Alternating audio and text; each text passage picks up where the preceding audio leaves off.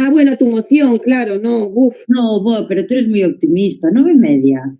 No, me refería, no, la moción, pues no sé, la moción quedará para el próximo, ¿no? Ay, a ver,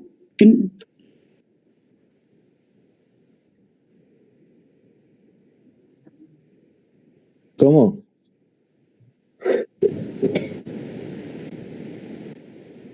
Suso Basterrecha está agardando a que lle den acceso, disque.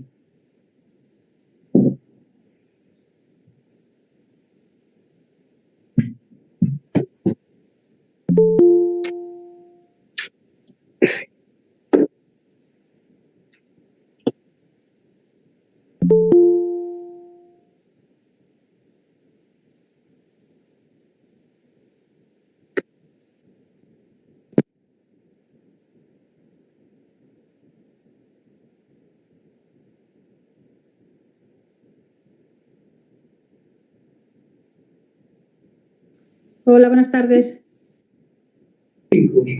Hasta 28. Hola, Ana. Hola, buenas tardes, Ana.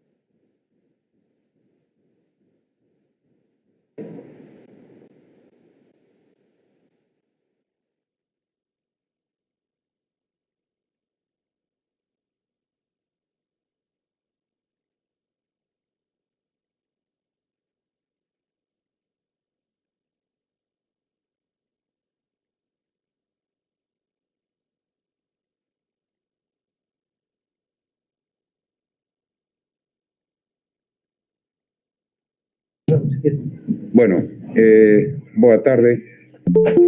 Iván aínda non está conectado. Agora sí. Imos empezar o pleno, entón.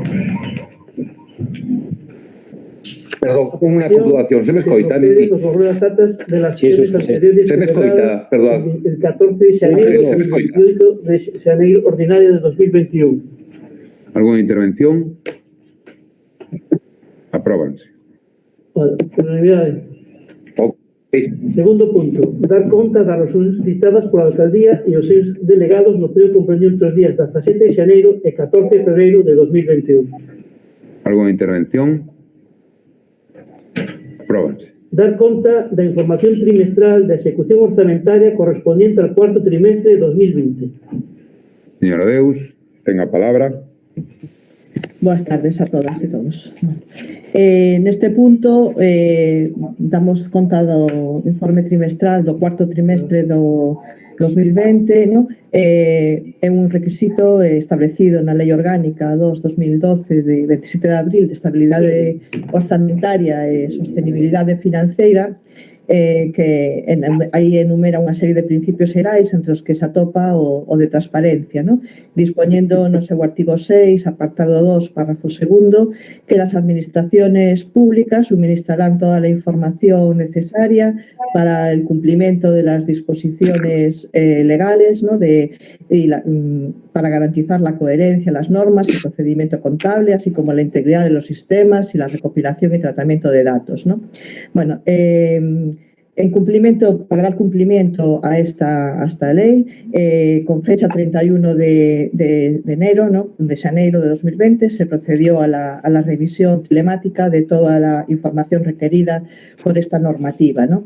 Entonces, de ello, pues comentar, ¿no?, pues que en esta corporación municipal, este gobierno municipal, pues de esta información aquí vertida, pues gestionó pues la mitad más o menos del orzamento del 2020, ¿no?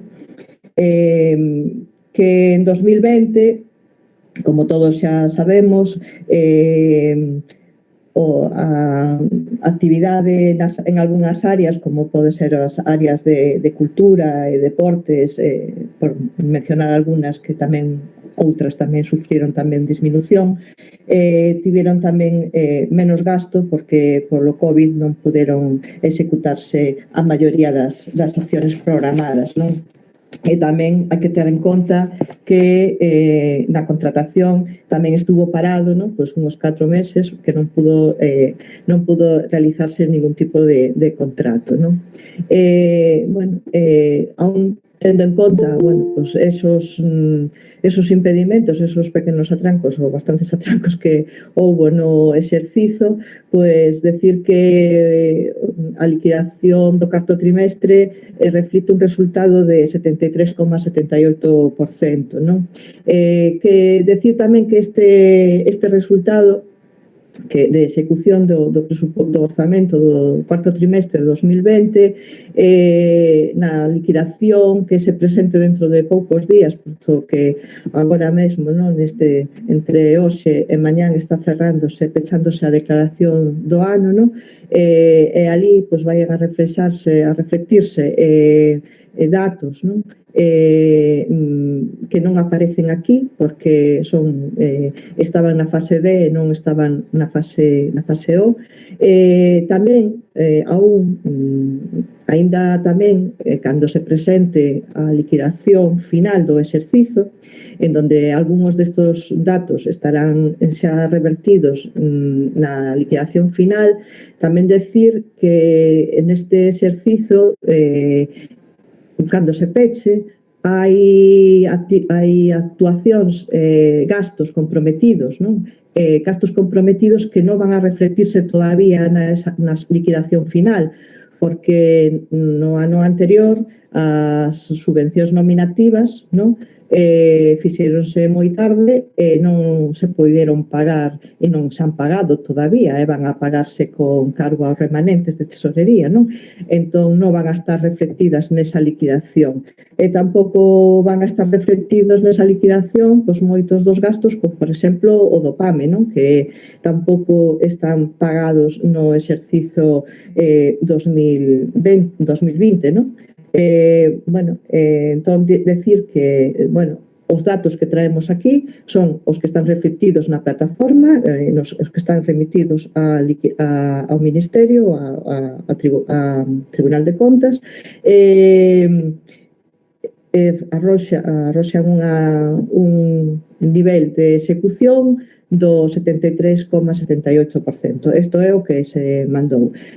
No próximo pleno falaremos do resultado que arroxa a liquidación de fin de ano 2020, ¿no? Nada máis.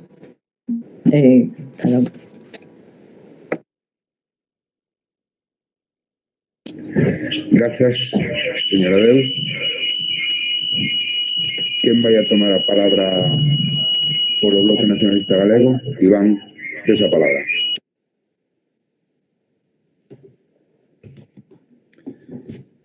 Grazas, señor alcalde. Bueno, boa tarde a todos e a todas. Primeiro, algunhas cuestións que non acabo de... Bueno, non sei, supoño que será a inercia do discurso de repetir sempre o mesmo mantra, que isto é culpa todo do coronavirus e da situación actual que levan ao goberno a facer afirmacións como que xestionaron a mitad do ano 2020. Eso valía na liquidación do ano 2019 ou durante o ano 2019. Agora, no ano 2020, creo que é probable que non xestionaran nin a metade e neste contexto estamos. porque o problema está en que a xestión que desenvolveron eu creo que se evidencia que foi moi perxudicial para os intereses da cidade. Eu estou de acordo que cando teñamos os dados da liquidación aparecerán aí reflectidos cuestións e apartados que darán conta de a xestión económica que vostedes levan desenvolvendo desde que chegaron ao goberno desta cidade, que creo que está a ser bastante perxudicial para os intereses dos veciños e veciñas e máis nun contexto como este, pero excusas como as que poñen vostedes creo que non teñen justificación ninguna. Mesmo afirmar que vostedes teñen gastos comprometidos pero que non se van a reflectir na liquidación dese ano 2020 porque se van a pagar ou a executar no ano 2021 é unha práctica normal nos orzamentos e o problema está en tomar as decisións que fagan que o que se orzamenta nun ano se executa nese ano. Para iso, o primeiro que hai que ter é un orzamento municipal, señores e señoras do goberno. E creo que chegando xa case a mitade do mandato, pois deberían empezar a tomarse este problema en serio, porque non sei se o que pretenden é continuar con un orzamento prorrogado desde o ano 2018. Levan 3 anualidades cun orzamento prorrogado, 2 xestionadas por vostedes e a perspectiva que hai de futuro non é que sea moito mellor. Quedan 3 meses para que cheguen vostedes á metade do mandato. A posibilidade de que vostedes conten cun orzamento municipal de maneira inmediata creo que non é unha posibilidade real nin factible, co cal quere decir que é probable que si nas mellores das situacións temos un orzamento para o ano 2021 será para a metade do ano 2021, co cal creo que é evidente que esa excusa que vostedes están a poñer de que consignan gasto e que despois se executa en anos posteriores, neste ano 2021 a situación todavía vai a ser máis precaria. Pero o que sí creo que se evidencia destes datos do cuarto trimestre son moitas das cuestións que xa temos debatido en outros plenos, en concreto no pleno do mes de xaneiro, cando analizábamos a conta xeral o que vostedes desenvolveron durante ese ano 2019 como xestión política do orzamento municipal e das entidades que acompañan a ese orzamento municipal. Os datos que aparecen aquí non están moi lonxe do que ali se reflectía unha execución de investimentos durante o ano 2020 ridícula, que non chega nin a metade do que vostedes consignan, cando, ademais, os investimentos que vostedes propuxeron para desenvolver nese ano 2020 son bastante limitados. A consignación orzamentaria ou o diñeiro que vostedes gastan nas entidades en ánimo de lucro, é dicir, colectivos que desenvolven actividades que son fundamentais para a vida cotiá da cidade, que nun contexto como o contexto que estamos a vivir todavía máis, pois o diñeiro que vostedes desfacilitaron a estas entidades en ánimo de lucro non chega nin ao 50% nas transferencias correntes e está no 26% nas transferencias de capital. Isto quere decir que estas entidades que están a desenvolver todo tipo de traballos, moitos de carácter social, están a pasar dificultades para poder facelo, xa non porque o Concello deixe de facer estes traballos, sino porque o Concello, a administración local, non lle está dotando dos medios mínimos para que o poidan facer. E estas son decisións que vostedes están a tomar de maneira constante e permanente. Da mesma maneira que con este nivel de porcentaxe de execución de gastos tan fundamentais para a cidade están en mínimos, en outros, como xa temos explicado en reiteradas ocasións, están en máximos.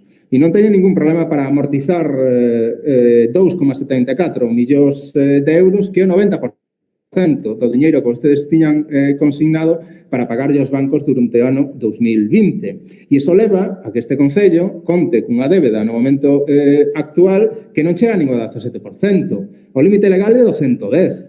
Como vostedes lles poden explicar aos veciños e veciñas desta cidade que este Concello teña unha débeda do 17% e que a cidade este permanentemente en ruínas e as estradas ás rúas e moitos dos seus espazos públicos con graves problemas de conservación e mantemento? Pois explica, porque vostedes o gasto que teñen consignado para a conservación e mantemento de bens públicos na cidade de Ferrol non chega nin ao 36%. E non é que teñan consignado unhas cantidades excesivas, e que, ademais de ter unhas cantidades bastante limitadas para desenvolver estes traballos tan necesarios, ni nos executan. E ao par de todo isto, vostedes, durante este ano 2020, como en 2019, deixaron de cobrarlle a entidades como a Autoridade Portuaria, o Ministerio de Defensa ou a Navantia, como xa discutiremos máis adiante, e lle incrementaron os gastos e a presión fiscal aos veciños e veciñas desta cidade. É significativo que o incremento en multas e sancións aos veciños e veciñas de Ferrol fose un 333% durante ese ano 2020, 2,5 millóns de euros en sancións por multas dos cales, o 25% os leva a empresa que xestiona esas sancións e esas multas. E iso é o resumen da súa xestión. E iso é o que terán que xustificar diante dos veciños e veciñas durante este ano 2020. Pero seguir con excusas como as que vostedes reproducen permanentemente, xa digo, como se fora un mantra, os leva a non distinguir unha anualidade como é a que vostedes xestionaron íntegramente como a de 2020 da de 2019. Remato dicíndolles que se era un suicidio económico que vostedes fixeron en 2019, decidindo non cumplir, ou cando menos cumplir de maneira moi por riba do que lles marcaba a lei de estabilidade, lei de austeridade, os criterios de contracción de gasto, e iso impedía que durante os anos seguintes se pudera incrementar ese gasto, é unha absoluta irresponsabilidade que cando esas reglas fiscais están suspendidas e, por tanto, non hai límites para poder gastar nas administracións públicas, vostedes sigan desenvolvendo a mesma política económica independentemente dos condicionantes que hai ao redor. E o problema é que, como se ve neste pleno municipal, a súa xestión se evidencia en que na orde do día, como xa se ten comentado en outras ocasións, vostedes non están a traer ningún tipo de iniciativa política. Ningún tipo de iniciativa política. Son dar contas, declaracións institucionais e documentos que fundamentalmente son documentos administrativos de trámite en un pleno donde traen vostedes a explicación do que fixeron económicamente durante o ano 2020. Presentaban dúas mocións como organización política a debate a este pleno municipal. Creo que retiraron esas dúas mocións do debate. Eu, o único que lles quero decir é que é moi mal síntoma cando un goberno deixa de incluir puntos na orde do día e empeza a presentar mocións. Están moi ben as mocións por parte de quen ten que tomar as decisións, pero se iso implica unha absoluta pasividade e incapacidade para poder tomar decisións e levar iniciativas aos plenos municipais, que é onde as teñen que traer, creo que é un moi mal síntoma de cal é a súa xestión política. E máis, como lle digo, cando estamos chegando a mitade do mandato e cando a perspectiva non parece que vai a ser moito mellor para os próximos meses e para os próximos anos. Moitas grazas. Gracias, señor Rivas. Señor Suárez, ten a palabra. Bueno, pois, boa tarde a todos e todas. Moitas grazas, señor alcalde. En primeiro lugar, retomando este último argumento, de dicir que se non é polas mocións presentadas, este pleno é un puro trámite que non duraría máis dunha hora. Temos asuntos de dar conta, económicos, que veñen a todas aos plenos por imperativo legal, como non pode ser de outra maneira, a declaración institucional do 8 de marzo, que obviamente xa sería o colmo que non viñese a un pleno, pero a inacción política de non traer asuntos na orde do día ten como consecuencia que os que pagan a esta inactividade son os cidadáns e cidadás de Ferrol que están esperando que este goberno tome decisións que repercutan na súa vida diaria. Todos nos preocupa a situación derivada da pandemia, a todos nos preocupa a situación que provoca desemprego, que provoca exclusión social, pero esta situación desde a administración local está moi ben que se trate de solucionar promovendo mesas, promovendo interlocuciones con outras administracións, pero tamén hai que tomar decisións propias con fondos propios dos que se dispoñen.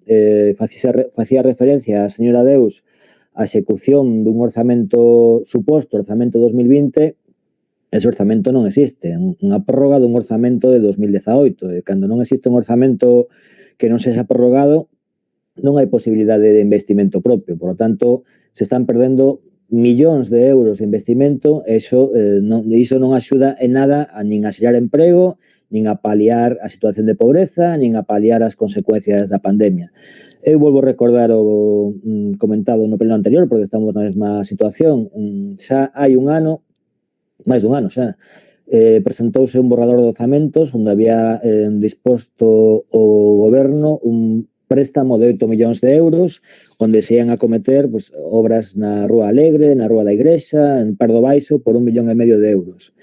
Na Casa de Carballo Calero, da construción dun centro cívico en ultramar por 1.250.000 euros. E a rehabilitación de Fimo como cidade do deporte por 1.250.000 euros. Nestes 12 meses entendo que aconteceron situacións de forza maior, pero non valen como excusa para todo, pero sí que é certo que ese investimento perdeuse, xa non se vai recuperar. Agora se poderá facer un novo investimento, pero xa poderíamos ter ese realizado e estar falando doutras obras, por non falar dos contratos de servizos que levamos 2 millóns de euros perdidos no mantemento de viais por non ter un contrato que arranxe a situación, vamos a decir xa, dramática dos viais no noso concello.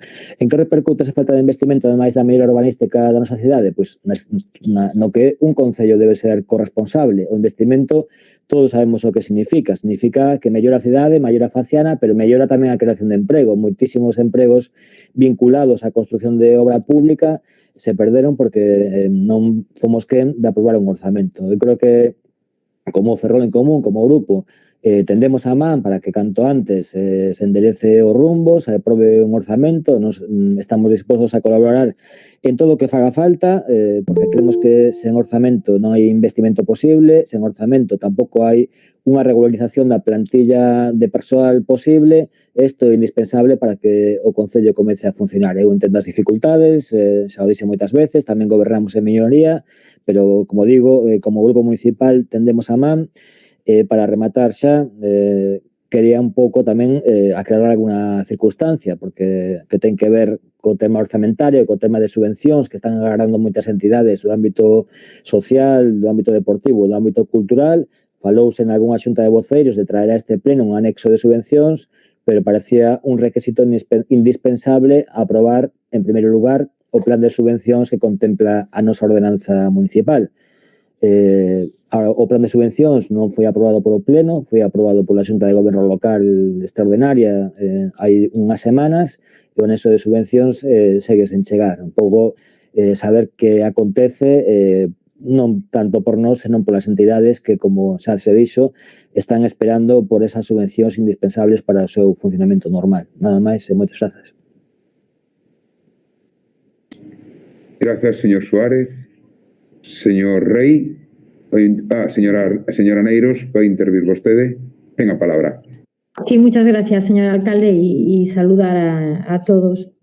Bueno, pues centrando un poco el tema en el punto que nos ocupa, y la verdad sin perjuicio, como dijo la responsable del área económica, sin perjuicio de la liquidación que finalmente resulte del presupuesto del 2020 y que esperemos conocer en próximas fechas, pues bueno, sí me gustaría hacer alguna mención, ¿no?, de algunas de este punto de la ejecución presupuestaria del ejercicio 20. La verdad es que, bueno, no puedo evitar citar, ¿no?, el hecho de que a lo largo de todo este tiempo, bueno, se tomó como referencia el presupuesto del 2019, la ejecución del presupuesto del 2019 comparando con la ejecución de este año, y desde ese punto de vista pues a lo mejor el Gobierno se siente satisfecho teniendo en cuenta que el porcentaje de ejecución del 20 supera al del 2019, pero yo sí que me gustaría también recordar que precisamente esa ejecución del año pasado, la del 2019, fue sin ninguna duda una de las peores de los últimos años. Sin ninguna duda, creo que podemos decir, si cogemos los 10 últimos años, claramente la peor ejecución de los últimos 10 años, de la que, por cierto, este Gobierno ya es responsable en la mitad por el tiempo que ya estuvo gobernando y, por tanto, ejecutando ese presupuesto. Pero, en fin, no se consuela quien no quiere. Decir que, en cualquier caso, sabemos que el 2020 no fue un año normal, desgraciadamente. Al final del primer trimestre del año 20, bueno, pues empezábamos a vivir esta crisis sanitaria que nunca habíamos conocido y que, desde el punto de vista presupuestario, tengo que lamentar que cogió a este Gobierno sin haber hecho los deberes. Y lo digo porque precisamente en marzo, cuando se oficializaba la existencia de esta pandemia, el Gobierno no había todavía aprobado esos presupuestos, seguía gobernando con un presupuesto prorrogado, con el presupuesto prorrogado del 2018, y así nos fue el resto del año por no haber hecho esos deberes, como digo yo, por no haber hecho el trabajo a tiempo. Esa crisis sanitaria terminó con una crisis económica, con una crisis social que estamos viviendo, cuyas consecuencias las estamos sufriendo y las vamos a seguir sufriendo durante tiempo. Una situación que creo que todos podemos coincidir que ha supuesto un incremento considerable de las necesidades de nuestros vecinos. Hablo de las necesidades de las personas de nuestra ciudad, de las familias de nuestra ciudad y, por supuesto, de esos pequeños empresarios, de esos pequeños negocios que están viéndose afectados, especialmente aquellos para los que esas restricciones sanitarias están suponiendo el cierre o la reducción de su actividad económica. Y si en algo todos podemos coincidir es que cuando las necesidades aumentan, en coherencia, el apoyo de las administraciones públicas debería aumentar. Y cuando el apoyo de las administraciones, y en este caso de la administración más cercana, que es la del Concello, aumenta, eso se traduce sin ninguna duda en un aumento del gasto. Por eso, decir esto, plantear esta situación que estamos viviendo y que hemos vivido y decir al mismo tiempo que más de una cuarta parte del presupuesto del año 20 ha quedado sin ejecutar, bueno, pues creo que es decir que poca coherencia tiene las dos cuestiones, la situación actual y que este Gobierno haya sido incapaz de gastar esa cuarta parte del presupuesto que, insisto, quedó sin consumir, de lo que resulta de esta documentación que se nos ha trasladado. Desde luego creemos que estos datos no son satisfactorios. Se han apuntado algunos datos puntuales, tampoco quiero incidir, pero bueno, sí destacar, creo que ya se comentó, ¿no?, algún dato como es pues el capítulo 6 de la inversión, decir que bueno, no tiene justificación que no se haya llegado al 50% de ejecución de la inversión prevista en este presupuesto, o ese capítulo 4, el destinado precisamente a esas entidades que sabemos que lo están pasando mal, que siguen esperando en muchos casos el pago de sus convenios y que ese capítulo, en la parte correspondiente precisamente al pago de esas subvenciones, haya quedado sin ejecutar en más de un 50%. Creemos que, insisto, no son datos, desde luego, satisfactorios desde nuestro punto de vista, pero menos satisfactorios si tenemos en cuenta algún dato más. Si tenemos en cuenta, por ejemplo, que estamos trabajando con un presupuesto prorrogado y, por tanto, un presupuesto considerablemente inferior a lo que correspondería. Y yo, por citar un dato, el presupuesto inicial, lo que fue el presupuesto prorrogado del 2020, el inicial era de 49,8 millones de euros. No llegaba ni a 50 millones de euros el presupuesto inicial del año 20. Y el dato, la propuesta con la que trabajaba este Gobierno, si hubiera presentado unos presupuestos para este mismo año, para el 20, pues se estimaba en 64,5 millones de euros. Por tanto, la diferencia entre un presupuesto prorrogado y un presupuesto nuevo ya de inicio sería casi 15 millones de euros. Y eso es dinero que repercutiría sin duda en nuestros vecinos y es dinero que este Gobierno privó a los vecinos de Ferrol de poder usar, de poder consumir, de poder invertir. además de tener en cuenta que el presupuesto del 2019 también era algo superior a este presupuesto, por tanto, el porcentaje de ejecución, si este año es algo superior, es lógico si tenemos en cuenta que también es un presupuesto más pequeño que el del año pasado. Lamentamos, creemos que en esta situación, por lo que estoy diciendo, no es un porcentaje de ejecución satisfactorio, pero especialmente lamentamos que en estos tiempos y con esta situación, en donde aumentan las necesidades, aumentaría también el esfuerzo que tiene que acometer el Concello, estemos hablando de que por sexto año consecutivo en la ciudad de Ferrol volvemos a empezar este ejercicio, el 2021, sin un presupuesto nuevo. Y esto, por mucho que digan, por mucho que nombren a la pandemia, la crisis sanitaria, la crisis económica, esto es responsabilidad única y exclusiva de este Gobierno. No le pueden pasar la responsabilidad a nadie más. Lo cierto es que otras administraciones lo han hecho la Administración Autonómica, que todos los años aprueba sus presupuestos rigurosamente, pero es que lo hacen también demás administraciones como concellos, como diputaciones. Pero Ferrol sigue siendo, insisto, por sexto año consecutivo, esa excepción vinculada a la falta de diligencia de este Gobierno. Lo hemos dicho en los últimos tiempos, lo vamos a seguir diciendo. Creemos que Ferrol merece un Gobierno que sea capaz de elaborar y de aprobar presupuestos cada año, y ustedes desde luego han demostrado, hasta ahora no han demostrado más bien que sean capaces de hacerlo, ¿no? Y aprobar presupuestos es lo mínimo que un Gobierno puede hacer. No estamos hablando de que sea ninguna cosa especial. Es lo mínimo que un Gobierno responsable y riguroso tiene que hacer, aprobar presupuestos todos los años. Ustedes, se lo decimos siempre, han perdido ya 3 oportunidades, en el 19, en el 20 y la oportunidad de aprobar un presupuesto para iniciar el año 21. Y creemos que tampoco tiene justificación que vayamos a acabar, eso sí ya lo podemos concluir, va a acabar el primer trimestre de este año sin los presupuestos del 2021 nuevos en vigor. La falta de presupuestos lo sabemos, las consecuencias negativas que tiene para un concello las conocemos, parece que a ustedes les da igual, pero lo sabemos. La falta de presupuestos limita claramente la posibilidad de ejecutar inversiones. La falta de presupuestos lo que hace también es reducir la capacidad económica de un concello, al mismo tiempo que lo que pone de manifiesto es la ausencia de un proyecto de ciudad, la falta de una idea clara de lo que se quiere. Y esto lo quiero casar precisamente con la mejor prueba de ello, que es los plenos.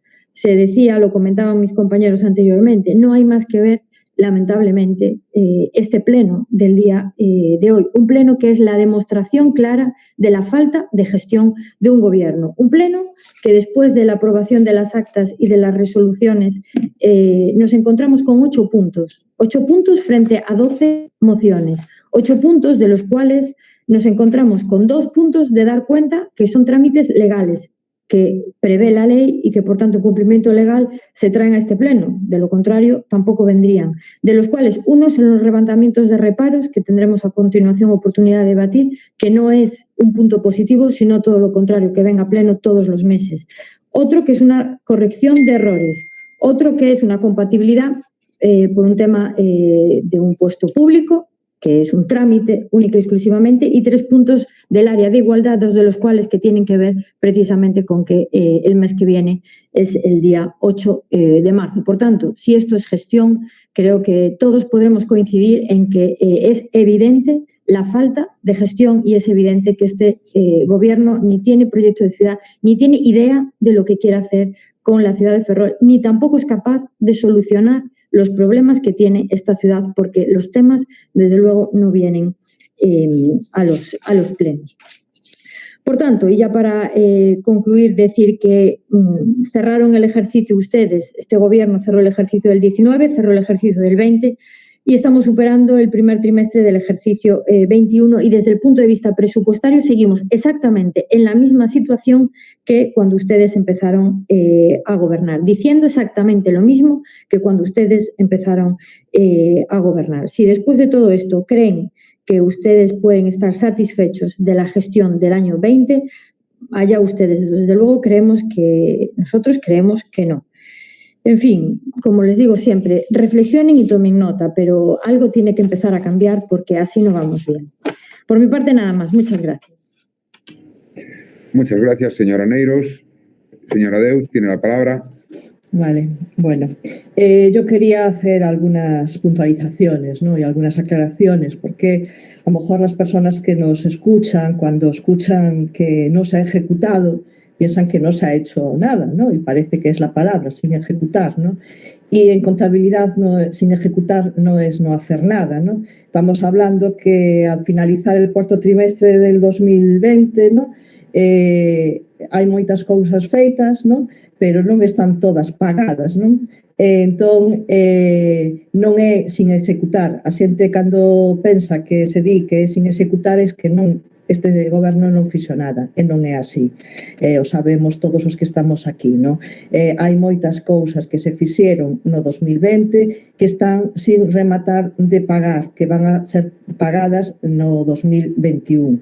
Como xa dixen, non? Pois as subvencións nominativas ás entidades que este ano foron tardías, é verdade, e que moitas as que xa xustificaron en tempo e forma si foron xa pagadas, pero moitas delas tiveron que subsanar e mandar unha documentación e non puderon ser pagadas no 2020, non? E por eso non están aquí reflectidas, non? Pero eso non quere decir que non se executaran, non? Todas as axudas do PAME, as axudas que están por aí todavía, tamén este goberno pois tamén practicou bonificacións de auga ou de lixo, que esas son bonificacións que tamén pagará o goberno tamén, non? E pagará tamén no 2021, non están pagadas no 2020, non? Entón, non é correcto, digamos, para así o común dos cidadáns decir que non se executou, non se terminou de rematar o proceso de pago, non? Non se pagou efectivamente, pero si a actividade está feita, non? Entón, non é falta de execución, non? Efectivamente, sí que executamos algo máis, pero non estamos contentos e queremos que debemos de facelo mellor e así esperemos que o fagamos no ano este corrente que o 2021, non? Despois, bueno, preguntaba Jorge Suárez sobre as subvencións. Bueno, se está rematando os expedentes, seguramente que nas vindeiras semana convocarase o pleno para traer o anexo das subvencións, non? Está prácticamente a piques de rematar, se non está mañán, está o luns, pero a semana que ven será o pleno para traer as subvencións e que así pois este ano pois non teñamos esta mesma situación de que estamos ahora mismo hablando, non? Falando de que as subvencións non estén pagadas no exercicio, non? Si executadas, pero non pagadas, non? Nada máis. Moitas gracias, señor Deus. Señor Rivas, vai intervir. Sí, tenga a palabra. Grazas, señor Golpe. Dúas cousas nada máis, non? A primeira, en relación a isto que acaba de comentar a señora Deus, bueno, decir que, en primeiro lugar, o común dos cidadáns é tan común como calquera dos que estamos aquí en este pleno municipal. E o común dos cidadáns, do mesmo xeito que calquera dos que estamos aquí en este pleno municipal, deberíamos ser conscientes de que o grado de execución dun orzamento non se mide polo pago, se mide polo recoñecemento da obriga do pago. E isto non é o importante, tampouco. Non é cuestión de se se mide polo pago, se se mide polo recoñecemento da obriga do pago ou como se mide. A cuestión é que este é un criterio estandarizado e a través do cal se poden facer análises obxectivas e comparativas con anualidades anteriores, posteriores e administracións públicas equivalentes. Se vostedes o que pretenden é argumentar hoxe aquí que a súa xestión económica é nefasta, pero que non é tan nefasta, porque a maneira que teñen de medila é diferente a maneira en que se mide a xestión económica do resto das administracións públicas deste país, pois será unha xustificación que convenza as persoas que forman parte do goberno local da cidade de Ferrol, pero nin o común dos cidadáns, nin o resto dos que formamos parte desta corporación municipal nos van a convencer de que mudando ou argumentando que teñen feitos moitísimas cousas, pero que non se contabilizan este orzamento municipal, porque vostedes consideran que a maneira de contabilizalo é singular para esta cidade ou para a xestión económica que vostedes desenvolven, pois creo que dista bastante da realidade. E a segunda cuestión creo que ten que ver con analizar realmente cal é o fondo de todo o que vostedes nos veñen a decir aquí hoxe, porque no fondo vostedes tampouco entran nin a xustificar nin a facer cando menos un propósito de cambio para os tempos que veñen de aquí en diante.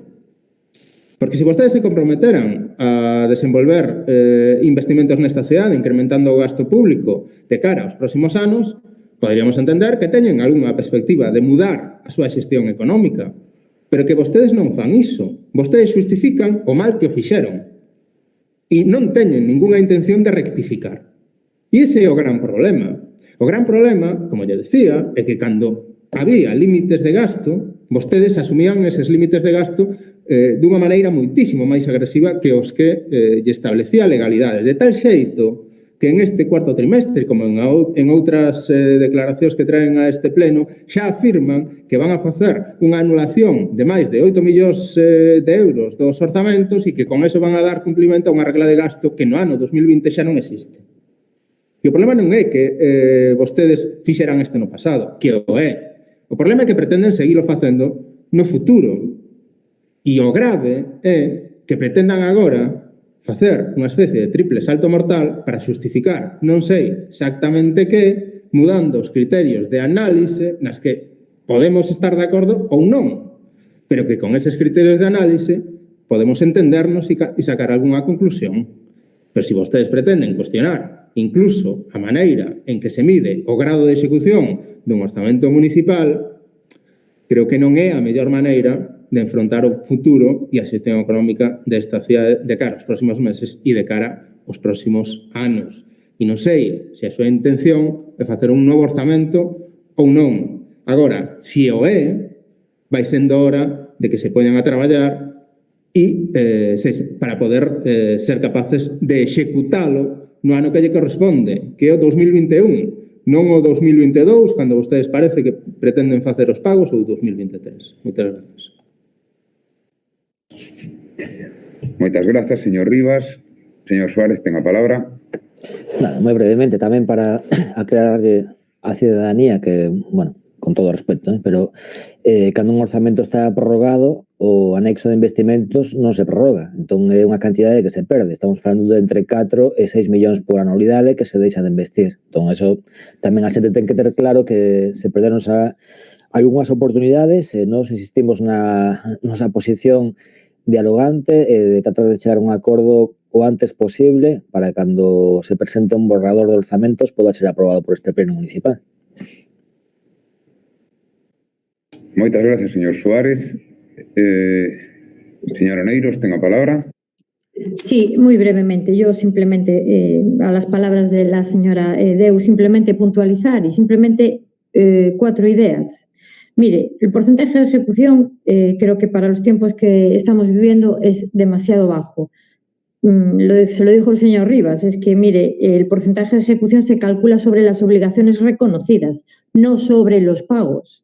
Por tanto, lo de que quedan cantidades pendientes de pagar no tiene nada que ver con lo que estamos hablando, porque el porcentaje de ejecución es sobre las obligaciones reconocidas. Hasta ahí, eso es lo que es ejecutar un presupuesto, no pagarlo. Después eso vendrán los pagos, pero las obligaciones comprometidas es lo relevante. Y el porcentaje de ejecución es bajo. Punto 1. Punto 2. Sin presupuestos, 19, 20 y seguimos sin presupuestos en el 21. Tercero, decenas y decenas de servicios que siguen sin contrato, que siguen irregulares en esta administración. No van a menos, van a más desde que este gobierno llegó hace casi un par de años, año y medio, más de año y medio. Y cuarto, entidades ahogadas, asfixiadas porque no cobran los convenios a los que se comprometió este concello, este gobierno. No lo cobran, no porque no haya dinero, como estamos viendo, sino porque no hay gestión, porque no son capaces de gestionar los compromisos que ustedes asumen. Y eso se traslada a entidades que les está costando mucho sobrevivir. Y si me permite un último punto a todo esto, vamos a darle los plenos vacíos, sin contenido, sin expedientes, sin temas que resuelvan los problemas. Y todos estos puntos que acabo de citar los suman uno tras otro, y si aún así usted es capaz de decir que gestionan, que trabajan, allá usted con sus conclusiones. Pero creo que concluir después de lo que acabo de decir, que hay una buena gestión, es una conclusión totalmente errónea. Yo creo que es evidente y cualquiera que lo escuche lo podrá comprobar. Y no estoy faltando a la verdad porque lo que estoy diciendo no es más que narrar objetivamente lo que está ocurriendo en esta administración local. Nada más. Gracias, señora Neiros. Señora Deus, para cerrar, por favor. Sí. No, eu solamente quero decir que eu non vou a decir que o dato que se ha mandado, eu dixen así, que o dato enviado ao Tribunal de Contas como resultado do exercizo de execución é do 73,78%. Tamén quero decir que o orzamento a que corresponde esa execución non é o de 58 millóns que era o orzamento do 2018, porque o orzamento do 2018, que efectivamente este é un orzamento prorrogado do 2018, sufrió unha serie de transferencias e incorporacións e que o orzamento total xestionado no 2020 foi de 74 millóns de euros. Entón o 73,78% que é a cantidade executada, que eu o único que fixen foi aclarar que significaba executada, porque contablemente é todo un procedimento, non? Que os que estamos aquí o coñecemos todos, non? Pero que a xente cando di que se executou ou non se executou, pensa que se fixo ou non se fixo, e non é así. As cousas se fixeron, pero están sin rematar de pagar. Pero o dato que se enviou ao Tribunal de Contas é o 73,78% dun presuposto total executado de 74 millóns de euros. Ese é os datos correctos. Nada máis.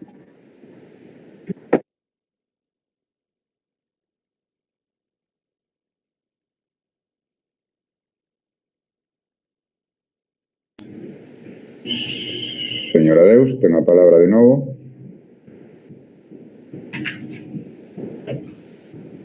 Non se lle escoita, señora Deus, o micro. Se rematei, digo que non se me escoita. Punto 4. Vale. Non escoitei o punto 4, vale. Vamos a ver,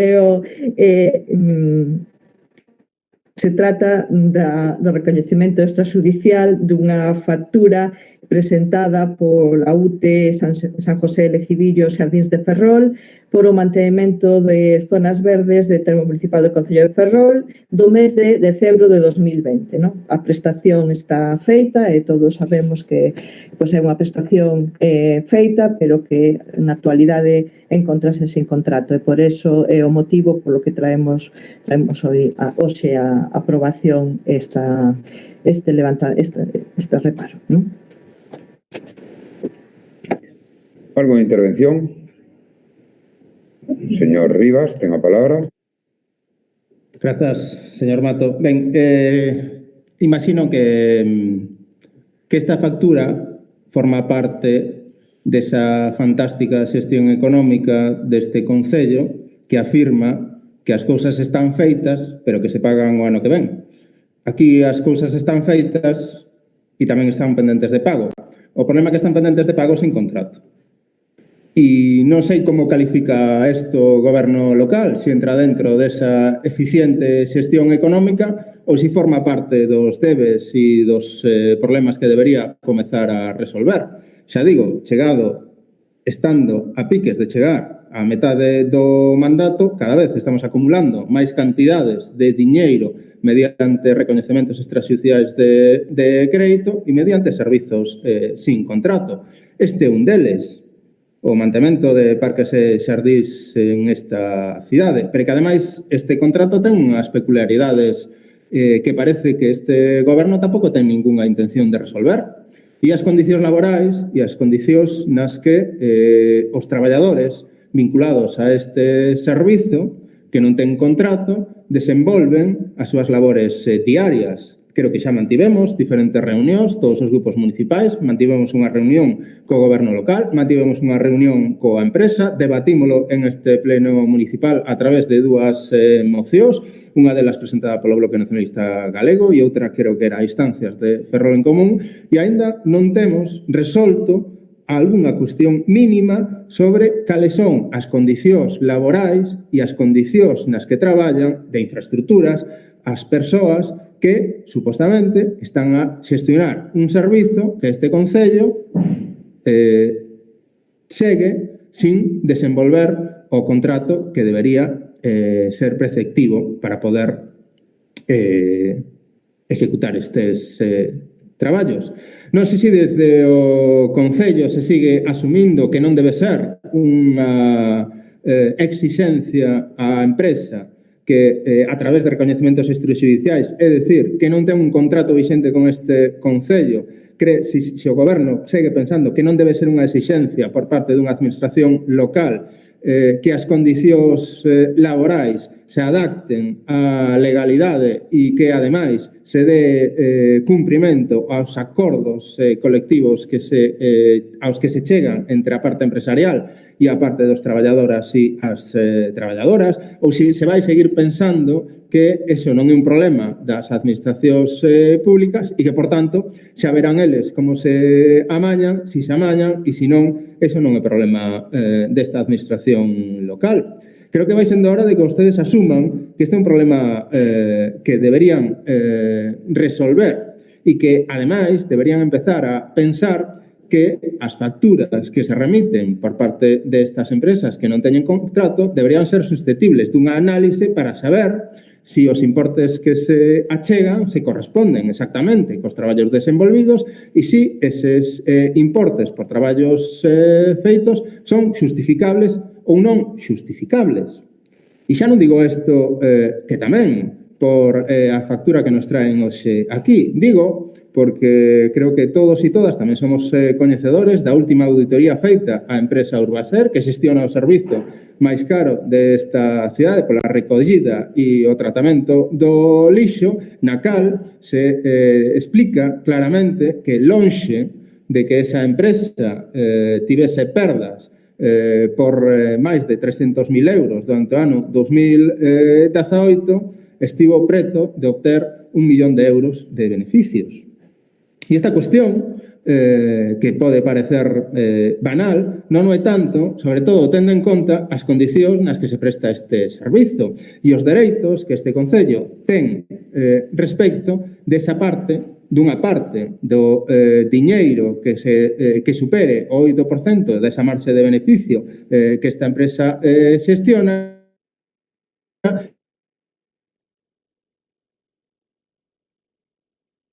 e que, por parte da administración local, debería gestionar o servizo.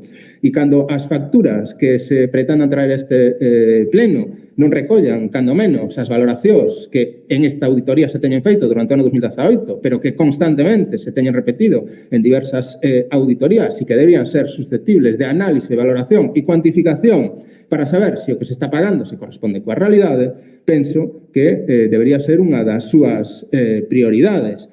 Xa por non falar da necesidade urxente de que os servizos que se xestionan en esta cidade, servizos esenciais como que traen en este punto, pero como tantos outros, deberían encuadrarse dentro do marco normativo que o regula.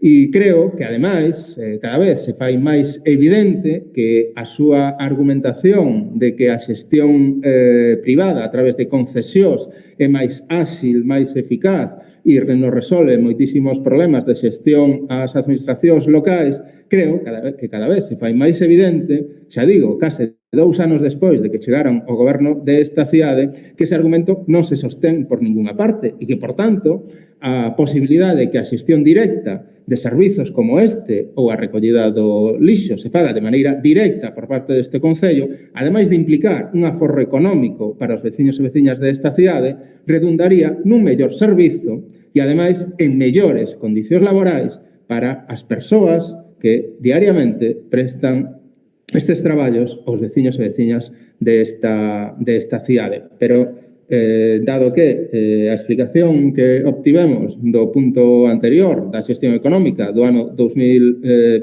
por parte do goberno local, é probable que considere tamén que o que hoxe nos traen aquí e de maneira reiterada a cada un destes plenos entra dentro dun marco de normalidade plausible para a xestión económica do Concello de Ferrol, cando creo que cada vez se fai máis evidente que isto está moi lonxe de ser normal e cada vez está máis próximo a ser unha situación insostible por moito máis tempo en este Concello. Moitas grazas.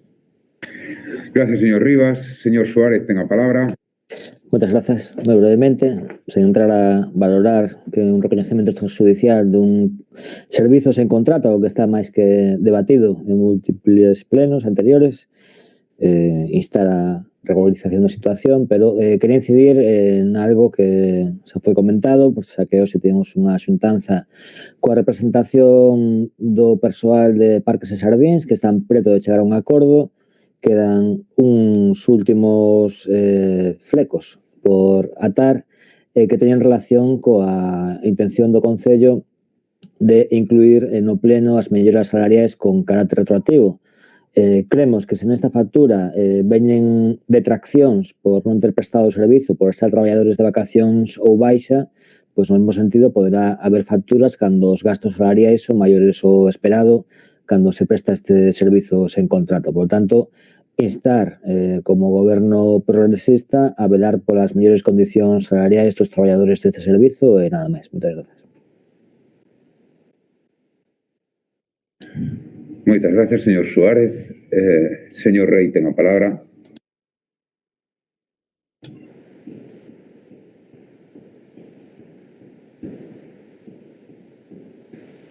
Oído que houve algún problema.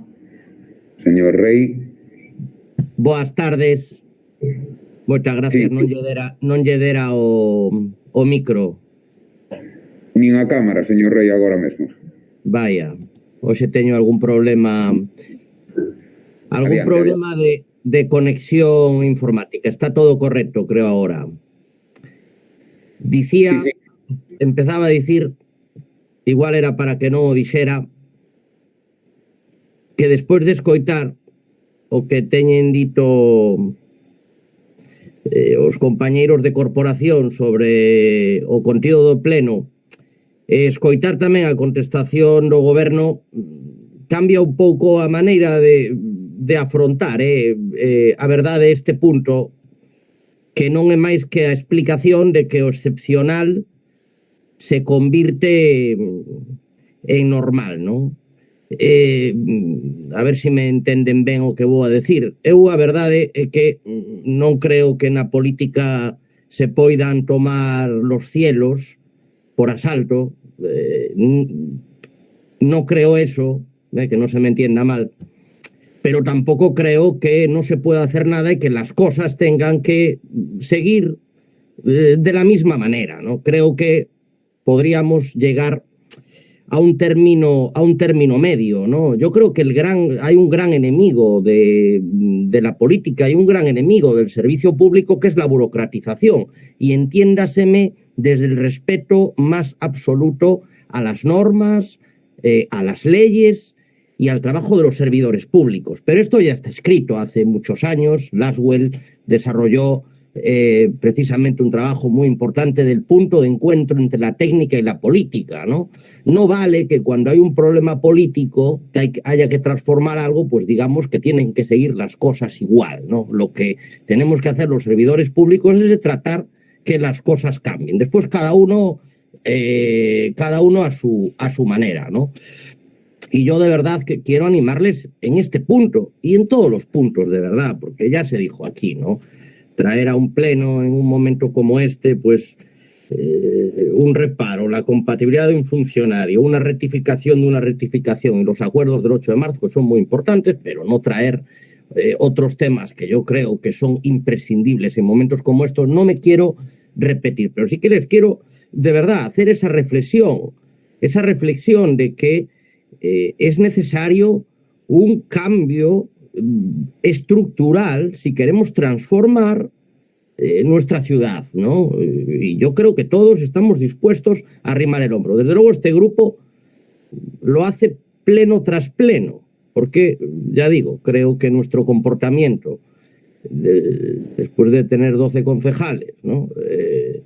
De estar absteniéndonos o votando a favor y no votar en contra, pues en fin, creo que es muy diferente, ahora que tanto se habla de llegar a grandes acuerdos, a lo que pasaba en el Pleno cuando nuestro grupo es el que gobierna y otros están en la oposición. Pero en fin, no hay que mirar atrás, tenemos que mirar para adelante. Pero yo les pido de verdad esa reflexión de transformación con muchas cosas, con esta incluida. De verdad que la segunda reflexión es que no vale que vayan pasando los plenos, ¿no?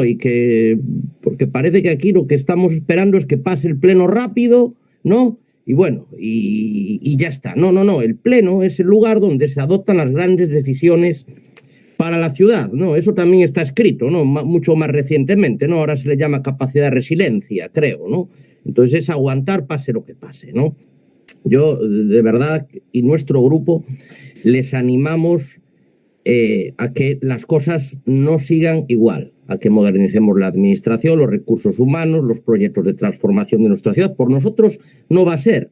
Y de verdad que pues esperamos ver cosas reales, porque nosotros lo esperamos y creo que también lo esperan todos los ferrolanos. Después es verdad que lo que decía, ¿no? Escuchas algunas cosas en el pleno y no te puedes quedar sin decir algo, ¿no? Señora Deus, vennos a decir que o expediente dos convenios está casi rematado. Que de verdade que xa pasou moito de mandato, parece que estamos nos primeiros días, non?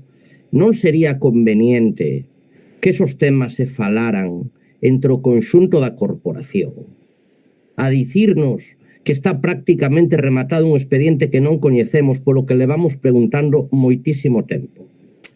Mire, creo que nas comisións poderíase falar destas cousas, non? Hai moitos temas de entidades de carácter social na Comisión de Benestar, na Comisión de Cultura, entidades culturais, na Comisión de Cultura, entidades deportivas, veñen cousas que teñen que ver con isto a este pleno, para que así de súpeto nos enteremos que o expediente está prácticamente rematado. Tamén é verdad que xa lle dixeron as entidades que en xaneiro estaba prácticamente rematado, que iba a haber un pleno extraordinario en febreiro, e que como non foi o pleno extraordinario de febreiro, iba a ir a este pleno no que estamos hoxe. Pero, en fin, xa digo, creo que non é a maneira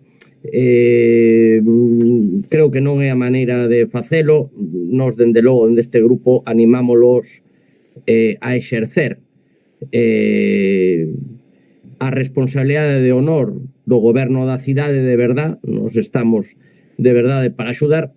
Obviamente tamén estamos para dicir o que cremos, e cremos que as cousas non están indo ben.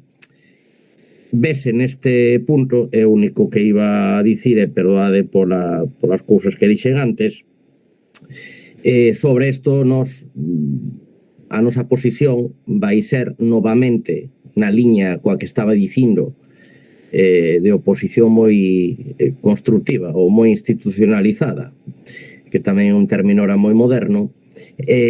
Vámonos a abster, pero tamén estamos á espera do informe especial que esperamos ter coa liquidación xa definitiva do ano 2020. Nada máis pola miña parte, moitas gracias. Gracias, señor Rey. Señora Deus, ten a palabra. Eu solamente comentar que se está traballando neste pliego, que xa se está moi adelantado, porque, bueno, se está intentando que este pliego pues, contemple unhas mellores condicións, ¿no? Que para os traballadores ten en conta todas as situacións, entón, pues, está levando un tempo, pero agora xa está bastante adiantado e próximamente pues, creemos que esta situación pues, vai a rematar e xa voltaremos á normalidade, ¿no? Que traeremos un plego pues, que sea consonante pues, con as condicións que teñan que sean dignas para os traballadores da empresa que prestan o servizo, ¿no? Gracias, señora Deus. Votamos. Votos a favor. 11 a favor. Votos en contra. BNG, contra. Abstencións. BNG. Nos abstemos. 11 a favor, 14 abstencións. Seguinte punto, señor secretario. Morosidade do cuarto trimestre de 2020. Señora Deus, tiene la condena. Digo la palabra. Vale, moitas grazas. Bueno, vamos, imos. Bueno, trátase do informe, os datos reflectidos del informe de morosidade del cuarto trimestre de 2020, ¿no? En el, pues, podemos ver os pagos realizados neste trimestre, ¿no? Que estamos refiríndonos ao cuarto trimestre dos 2020, ¿no? Neste trimestre o período medio de pago foi de 46 días, ¿no? Hai que subliñar que a relación dos datos correspondentes ao tercer trimestre de 2020, o período medio de pago disminuiu en 19 días, ¿no? O sea, no cuarto trimestre de 2020 foi menor que o tercer trimestre en 19 días, ¿no? Foron 879 facturas pagadas neste trimestre, o que representa o 71,90% que foron pagadas en plazo, ¿no? Un 2,16% menos, pero 181 facturas máis que as pagadas no trimestre anterior, ¿no? Bueno, neste período pues, foron pagadas 270 facturas, máis que no tercer trimestre de 2020, un importe de 2.487.030,16 euros, ¿no? Más que no trimestre anterior, ¿no? As facturas pendientes de pago al final del trimestre, ¿no? El período medio de pago a 31 de diciembre tamén mellorou neste cuarto trimestre, ¿no? En 6 días con respecto ao trimestre anterior, entón sitúase en 46 días según trimestre. Entón, bueno, o importante, o que además lle importa pois aos proveedores, que son os que prestan os servicios ao Concello, é que o período medio de pago pois tamén disminuiu. Se sitúase en 88 días, non? E que o máis relevante a lo mellor deste informe, pois tamén neste momento que o pagar aos proveedores en menor tempo pois é moi importante. Nada, sinalar que, bueno, pois neste trimestre mellorouse, que se cumplen os dous os período medio de pago e el pendiente de pago e nada máis. Gracias, señora Deus. ¿Alguna intervención? Non intervencións. Seguinte punto. Señora Sanjurjo, ten a palabra. Moitas gracias, señor alcalde, e boas noites a todas e a todos. Estamos dando conta do período medio de pago no derradeiro trimestre do 2020. O Concello de Ferrol non se pasa do prazo para pagar as súas facturas por un día. Chega polos pelos e parece que ese é motivo de orgullo e satisfacción para o goberno. Abonáronse casi 900 facturas, casi 8 millóns de euros, e pagáronse cunha marxe de error de 26 horas.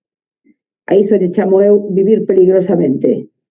Menos mal que non enfermou ninguén ese día e se puido pagar a tempo. Celebramos, señora Deus, que nos presente hoxe estas variables dentro dos prazos de obrigado cumprimento legal. Estamos tan a mínimos que non incumprir unha variable xa nos parece algo para celebrar. Cando nada funciona, acábase celebrando que algo se entregue no seu tempo. Ou peor aínda, acaba unha celebrando que non chega tarde. Porque non incumprir un prazo convírtese en algo extraordinario. Mírese como se mire, chegar a tempo no pago das facturas non é outra cousa que un pobre obxectivo.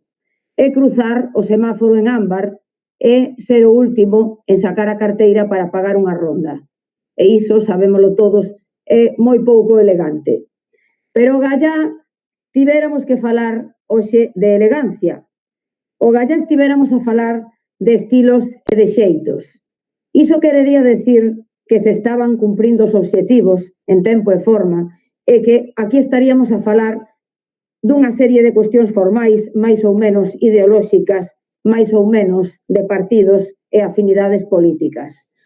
Iso querería decir que teríamos un proxecto de cidade, que estaríamos executando uns orzamentos aprobados a medida da situación actual e que disfrutaríamos dunha capacidade de xestión á altura do tempo que vivimos. Estaríamos á altura dos nosos veciños e veciñas e estaríamos á altura da xente que nos votou, que nos puxo a traballar aquí no seu nome e da súa man. Pero en lugar de iso, o que temos é máis de 1000 reparos nos expedientes, máis que en todas as cidades galegas xuntas, 5 anos sin política fiscal, 1000 desempregados máis en un ano, se deixa sin gastar a terceira parte do orzamento do 2020, innumerables servicios sin contrato, todo isto xa o falaron, bueno, os compañeiros antes, pero orzamentos prorrogados do 2018, os orzamentos do 2021, nin rastro, nin borrador, estamos en marzo. Unha cousa é así na que vamos de primeiros, a recadación por multas de tráfico. Aí vamos como centellas. Unha recadación histórica. Creceu en un 300%, 300, o cobrado por multas en Ferrol.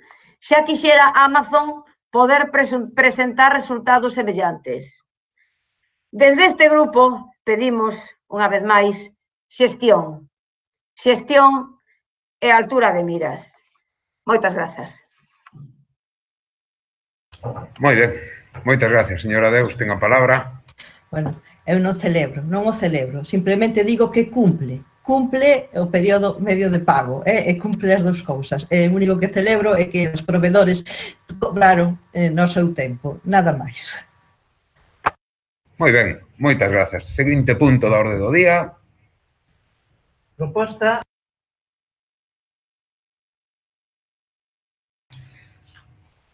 Nuevamente, señora Deus, tiene usted la palabra. Si es que hay que tomarla, claro. Bueno, trátase dun expediente dun funcionario municipal que, bueno, han solicitado a compatibilidade para desenvolver o seu outro traballo na esfera privada que, bueno, pues, conforme a lei, pues estos cumple con os requisitos exixidos o que, pues, como xa vimos na comisión, xa o falamos, pois cumple con os requisitos e solamente, pois, o que traemos aquí é o acto formal de tramitar debidamente esta comisión, pues sometendo a votación, que xa foi sometida tamén na comisión e ali pues foi favorablemente dictaminada e para que isto se faga efectivo este funcionario poda compatibilizar a súa actividade privada coa actividade pública xa que non ten ningunha incompatibilidade por por actividade que vai realizar ni por o tempo que vai dedicar, pois solamente o efecto que ten é reducir pois ese porcentaxe nos seus saberes, non? Entón, o que traemos aquí é votar para poder aprobar esta compatibilidade, que este funcionario pois poda compatibilizar esa profesión con o desempeño da súa ocupación como funcionario municipal. ¿Alguna intervención? Si non hai intervencións, votamos. Votos a favor. Señor Rivas. Vale. Unanimidade. Unanimidade. Vamos. Seguinte punto de orde do día, señor secretario. Proposta de aprobación da rectificación de erros materiais das bases primeira e sétima do concurso internacional de piano en Cidade de Ferrol. A ver si hay ahora. Señor Golpe, a ver, tiene usted la palabra. Sí, boa tarde a todos e a todas. Perdón.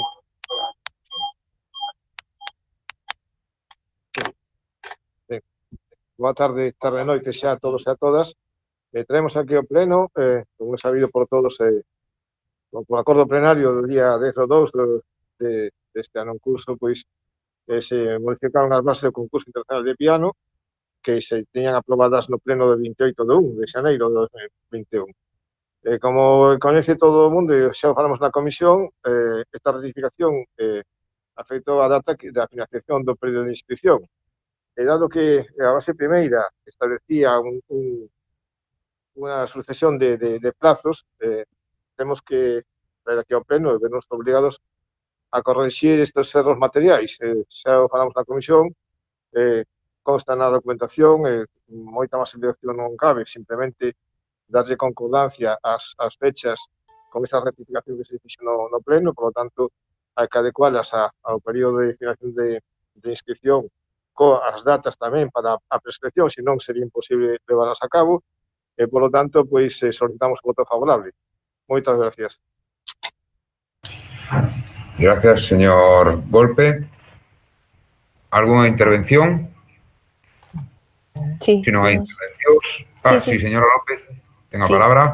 Vale, grazas, moi boas. Grazas, señor alcalde, moi boa tarde e noite a todas e todos. Bueno, vou ser moi breve, dicir que traer por primeira vez este punto, este pleno, pareceme unha tomadura de pelo, que teñamos que estar debatindo este punto unha e outra vez e de forma aleatoria non ten ningún senso. O noso grupo vai seguir apoiando que se leva a cabo este certame, pero como xa dixen no pleno pasado, creo que se debería traballar máis os puntos antes de traerlos a pleno e que non sexan un mero trámite sin importancia, porque logo vemos estes cambios e remendos que vemos. Grazas. Gracias, señora López. Señor Basterrechea, tiene usted la palabra, si quiere intervenir.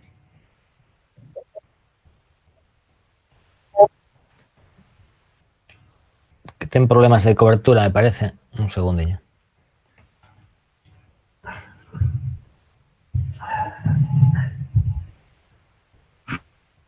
Bueno, nada, falo por él, porque non... Tenga a palabra, señor Suárez.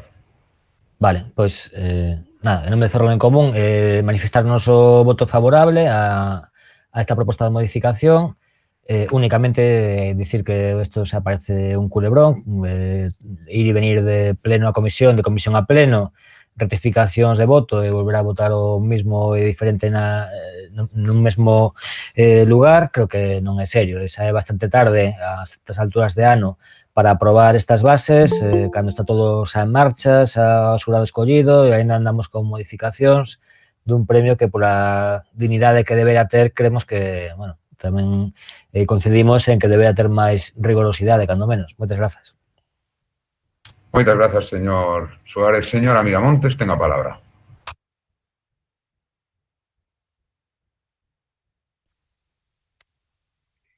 Sí, muchas gracias, señor alcalde, y muy buenas noches a todos. Coincido plenamente con los compañeros que me han precedido en sus breves intervenciones. Me gustaría ser tan breve como ellos, pero me van a permitir 5 minutos. Señor Golpe, dicen que las casualidades no existen y sí lo creo. Lo digo porque hoy, día de pleno, aparece usted en la prensa publicándose, publicando a toda página y publicitando el concurso de piano. Está claro que preveía la crítica a sus errores y se adelantó a dar titulares para callar voces. Pero aquí no lo va a conseguir, por lo menos en lo que respecta al Grupo Popular, que hoy le va a criticar aún más por salir en los medios a anunciar algo que todavía el Pleno no ha debatido y, por tanto, no ha dictaminado, lo que se traduce en una falta de coherencia y en una falta de respeto al Pleno, que es soberano. Si lo que pretendía con las bases del concurso internacional de piano era dar el golpe, no cabe la menor duda que lo ha conseguido. Hoy es la tercera vez que vienen a pleno y en esta ocasión para subsanar errores materiales. Errores materiales que la ley prevé y que la ley permite que se subsanen de oficio. Les recuerdo que el pasado 28 de enero se traen por primera vez a pleno la propuesta de aprobación de las bases y también les recuerdo que en mi intervención adelanté el error existente en una base que refería, en la base primera concretamente, que refería a la fecha de organización señalada para el 31 de abril. Y como ya le advertí, el 31 de abril no existe en el calendario, motivo por el cual hice una propuesta in voce para subsanar dicho error. La segunda vez que se traen a pleno, en este caso al pleno extraordinario, fue el día 10 de febrero. La propuesta de aprobación era esta vez para modificar la base tercera y novena. Y hoy, nuevamente, se trae la propuesta de aprobación de rectificación de errores materiales en las bases primera y séptima. Ojo, la primera base ya había sido subsanada en el pleno del 28 de enero, porque el Grupo Popular detectó el error de fecha, lo advirtió y procedió a la subsanación. Dígame entonces, señor Golpe, si esto es de recibo. Está claro que no está claro que no es la misma. Está claro que no hizo el expediente con la diligencia debida. Más bien, no lo revisó. En definitiva, que usted, como responsable de área, no hizo los deberes. Mire, nadie está libre de cometer errores, pero una cosa es un error puntual y otra muy distinta es lo sucedido con esta base de piano, que han un cúmulo de despropósitos, que entre ellos se encuentra la publicación de las bases en el Boletín Oficial de la provincia el 12 de febrero, sin subsanar el error. En definitiva, una mala gestión. Pero en el Boletín Oficial de la provincia figura la fecha del 31 de abril y, sin embargo, esta mañana, cuando sale en prensa, dice que el certamen tendrá lugar el 30 de abril, sin haber sido aprobado en pleno y constando publicado en el Boletín Oficial de la provincia. Dicen que a la tercera va la vencida. Esperemos que sea así, señor Golpe, y no haya una cuarta. Y ya para finalizar, quisiera hacer una mención con respecto a la cita del concurso que llevará este año el nombre de Concepción Arenal, en homenaje a nuestra ilustrísima ferrolana, en el bicentenario de su nacimiento. Obviamente, nada que objetar, todo lo contrario. Es un orgullo para todos los ferrolanos y ferrolanas ensalzar su figura. Pero ensalzar su figura siempre, y digo siempre, en atención al vídeo que se grabó y emitió en las redes sociales el 31 de enero para conmemorar el día de su bicentenario. Pues en el mismo no participa ninguna representante del Patronato Concepción Arenal. Y no participa porque el grupo municipal, desde el área de igualdad, no tuvo a bien invitar a alguna de estas mujeres que allí trabajan, de estas trabajadoras, para colaborar, aunque fuese pues unos minutos como lo hicieron otras personas. Quiero decir que ¿quién mejor que las trabajadoras del patronato para representar a Concepción Arenal. Está claro, y además desde aquí lo quiero hacer público, aunque el tema es un tema de cultura, pero en atención a la cita de Concepción Arenal, no quería dejar pasar esta situación que nos ha parecido bochornosa y que desde aquí lo reprobamos. Quisiéramos, señor Mato, que en próximas ocasiones se tengan en cuenta a estos colectivos. Muchas gracias. Muchas gracias, señora Miramontes. Señor Golpe, tiene la palabra. Sí, gracias, señor alcalde. Muy brevemente. Todo lo que estamos comentando aquí ha sido hablado en comisión, por lo tanto, creo que corregir errores materiales, no vamos a hablar de deberes, porque no estamos en los TAPE. En cuanto a los deberes, yo creo que se han hecho. Voy a asumir los errores en primera persona, pero en todo caso, la observación que hizo la portavoz en el pleno anterior, es decir, no constaba en el acta y, por lo tanto, por parte del jefe del servicio, pues no pudo hacerse ese informe con esa rectificación, pero lo que traíamos era, aquí no queríamos estar en este debate, ni mezclar mucho menos el tema del patronato de Concepción Arenal.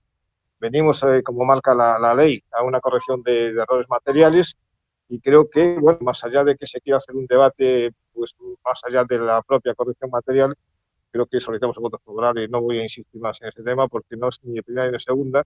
Nos hemos visto obligados a transaccionar y volver a rectificar una decisión que se había tomado en el Pleno que perjudicaba, y creo que el propio conductor de este programa internacional de piano pues habló con todos los grupos y estaba expresando su opinión, que era contrario al propio desarrollo del concurso, y por lo tanto creemos que eso estaba superado. Si volvemos a hablar de lo mismo, podemos hablar mucho tiempo, el pleno se puede alargar lo que sea necesario, pero creo que sacar tanta madera de una corrección de errores materiales, bueno, no da para más. Simplemente, perfecto, asumo los errores en primera persona y, por lo tanto, vuelvo a solicitar el voto favorable, nada más. Muchas gracias. Gracias, señor Golpe. Señora Miramontes tiene la palabra. Sí, simplemente por alusiones. Hemos aprobado el acta del 28 de enero y usted dice que en ese acta no figura la corrección de errores de la fecha del 31 de abril.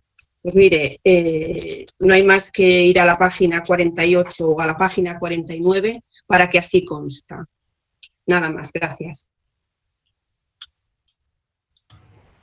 Muchas gracias. Votamos. ¿Votos a favor? Unanimidade. Siguiente punto. Dar conta das vítimas mortais por violencia de xénero do 1 de xaneiro ata o 16 de febrero de 2021. ¿Alguna intervención? Siguiente punto, señor secretario. Proposta de aprobación de declaración institucional de 8 de marzo de 2021. Señora Prados, tenga palabra. Gracias. Señor alcalde, boa noite, tarde noite a todas e todos. Comentar que a declaración institucional foi consensuada no Consello Sectorial da Muller, enriquecida polas aportacións dos grupos políticos e mesmo no propio Consello da Muller. Agradecer as aportacións dos grupos políticos, foi aprobada a unanimidade na Comisión de Benestar correspondente. Sen máis, vou a proceder á lectura da declaración institucional. O lema elixido pola ONU, Mulleres para o Día Internacional da Muller, do 8 de marzo de 2021, é o seguinte: mulleres líderes para un futuro igualitario no mundo da COVID-19. A emerxencia derivada da COVID-19 está provocando impactos específicos sobre as mulleres e afondando nas desigualdades de xénero xa existentes, marcando todos os ámbitos da nosa vida, tanto no interior dos fogares como fora deles, nos hospitais, nos centros sanitarios, no traballo e tamén na política. Converteuse nunha verdade aceptada que a pandemia disparou iniquidades existentes. A pandemia fixo visible o papel esencial das mulleres para o sostemento da vida e daqueles traballos esenciais para a sociedade. Empregos que están ocupados maioritariamente por mulleres e son, ademais, os máis precarios. Estes sectores hoxe, caixeiras, limpiadoras, traballadoras domésticas, cuidadoras de diferentes ámbitos, sanitarias, etc., sofren un maior impacto pola precariedade das súas condicións, a carencia dun sistema público de servicios básicos forte e a falta de medidas. A COVID influe sobre a realidade de millóns de mulleres do planeta, especialmente nos países máis pobres. Son as mulleres as que están sobrerepresentadas no traballo non remunerado e os sectores informais da economía. Están na primeira liña ao fronte da crise. Acentúanse a vulnerabilidade legal e persoal, multiplícanse as cargas por cuidado e o estrés financiero, disparando as consecuencias para a saúde mental. A exposición en zonas de conflito e o desprazamento faise máis evidente polas dificultades para facer chegar a axuda humanitaria. As mulleres son ao mesmo tempo vítima e a solución da crise. 7 de cada 10 profesionais da saúde son mulleres, que dobran a miúdo os cuidados en casa e nos centros sanitarios. Esta situación exponas de maneira desproporcionada ao contagio e así o reflicte global. Un informe basado en datos oficiais de España, cando indica que durante os meses da primeira onda os contagios de sanitarios multiplicaban por 3 os de sanitarias multiplicaban por 3 os dos sanitarios. A fenda salarial, que chega a superar o 20% e que esta crise agravou, continuará empeorando de non tomarse medidas contundentes encaminhadas a que a reactivación económica e social non se desenvolva a cargo das mulleres. Asimismo, a violencia contra as mulleres segue presente e hai un enorme retroceso na súa visibilidade, alén das enormes dificultades para romper coa espiral de violencia derivada das restriccións sociosanitarias e das dificultades para acceder a servicios e ter contacto social. Esta realidade require que a participación igualitaria das mulleres nas decisións e o enfoque de xénero sexan elementos das políticas de mitigación e recuperación da crise. Por todo isto, o Concello de Ferrol comprométese a, primeiro, fortalecer o enfoque de xénero nas súas análisis e decisións. Segundo, fortalecer os espazos de atención e defensa dos dereitos das mulleres. Terceiro, despertar conciencias para conseguir a igualdade en todos os eidos da vida, reivindicar a visibilidade da muller e o seu papel protagonista para sumar nunha sociedade que rache coas desigualdades e rematar coas injusticias. Cuarto, que a violencia machista sexa considerado un asunto prioritario na xenda política do Concello e adoptar de inmediato medidas para eliminar a discriminación contra as mulleres para combater a violencia de xénero. Quinto, expresar o apoio ás convocatorias do feminismo galego para esta data e apoiar as movilizacións e actos diversos convocados. Sexto, fomentar medidas e programas de conciliación e corresponsabilidade nos que se incorpore a perspectiva de xénero.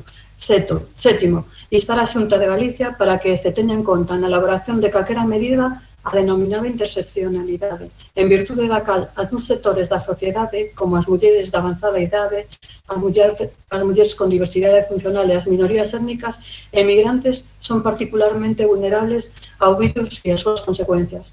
Oitavo, instar a todas as administracións en virtude das competencias atribuídas para que desenvolvan a legislación necesaria co obxectivo de erradicar a brecha salarial de xénero entre homens e mulleres. Gracias. Moitas gracias, señora Prados. Leída a declaración, hai alguna intervención ou pasamos a votación? Sí, señora López, ten a palabra. Gracias. Bueno, nos dicir que estamos de acordo con esta declaración institucional, mas sí que me gustaría resaltar que se eliminara a palabra folga, que parecía case un agravio, puñela, por se convocaba, por se non se convocaba, se cantos o convocaban, etc. Ese medo a palabra folga que non comprendemos. Iso sí, modificouse unha palabra por unha paráfrase, actos diversos. Iso todo, grazas. Moitas gracias, señora López. Señora López Penedo, ten a palabra. Bueno, non me vou a repetir, bueno, sí que agradecer a declaración institucional porque foi, como todas, froito do consenso en diversos organismos. Sí que solicitar que non sexa só unha declaración institucional e que todas as presentes e incluso os que agora están nun descanso pois que a fagan propia, non? Porque si son, vale, 8 puntos, pero son 8 puntos de gran relevancia. Eu creo que pois tería sido mellor que se buscara outro momento para facer o descanso, inda que entendo que todos necesitamos respirar, pero hai moi poucas datas no ano de relevancia para as mulleres. O Día Internacional da Muller Traballadora Galega é unha delas, da galega e da internacional, perdón, é unha delas. Entón, por un lado, pois sinalar ese feo, non? Eu o sinto como un feo. Como di a compañeira do BNG, está convocada unha folga de coidados por unha central sindical, cando menos, penso que hai máis, pero ou a saberá. E nada, agradecer a todas as que participachedes cas achegas, porque sí, porque polo menos nestes puntos de relevancia pois somos capaces de chegar a amplos acordos e convidarvos a todos a que a fagades propia, nada máis. Moitas gracias, señora López. Señora Miramontes, ten a palabra.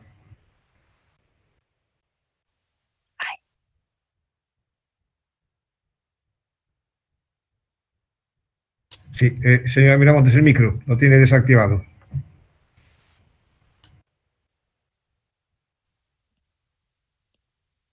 Perdón, ahora sí, ¿no? ¿Sí? Sí, ahora está bien. Muchas gracias. Nada, simplemente y brevemente, bueno, pues nos satisface, al Grupo Popular le satisface que por parte de la dado este consenso a la hora de proponer a la candidata.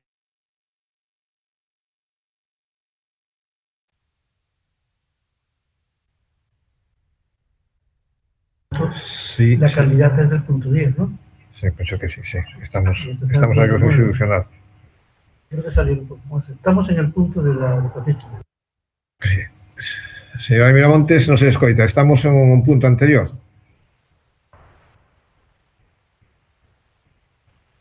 Se quedó.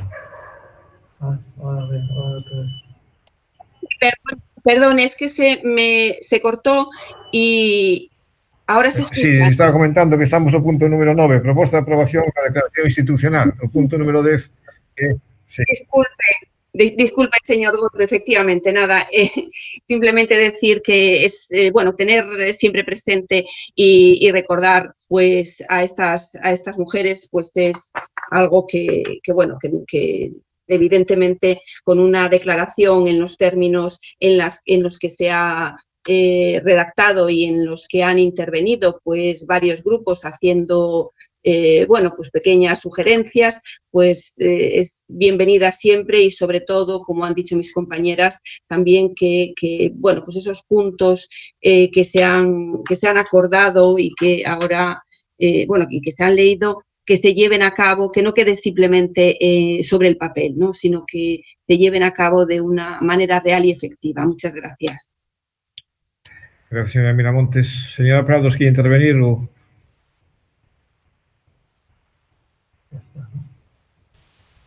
Sí, tenga a palabra.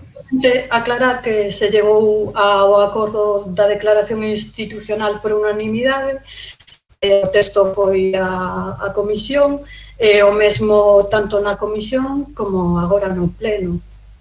Nada máis, grazas. Gracias, señora Prados. Pasamos a votación. Votos a favor. Unanimidade.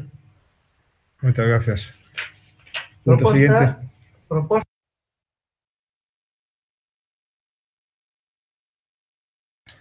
Señora Prados, tenga a palabra. Sí. Vai para o colectivo de traballadoras de cuidados no fogar, agradecer o consenso que hubo neste aspecto dende todos os grupos políticos que non tuveron ninguna dúbida en homenaxear a implicación, o compromiso, o estar en primeira línea de mulleres que son no seu 100% traballadores feminino, un colectivo moi precarizado, non se dubidou en facerles e renderles un homenaxe que incluso durante todo este tempo están pondo incluso a súa vida en risco das súas familias solamente por exercer con moi boa de devoción o seu traballo. Decir que dende o ano 2009 cada 8 de marzo o Concello de Ferrol visibiliza a mulleres pola súa trayectoria profesional e persoal en defensa dunha sociedade igualitaria. Vou lembrar cales foron estas mulleres. No ano 2009, Araceli Mira García, traballadora social. No 2010, María del Pilar Farinos Fernández, presidenta da Asociación Liberadora e Asistencia de Marginación e do Padroado Concepción Arenal. No ano Asociación Mulleres Amizade de Santa Mariña, Ana María Martínez Naveira. Mari Carmen Sánchez Pita, doadora do edificio da Casa da Acollida no 2012. Nona Inés Vilariño Salgado, deputada no Congreso na primeira legislatura constituinte, no ano 2013. No ano 2014, Mari Carmen Tuñón Álvarez, primeira mellor titulada na Escola de Enxeñería de Ferrol. No ano 2015, Mari Carmen Arcos Gómez, primeira muller presidenta da coordinadora da Conferencia de Promotora de Incorporación da Muller a Semana Santa. No ano 2016, Saria Lavao, xestora social e reivindicativa e directiva das Pedro. Mari Morado, polo seu traballo por da diversidade funcional. No ano 2017, Consuelo Loureiro Vilarelle, coproductora da curtometraxe Decorado, Premio Goya 2017, Premio Mestre Mateo. No ano 2018, Mulleres de Marzo de 1972, veciñas que tiveron un papel sobresaínte na loita polas liberdades e democracia nos anos 70. No ano 2019, Recatencia, científica ferrolán, directora executiva de Jane Goodall Institute do Congo. No ano 2020, Dolores Álvarez Díaz, xefa de Servicio de Oftalmoloxía do Complexo Hospital Universitario de Ferrol e destacada profesional no mundo da cirurxía oftalmolóxica. Agradecer o consenso dos grupos municipais e recoñecer o bo traballo que fan o colectivo de traballadoras da axuda no fogar, cuidando dos nosos maiores e dos nosos. Grazas. Gracias, señora Prados.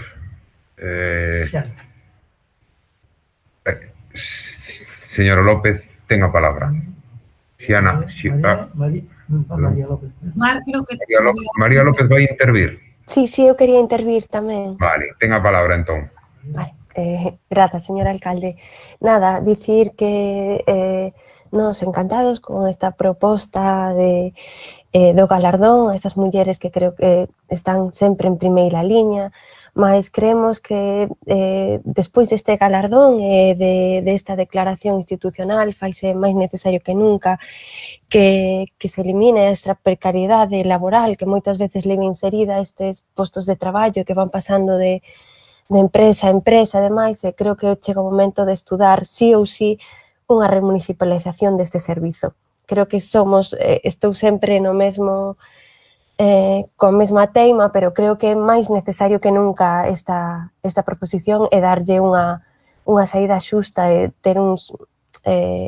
deixar a un lado a precariedade laboral destas mulleres. Moitas grazas. Moitas grazas, María López. Xiana López, ten vostede a palabra. Moitas gracias, señor alcalde. Bueno, en primeiro lugar, tamén foi un gran consenso escoller o galardón este ano, ano da pandemia, un ano moi duro, e que se non fora polas mulleres que coidan de todos e de todas nós, pois tería sido moito máis complicado. Trasladar tamén o agradecemento que, bueno, supoño que a todas nos fixeron chegar mulleres que se viron, bueno, recoñecidas con esta escolla. Tamén, evidentemente, tamén nos decían, bueno, está moi ben as flores, non? Pero que queren condiciones dignas para poder vivir coa dignidade que todo ser humano se merece. Quero ser breve porque é un pleno longo, pero, bueno, a verdade é que é un punto que sempre falamos da axuda a domicilio, entón facelo nun punto tan bonito como é o recoñecer as mulleres traballadoras, pois tamén o sinto non como propio, non? Pero, bueno, que me sinto moi agradecida. Por último, sin querer ser pedante, non son poeta, pero sí que me gusta recoñecer as ferrolás tamén. E decía Xoana Torres que as mulleres sostemos a metade do ceo porque coa outra man sostemos a metade da vida. Nada máis. Moitas gracias. Moitas grazas, señora López. Votamos. Señora Miramontes, ten a palabra. Disculpe, que non a vi. Sí, ahora sí. Antes me adelanté al punto, pero ahora ya estamos en el del galardón. Bueno, pues nada, simplemente también que nos satisface que la corporación municipal alcanzase este consenso a la hora de nombrar y de dar este galardón, ¿no? Un merecido galardón, efectivamente, a un colectivo de mujeres trabajadoras del SAF, que son un pilar importantísimo para esta sociedad, máxime a lo largo, de este año de pandemia tan difícil para todos, que han estado ahí más que nunca al lado de nuestros mayores, cuidándolos y cuidándolos además en el sentido más amplio de la palabra. Era preciso, de alguna manera, este año más que nunca, repito, visibilizar, ¿no?, de alguna manera la dedicación y el trabajo que desempeñan estas mujeres a lo largo de los 365 días del año y de ahí, otorgarles este galardón que los simboliza, a modo de homenaje. Muchas gracias. Moitas grazas a todas vostedes por ter chegado a este acordo, ao que me sumo completamente, creo que é moi merecido. Votamos. Unanimidade. Seguinte punto, señor secretario. Moción do Grupo Municipal do Partido Popular relativo ao apoio inmediato aos clubs e entidades deportivas de Ferrol. Antes de comezar este punto, xa saben vostedes, non fai falla que yo diga, que temos un pleno extensísimo. Por lo tanto, lles pediría encarecidísimamente brevedade nas intervencións. Moitas grazas. Quen vai intervir polo Partido Popular? Quen vai a presentar a moción? Ricardo. Señor Aldrei, ten vostede a palabra. Moitas gracias, señor alcalde. Boas noites a todas e a todos.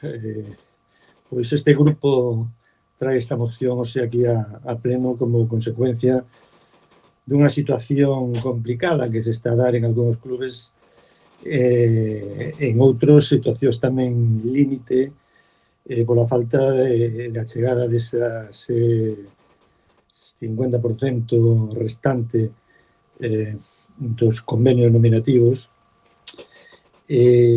As entidades deportivas de Ferrol, por suposto, esas entidades das que falamos tantas veces estamos contentos polos logros que acadan, pero sí que es verdad que los deportistas, los entrenadores y los clubes de Ferrol, todas las personas que están cerca de los deportistas trabajan en muchas ocasiones de manera desinteresada y de alguna manera desde aquí tenemos que agradecerles ese esfuerzo que hacen día a día, porque sin su ayuda, sin su dedicación, ese trabajo que hacen diario con los deportistas para formarlos, para que ellos puedan alcanzar esos objetivos que a nivel tanto individual como colectivo ansían, pero también es cierto que ese crecimiento es para los socios, para los padres, que día a día y fin de semana tras fin de semana llevan a sus hijos, llevan a nuestros deportistas por todo el territorio tanto nacional como todo el territorio gallego, para que puedan realizar la actividad deportiva que han elegido, ¿no? El Concello, por su parte, pues debe darnos a todos y debe darles a todos ellos, como administración más próxima, pues los recursos necesarios para que puedan realizar estas actividades deportivas, tanto con unas instalaciones municipales en un estado óptimo, como también con las ayudas que le prestamos a nivel económico a través de las subvenciones y de los concellos. En cuanto a estas ayudas, pues que perciben las entidades deportivas, a día de hoy el ayuntamiento no ha cumplido con los requisitos que había hablado con todos ellos y con los compromisos adquiridos, ¿no? Entonces, de alguna manera, estos clubes que tenían no solo, sino que tenían hablado con el Concello de más o menos después de la firma de los convenios y la realización del primer pago, esperaban que dentro del propio ejercicio del año 20 pudiesen pues cobrar esta segunda parte. Pues no ha sido así, ¿no? Lo que le ha acarreado falsas expectativas en algunas ocasiones por parte de la administración, diciendo en algunas ocasiones que vendrían aquí al pleno en el mes de enero, después en algún otro pleno extraordinario, y estamos en el pleno del mes de febrero y todavía no han aparecido las ayudas a las entidades deportivas. Esto ha creado, pues, en los clubes y las personas que en ellos trabajan, pues, una situación, pues, de incertidumbre, ¿no? Respecto, sobre todo, a la parte económica, porque tenemos que entender que tanto los clubes como las entidades deportivas tienen una planificación económica y unos compromisos adquiridos desde principio de temporada. Y entonces, pues debido a esta situación, creemos que es necesario, pues, traer cuanto antes a pleno ese anexo de los convenios. Es necesario traer las ayudas de libre concurrencia también del año 21. Es necesario el que en esas ayudas de libre concurrencia del año 21 se pueda crear una línea nueva de crédito, y nos hemos olvidado de esa nueva línea que íbamos a abrir en el año 20 para poder compensar la ausencia de la línea del año 19 de 120.000 euros que en ningún momento se han ejecutado.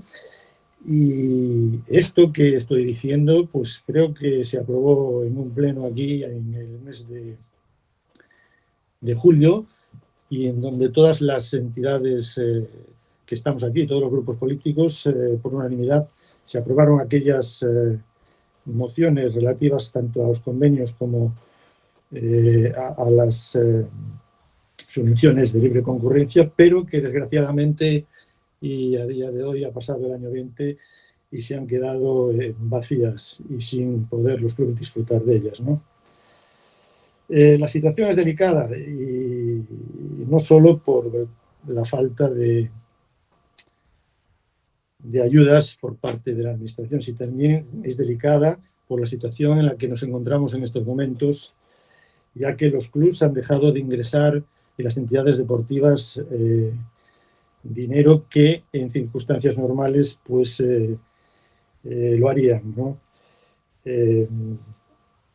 Realmente los socios han disminuido en las entidades, ya que no se puede de alguna manera realizar la actividad, y los que la realizan, el público no puede entrar en las instalaciones. Los socios colaboradores han dejado de colaborar con las entidades, los pequeños patrocinadores no existen, la situación económica sabemos que es la que es en nuestras empresas de la ciudad, y los grandes patrocinadores también, algunos ya se han echado atrás, con lo cual la aparición también de aquellos grandes mecenas o aquellos grandes directivos que ponían su patrimonio a disposición de los clubes y eran capaces de adelantar el dinero de esas subvenciones que no llegaban, pues ya no existe, ¿no? Esta delicada situación pues, se agrava también con los gastos producidos por la pandemia. Es decir, los clubes que juegan a niveles nacionales, que juegan en categorías altas o que realmente no han suspendido la actividad, pero sí que siguen manteniendo la actividad en su mayor parte de todas sus actividades, pues realizan en esta situación de pandemia PCRs, test de antígenos, test serológicos, compran guantes, mascarillas, geles, toda clase de material para poder cumplir todos los protocolos que se han enviado desde el Concello y desde las distintas administraciones autonómicas para cumplir con las actividades el día a día.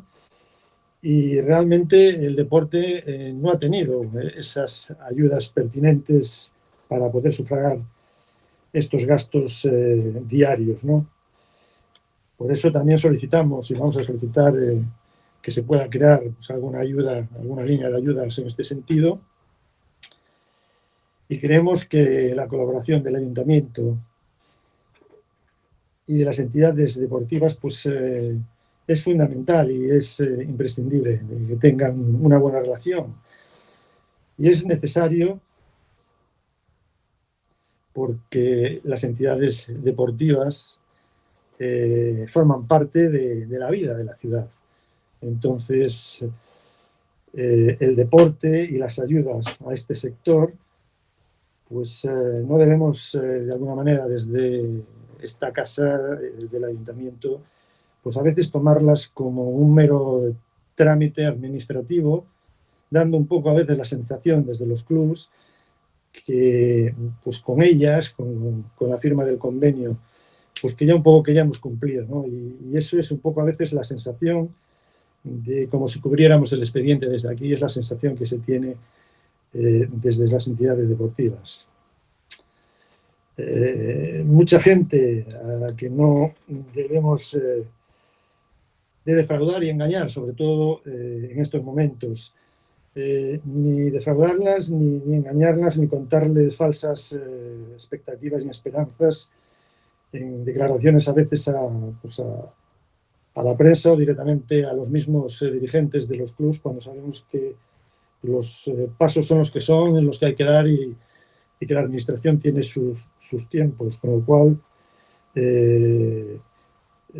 es complicado a veces el tomar decisiones desde el gobierno, lo sabemos, pero también hay que pensar que cuando se dice a los clubs o se les comenta algo sobre cosas tan importantes como el tema económico, pues hay que a veces medir un poco las palabras porque pueden realizar grandes prejuicios en ellos y sobre todo pueden crear de alguna manera complicaciones y crean complicaciones porque los clubs no dejan de ser como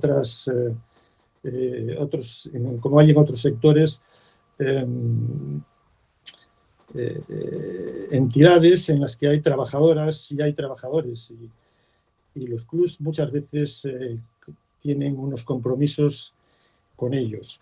Entonces, si a estos trabajadores y trabajadoras les importa un poco igual cuando están en el club de dónde al club le llegue la aportación económica. Ellos simplemente, al igual que ocurre en las diferentes empresas, quieren que a final de mes se les cumplan con sus salarios. Salarios que a veces creemos desde la administración, cuando hablamos de clubs a nivel nacional o clubs a nivel profesional, que todo el mundo cobra 5.000, 4.000, 7.000 euros, 8.000 euros, y realmente las franjas de salarios a veces son desde los 500, 400 hasta los 1.000, 1.200 euros, y a veces son sueldos realmente cortos, ¿no? Entonces, el día a día es muy importante para las personas que trabajan en ellos y para poder realizar una vida normal y corriente como la realizan pues, la mayor parte de personas, como lo realizamos todos. a veces me gustaría decirles que me gustaría que esta situación se hubiese cambiado hace años. Y sobre todo porque se lo dice una persona que ha vivido toda la vida dentro del mundo del deporte y que sabe perfectamente de lo que habla de estas situaciones. Cuando empiezan a ocurrir estas situaciones en los clubs, se producen diferentes comportamientos dentro de, porque ya no solo a nivel de directivos, entrenadores y también deportistas, ¿no? Que piensen ustedes que son clubes deportivos, clubes que buscan objetivos a veces que es ganar o perder, y que a veces parece que es de alguna manera un objetivo que igual no es tan importante como puede ser el objetivo de cualquier otra empresa. Los clubs no fabricamos nada, no fabrican nada, la gente que trabaja en los clubs sí ayudamos a hacer mejores a las personas y a nuestros deportistas, y ese es el valor que le tenemos que dar. Por eso yo les pido desde aquí que seamos conscientes de muchas veces cuando se retrasan estas subvenciones, estos pagos, o cuando un año no las tienen, el daño que se puede hacer no solo a lo que es la entidad del club, sino al amplio abanico de trabajadoras y trabajadores que en él están. Y me gustaría desde aquí que algún día pues, pudiésemos institucionalizar de alguna manera, sabiendo que los clubs pues, en el propio año, en tal fecha y en tal fecha, van a tener los convenios firmados y garantizados, para que así su planificación económica sea la correcta, sin tener que siempre andar pegando parches por todas partes. Pues es por esto, de alguna manera, que pues hemos de alguna manera traído aquí y presentamos esta moción para debatirla y para solicitar de alguna manera pues los siguientes acuerdos, ¿no? El primero de ellos sería pues abonar cuanto antes estas cantidades que se adeudan a los clubs, sobre todo los convenios que aún quedan pendientes del año 20. El segundo acuerdo sería elaborar una nueva línea de ayudas directas que permitan pues, a los clubes y las entidades deportivas sufragar los gastos derivados, si puede ser, del estado de pandemia que estamos viviendo. Avanzar, un tercer punto, en la aprobación de las subvenciones de libre concurrencia, también traerlas cuanto antes, pero ampliando esa nueva línea para compensar la ausencia de esas del año 19. Y por último, pues elevar a pleno cuanto antes esa propuesta consensuada por todos los grupos políticos de las subvenciones nominativas para el año 21, para garantizar que los clubes cuanto antes puedan empezar a percibir las ayudas de este año que ya hemos empezado y que ya estamos en el mes de febrero. Muchas gracias y esperemos que tener el apoyo de todos los grupos.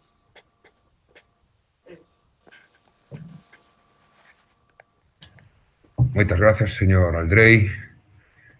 Insisto na brevidade, por favor, na exposición, porque temos moitos puntos todavía por diante.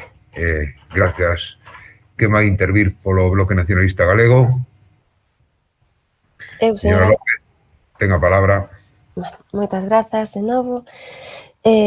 Bueno, como xa temos falado noutros plenos e noutras comisións, tal como se pide nesta moción, a liña de subvencións de libre concorrencia de 2019 tería que levarse a cabo. Primeiro, porque é algo que tería que xa terse feito no seu momento e que este goberno deixou pasar. É algo que se debe retomar. Segundo, porque a situación actual de moitos clubes e entidades deportivas que hai na nosa cidade, que todos sabemos que non debe ser boa. Dende unha administración pública como o Concello deberíase velar por manter estes clubes que velan polo espírito deportivo comunitario da cidade. Nesta moción, este grupo municipal podería estar de acordo nos 3 primeiros puntos, pero no cuarto punto non podemos estalo. Primeiro, porque as subvencións nominativas non poden ser unha subvención que se repita ano tras ano sen unha xustificación acaída. Moitas das subvencións nominativas que se dan na nosa cidade levanse modificar o seu obxectivo durante anos. Segundo, que quere dicir eso de consensuada? Consensuada con quen? Porque se o Partido Popular di que se consensúe cos partidos políticos, entón ese consenso significa discrecional. Porque non creemos que se consensúe coas entidades ás que se lle vai otorgar esa subvención. Para nós, o modelo máis equitativo son as subvencións de concorrencia competitiva. Si validamos as nominativas para algo puntual, pero non como ocorre neste concello, que hai máis número de subvencións nominativas que de concorrencia competitiva. Aquí o excepcional é a norma, algo co que non estamos de acordo. É por iso que pedimos a votación por puntos. Grazas. Gracias, señor López. Se me escoita, vou intentar falar de eu. Señor Basterrechea, ten a palabra. Vale.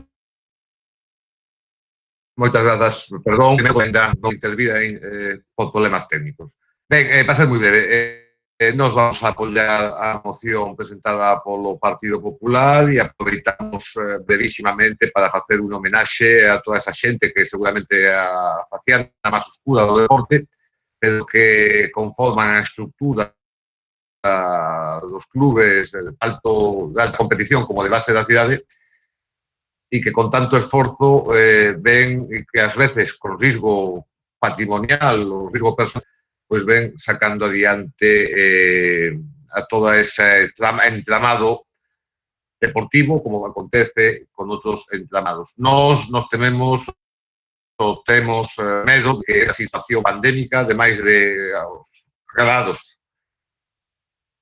graves feitos para cuestións como saúde e a economía, pois tamén este afectando, axudando ou propiciando o desmantelamiento dunha estructura que, como eu teño dito cando era concelleiro da área, pois que seguramente está por riba incluso das posibilidades da cidade e que son unha das grandes riquezas de Ferrol. Unha riqueza, además, non conta xeralmente, e agora entendo que aínda menos, con o apoio privado pertinente como acontece por falta de empresas ou que sexa.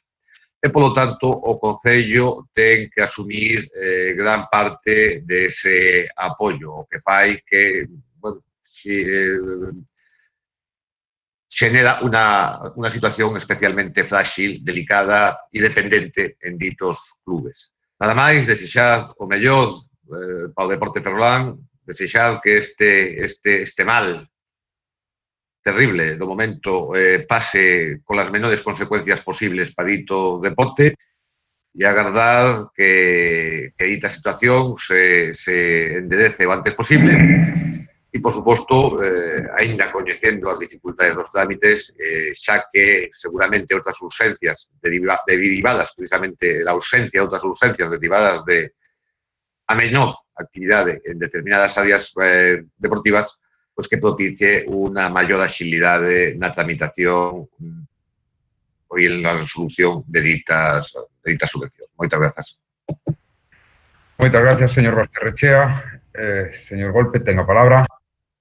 Sí, boas tardes de novo a todos e a todas. Recollendo o espírito que decía o voceiro do Partido Popular, que como outros demais compañeiros teño un especial aprecio.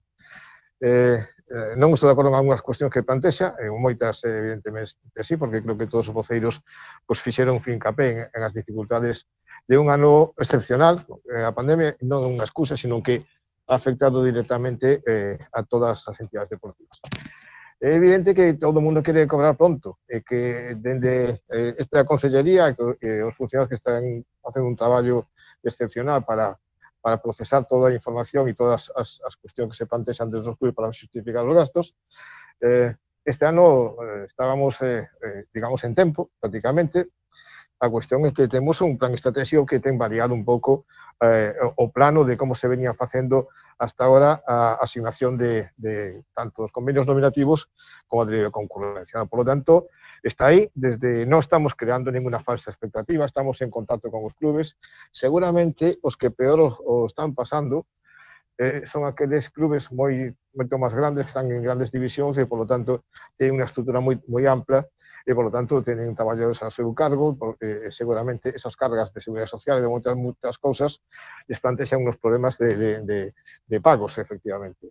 Pero non hai que olvidar que non estamos en un ano normal, estamos en un ano de pandemia. Por lo tanto, tamén moitas entidades pequenas que tamén son representativos da cidade, que fan un gran traballo con moitos nenos e nenas para que podan practicar deporte, tiveron unhas expectativas de si facían ou non a actividade. E moitas delas decidiron, ao final, non aceptar ese reto, esa responsabilidade de facer un ano de pandemia con uns números antes de que se suspendera toda a actividade das autoridades sanitarias, non quixeron correr ese risco e, por lo tanto, renunciaron á actividade. Por tanto, vamos a falar con prudencia das afirmacións que facemos. Non temos xerado ningunha falsa expectativa. Sí que é verdade que se ten falado que a intención deste goberno era levar a este pleno. Ben, houve que rectificar cousas por mor do plan estratégico, e hai que replantearse cousas, e ao BNG, que o temos falado moitas veces nas comisións, dende esta consellería se vai a facer un esforzo en disminuir o que son os convenios nominativos, seguindo o plan estratégico e adecuando, porque a lei tamén nos obriga a todos e a todas a motivar e darlle o informe correspondente para justificar esos convenios nominativos, que teníamos un número moi grande e que ten que verse disminuído.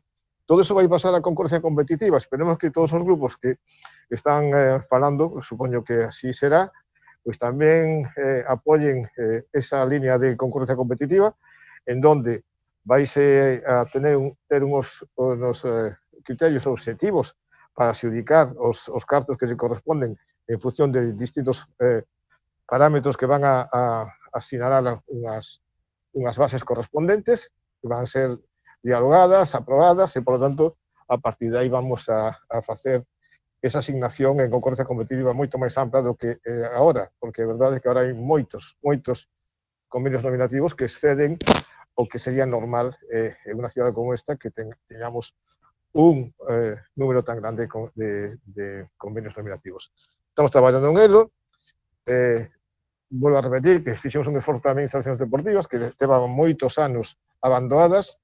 A estrutura propia de deportes e con un persoal mínimo que ten como consecuencia que xa fai uns anos desaparecese un ente que era capaz de atender directamente e xestionar como un organismo autónomo o que é o deporte ferrolán, e, por lo tanto, tiñan capacidade de contratación, capacidade de obrar, e tenía o seu consello en donde se tomaban decisións e o propio deporte se había representado e os representantes dos clubes tamén tiñan voz e voto e, por lo tanto, eso, por desgracia, desapareceu en su momento, unha decisión dun goberno, en unha tamén, é verdade que xa o ten dito moitas veces, en unha situación de crisis económica, que máis ou menos é que nos encontramos hoxe en día, unha crisis sanitaria que ten desembarcado en unha profunda crisis económica.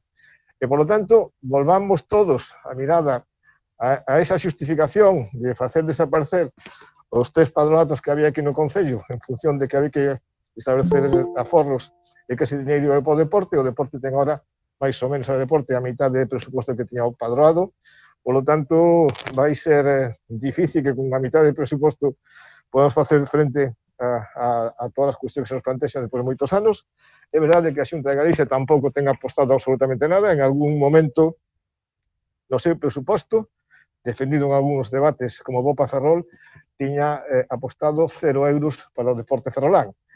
E non quero facer outro debate, porque o pleno vaise prolongar moito, pero tamén temos visto as consecuencias que ten xurídicas de algunhas actuacións en os campos de fútbol no sur de Galicia, cando en Ferrol non se ten apostado absolutamente nada. Por lo tanto, todo eso que telo en conta, partimos de unha situación histórica moi desfavorable. Estamos dando pasos desde este goberno para poñer esas instalacións deportivas na situación que merece Ferrol, que non se ten feito máis de 8 anos.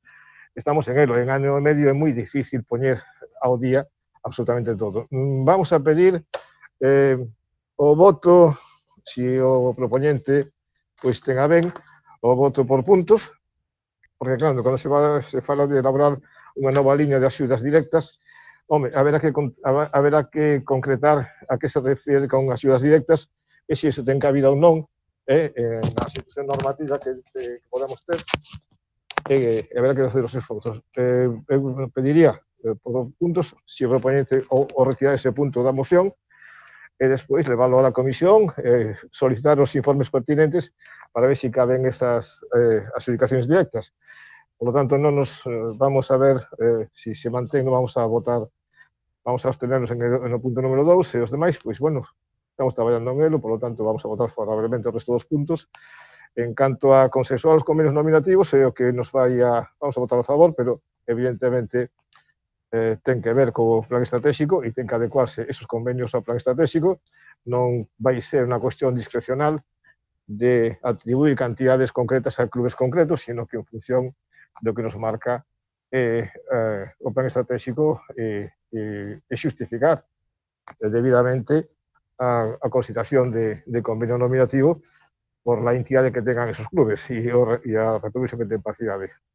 Nada máis e moitas gracias.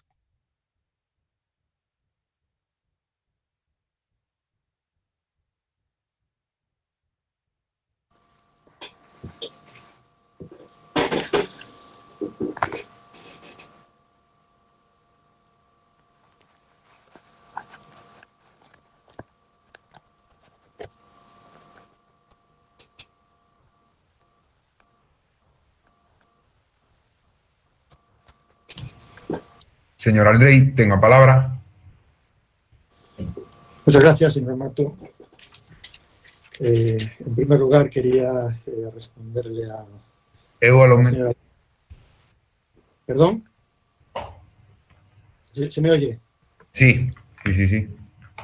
Decía que en primer lugar le quería responder a la señora López que no hay ningún problema y al señor Golpe en la votación por puntos.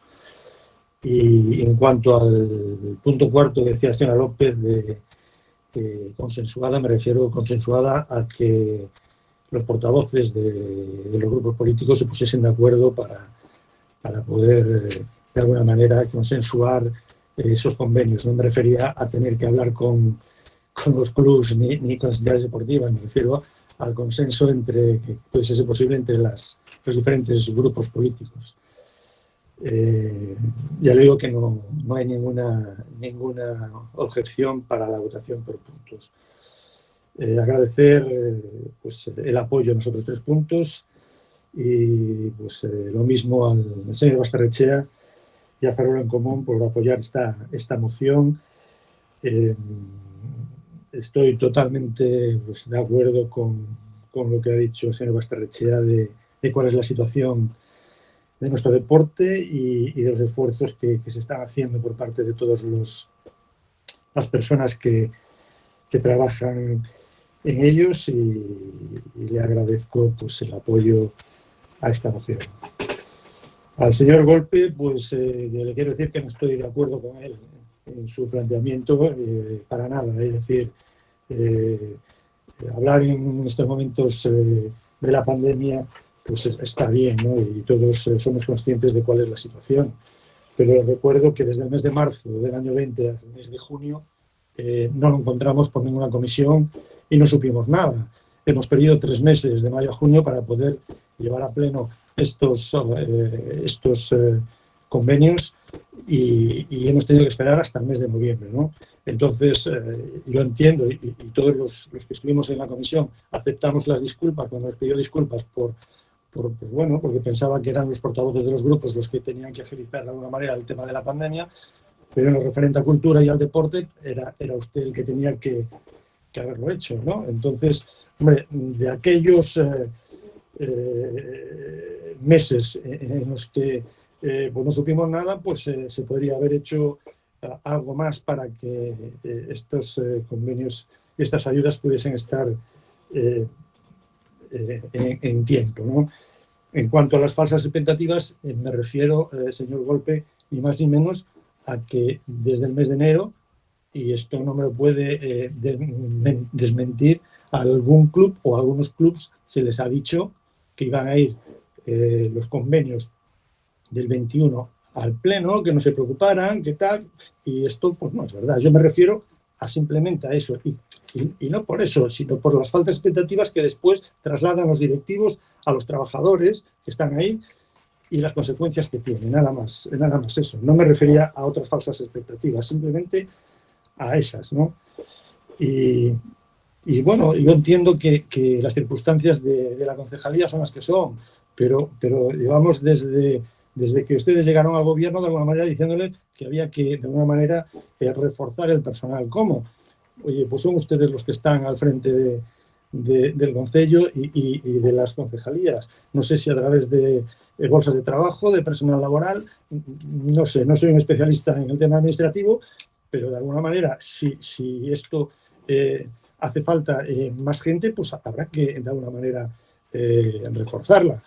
Y si ese es el problema, pues vamos a solucionarlo cuanto antes, porque si no estaremos un año más, otro año más, y volveremos el año que viene por estas alturas o por estas fechas a estar hablando pues un poco más de lo mismo, ¿no? Y en cuanto a los proyectos, pues yo creo que para que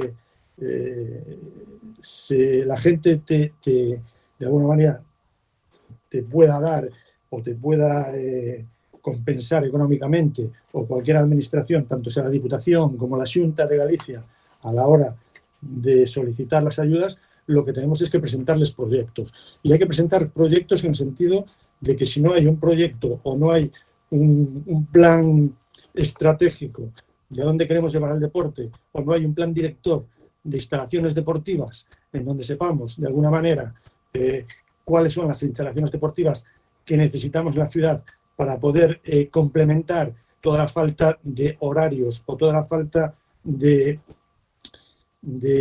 alguna manera, de capacidad que podría tener nuestro deporte si compensáramos con más horas a todas las entidades deportivas, pues habríamos ganado y habríamos dado un gran paso de cara al futuro, ¿no? Entonces, pues eso es gestión, y una vez que tengamos todo eso, pues sí podremos ir a algún sitio a pedir ayudas, ¿no? Entonces, vamos a hacer proyectos, vamos a realizar planes estratégicos, vamos a realizar de alguna manera todo lo que sea posible para encauzar el deporte. Y para lo que decía el señor Basterrechea, que tenemos un deporte con pies de barro que en cualquier momento se nos viene abajo.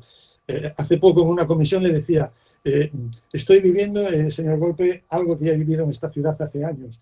Y no una vez ni dos, sino que he vivido en varias ocasiones con desaparición de clubes y todo a veces provocado, pues, seguramente por una mala gestión del propio club, que es y de los directivos, pero también muchas veces desde la administración o desde las administraciones, pues no cumplimos realmente con lo que son los plazos pertinentes para que no suponga dentro de los clubes deportivos un problema el que un directivo, el que varios directivos, el que gente que está llegada a los clubes, padres tengan que poner muchas veces de su bolsillo o tengan que adelantar dinero o tengan que, para que después todo esto se convierta en una gran bola, y se lo decía en una comisión, y acabe explotando, ¿no? Esto no es lo que queremos, y por eso yo traigo esta moción y les pido encarecidamente que cuanto antes pues nos pongamos a ello y ser capaces de arreglar esta situación. Muchas gracias. Gracias, señor Aldrey. Votamos. Ah, no, perdón. Señor Golpe, ¿tiene la palabra? Hay segunda vuelta, sí. Perdón. Señora López, va a hablar. Sí. Tenga palabra. Nada, moi brevemente, agradecer a votación por puntos. Nada, dicir iso que me refería a iso que entón serán a través do consenso dos partidos políticos, dos voceiros, pois entón que se facía de modo discrecional, era nada máis que, pero moitas grazas. Gracias, señora López. Señor Basterrechea, va a intervir. Sí. Sí, moitas grazas, alcalde. Iba a ser breve, pero voy a extenderme un poquito máis, non moito, porque é un debate que iba a deixar para a moción do BNG referida ao campo de rugby, pero xa que se saca o tema, non me queda máis remedio que ir avanzando ese debate, así nos lo aforramos para despois.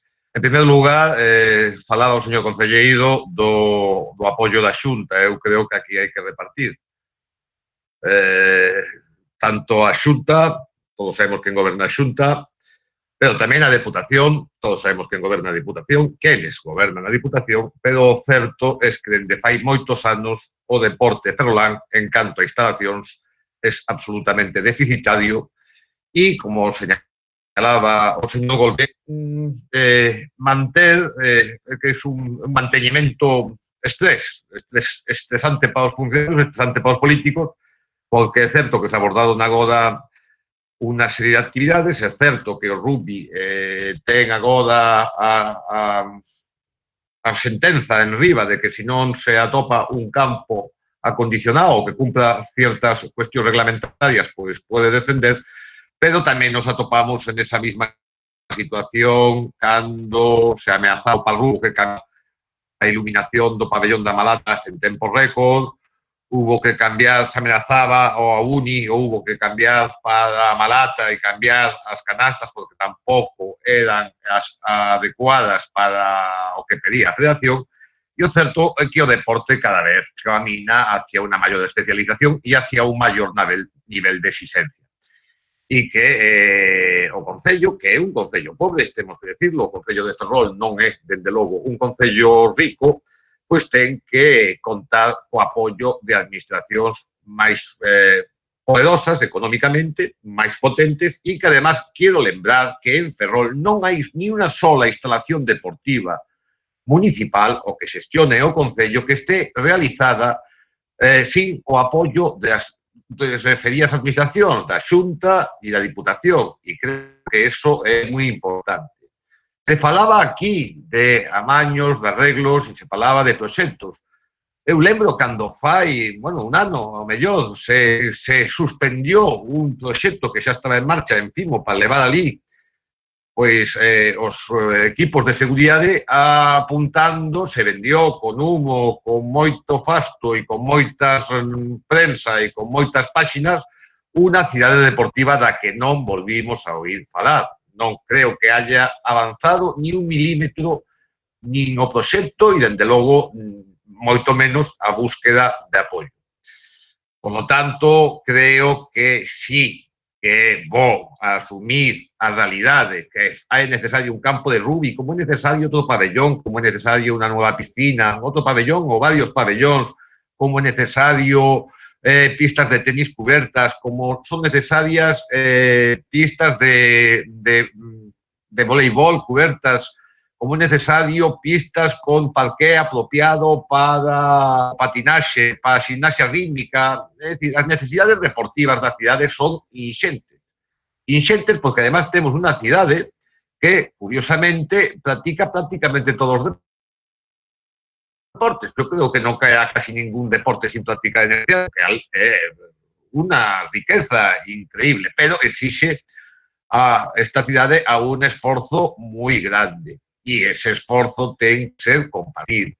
Creo que a administración local, ás veces, é a pequena ou irmán máis débil de outras administracións que poden actuar nese terreno. E podemos decir, hai administracións que funcionan, que apoyan con unos presupuestos xerais, no caso a Diputación, pero o certo é que estamos a ver como de maneira discrecional en esas diputacións gobernadas por quienes están gobernadas.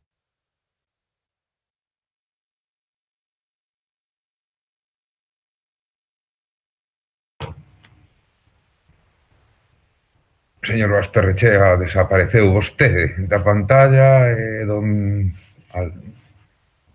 falante, non sei. Un segundo, a ver se contacto con el.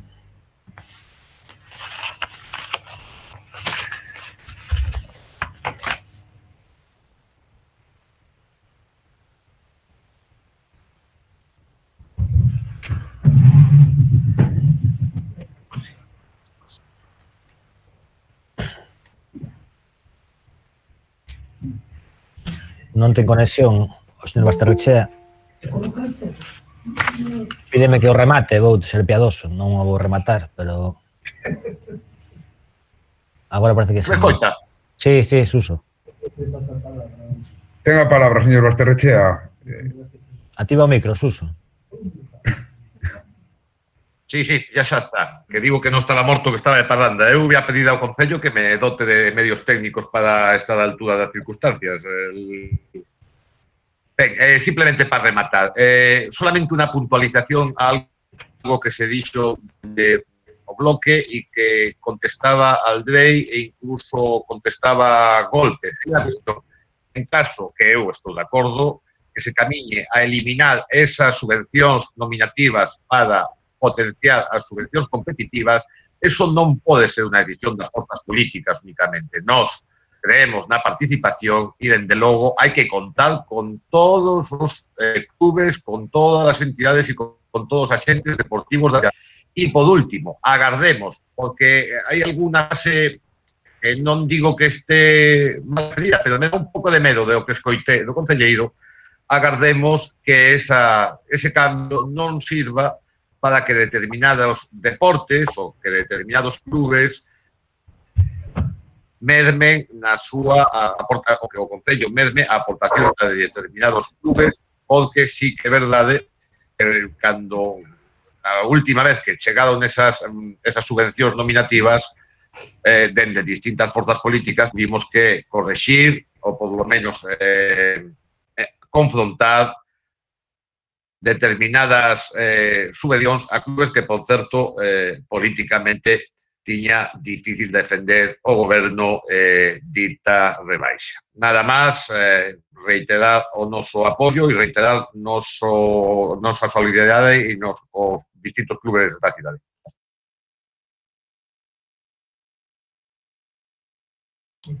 Señor Golpe, ten a palabra. Sí, un pouco brevemente xa adiantamos o noso voto, agradecer ao propoñente o voto por puntos, pero sí, non está de acordo en algunhas afirmacións que ten feito o señor Aldrei, que sei a súa preocupación polo mundo deportivo e, por lo tanto, o total respeto como a todos, as súas afirmacións, pero evidentemente non se ve, volvo a repetir, que non houve ninguna descredencialidade, non creamos faltas expectativas, e que despois teñan contestado algunos clubes, porque nos teñen preguntado que non dixemos que foran, que a nosa intención era levarlo o antes posible, non hai tanta diferencia, e volvo a repetir que do ano anterior quedou moitos clubes que desistiron das actividades, e, por lo tanto, non é unha cuestión aplicable ao goberno. En canto a as nominativas que dice o señor Basterrechea, que tamén sintonizo con moitas das cosas que dixo, evidentemente vai ter que adecuarse, non é unha cuestión de transaccionar cantidades, sino que en función do que xustifican as entidades e, ademais, o que dictamina dende a intervención, a motivación suficiente para manter ou non unha subvención como nominativa, que é unha anomalía que había neste Concello, pois en todo caso será o que decida se pasan as que pasan ou non a concorrencia competitiva, e en función dos parámetros que marquen, as bases que se consensúen e se voten o este pleno que sean publicadas, a partir de aí, con ese objetivo, se adxudicarán as cantidades correspondentes. Creo que non dá para moito máis o debate, non vou entrar no tema de outra moción que ven máis adiante, xa o faremos señalar o que o noso voto é o que xa dixo ao principio, e agradecer esa intención de votar por puntos ao propoñente. Nada máis, moitas gracias. Gracias, señor Golpe. Para pechar, por favor, señor Aldrei. Muchas gracias al señor alcalde. Voy a ser muy breve, simplemente para agradecer a todos los grupos el apoyo que van a hacer esta moción, sobre todo los puntos en los que están de acuerdo y sin ningún problema para hacer una votación por puntos. Muchas gracias. Moitas gracias, señor Aldrei. Votamos entón por puntos. Punto 1. Votos a favor.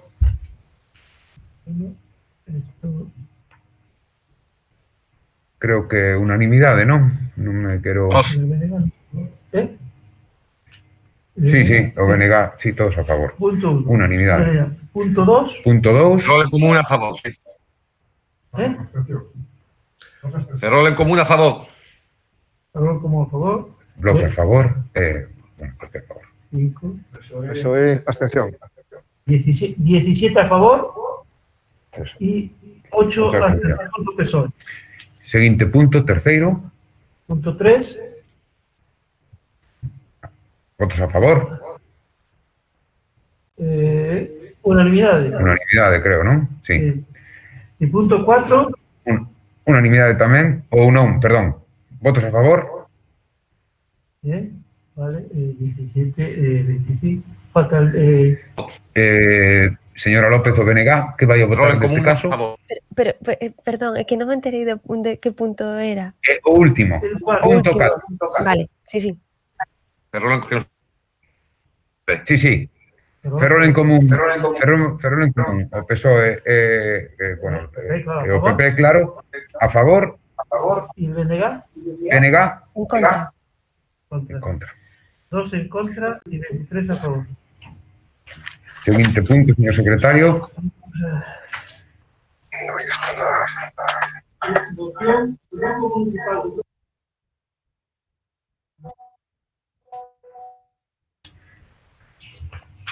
Señor Rivas, supoño que intervén vostede para presentar a moción.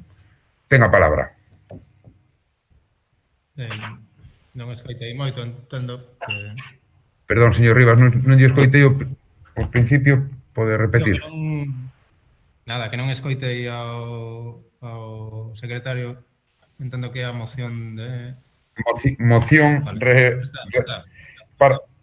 en relación coa xestión relativa á adopción de acordos en materia tributaria. Ten a palabra. Grazas, señor alcalde. Ben, bueno, eu non sei se temos que tomar o CEO por asalto, por consenso, ou como temos que tomalo. Eu son un pouquiño máis terrenal, preocúpame o carto e creo que é unha preocupación que deberíamos ter todos e todas, sobre todo nesta cidade. E creo que se algunha maneira temos de resolver un problema que leva anos padecendo esta cidade empezando a ser firmes, contundentes e, ademais, prácticos. E no actual contexto, no que temos unha administración pública, como é o Ministerio de Defensa, dependente da administración estatal, que non aboa tributos por unha legislación que supón que esta cidade sexa un caso único e excepcional no conxunto do Estado, que nos supón unha grave eiva de carácter económico por a carencia deses ingresos e diante da absoluta parálise e interese dos partidos estatais, sexan dunha cor ou de outra, desde o Goberno de Madrid, de modificar esa legislación, creo que, cando menos, temos que empezar a adoptar algún tipo de decisións nas que poida ter a nosa cidade algún beneficio. E nese contexto, unha sentenza que creo que xa discutimos aquí en algunha outra ocasión, tamén comentamos na comisión informativa ao respecto das consecuencias desta sentenza e o que implica para os orzamentos municipais deste concello, máis de 4 millóns de euros, 4,3 millóns de euros que deixaremos de percibir, pois creo que algo temos que facer, non? E con ese obxecto presentamos esta moción. É unha moción simple, é unha moción sinxela, pero é unha moción, creo que, de total xustiza cos veciños e veciñas desta cidade. A moción o único que pretende é que este Concello interpoña unha denuncia diante da Comisión da Unión Europea por unha violación do dereito comunitario. E creo que isto é moi evidente se lemos con certo detenimento a última sentenza que exime a Navantia de pagar o IBI en esta cidade. como todos e todas vostedes saben, este é un proceso que leva anos judicializado, con diferentes resolucións, pero que anos atrás, non moi atrás, despois de que desde un xulgado desta cidade decidira presentar unha cuestión prexudicial diante da Unión Europea para que nos aclararan si era viable ou era factible que no marco do dereito comunitario unha empresa, fose pública ou non, podía deixar de ingresar os tributos que lle corresponden a unha administración local como a desta cidade, pois tras a resposta da Unión Europea a conclusión era moi evidente. E era que isto non podía acontecer. E que, por tanto, Navantia debería aboar os impostos que lle corresponden como calquera outra empresa que desenvolve a súa actividade no Concello de Ferrol. Con este precepto, e tendo claro que a cuestión prexudicial que se presentou diante da Unión Europea non era banal e, ademais, é de obrigado cumprimento polos xuzgados e pola administración estatal, o Tribunal Galego, o Tribunal Superior de Xustiza de Galiza, decidiu refrendar esta decisión do Tribunal Ferrolán. Sorprendentemente, o Tribunal Supremo decidiu revertir e darlle a razón á empresa Navantia, justificando que non tiñan por que aboar ese imposto en esta cidade.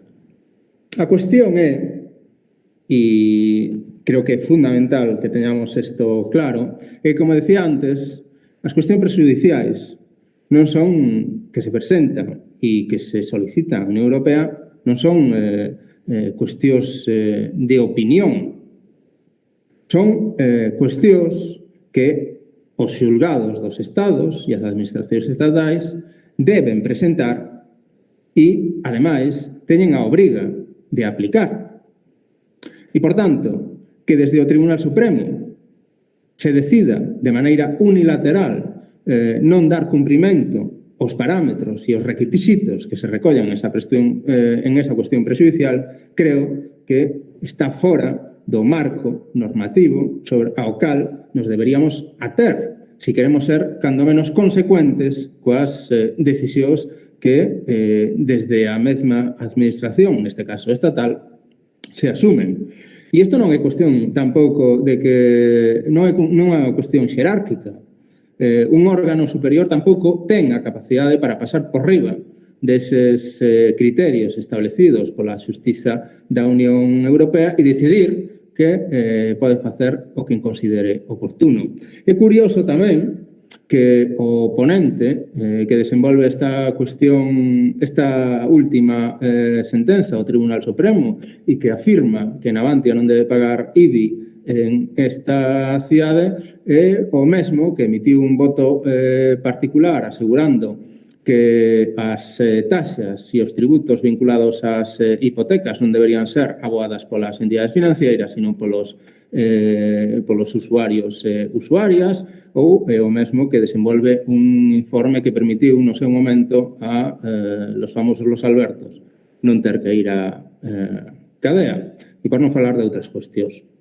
O que quero decir é que creo que vai sendo hora de que desde esta administración local asumamos este problema como un problema serio, que enfrentemos desde un punto de vista político, pero que, obviamente, as circunstancias de cada caso e de particulares nas que poidamos intervir e tomar decisións para impedir que nesta cidade os que siguen e levan anos con privilexios sin asumir as obrigas que teñen non só coa administración, sino con todos os veciños e veciñas desta cidade, as asuman.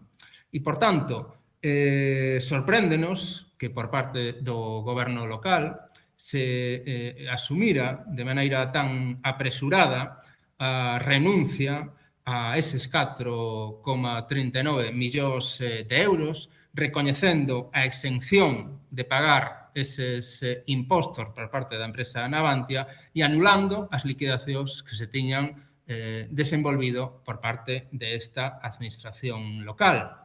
Isto non resolve o problema. Quero dicir, si esta cuestión quedase resolta, como parece evidente que debería quedar resolta, e que Navantia ten a obriga de pagar este imposto aos veciños e veciñas desta cidade, isto non resolve o problema de fondo. Porque o problema de fondo está en que, como decía ao principio, hai unha administración pública, neste caso o Ministerio de Defensa, que ocupa máis do 20% do solo urbano deste concello. Xa o temos discutido en diferentes ocasións. E, por tanto, ese é o que temos que abordar con unha perspectiva de medio prazo. E iso ten que pasar por unha modificación da legislación e unha compensación económica mentras isto non aconteza.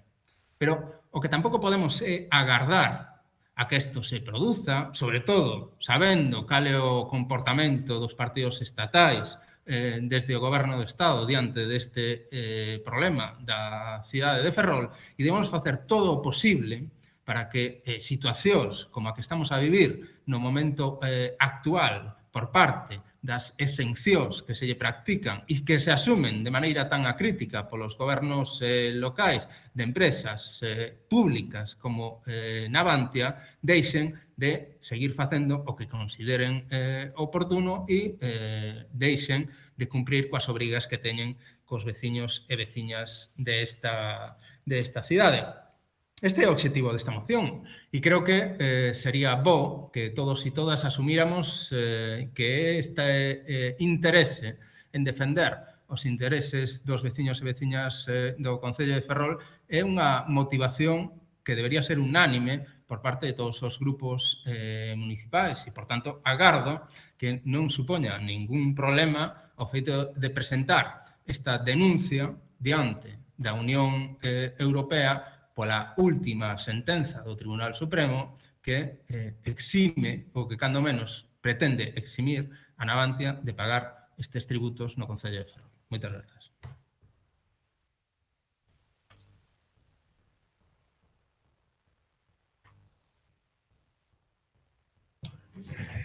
Señor Suárez, ten vostede a palabra. Moitas grazas. Nos, como grupo municipal, por responsabilidade, imos votar rotundamente en contra desta moción presentada por o Bloque Nacionalista Galego.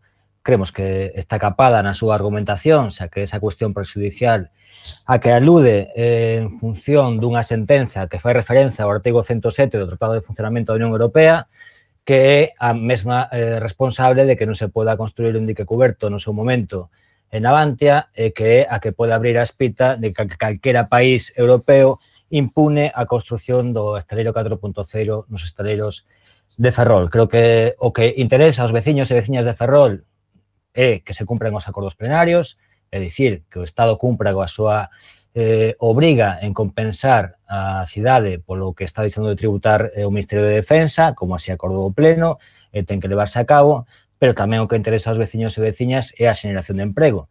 E se vamos a consentir e asumir que o Tratado de Funcionamento da Unión Europea é correcto cando se aplica ao noso Estado, igual non é correcto cando se aplica a Renault en Francia ou outras empresas noutros estados, pois vamos a asumir que ese tratado é correcto, que se aplique a Navantia como empresa pública, como empresa motora e tractora do emprego na nosa comarca, pois creo que por ese camiño marimos, porque realmente estamos como chivándonos a Unión Europea de que se están financiando con axudas ilegais un estaleiro público que, como digo, é o principal motor económico da nosa comarca.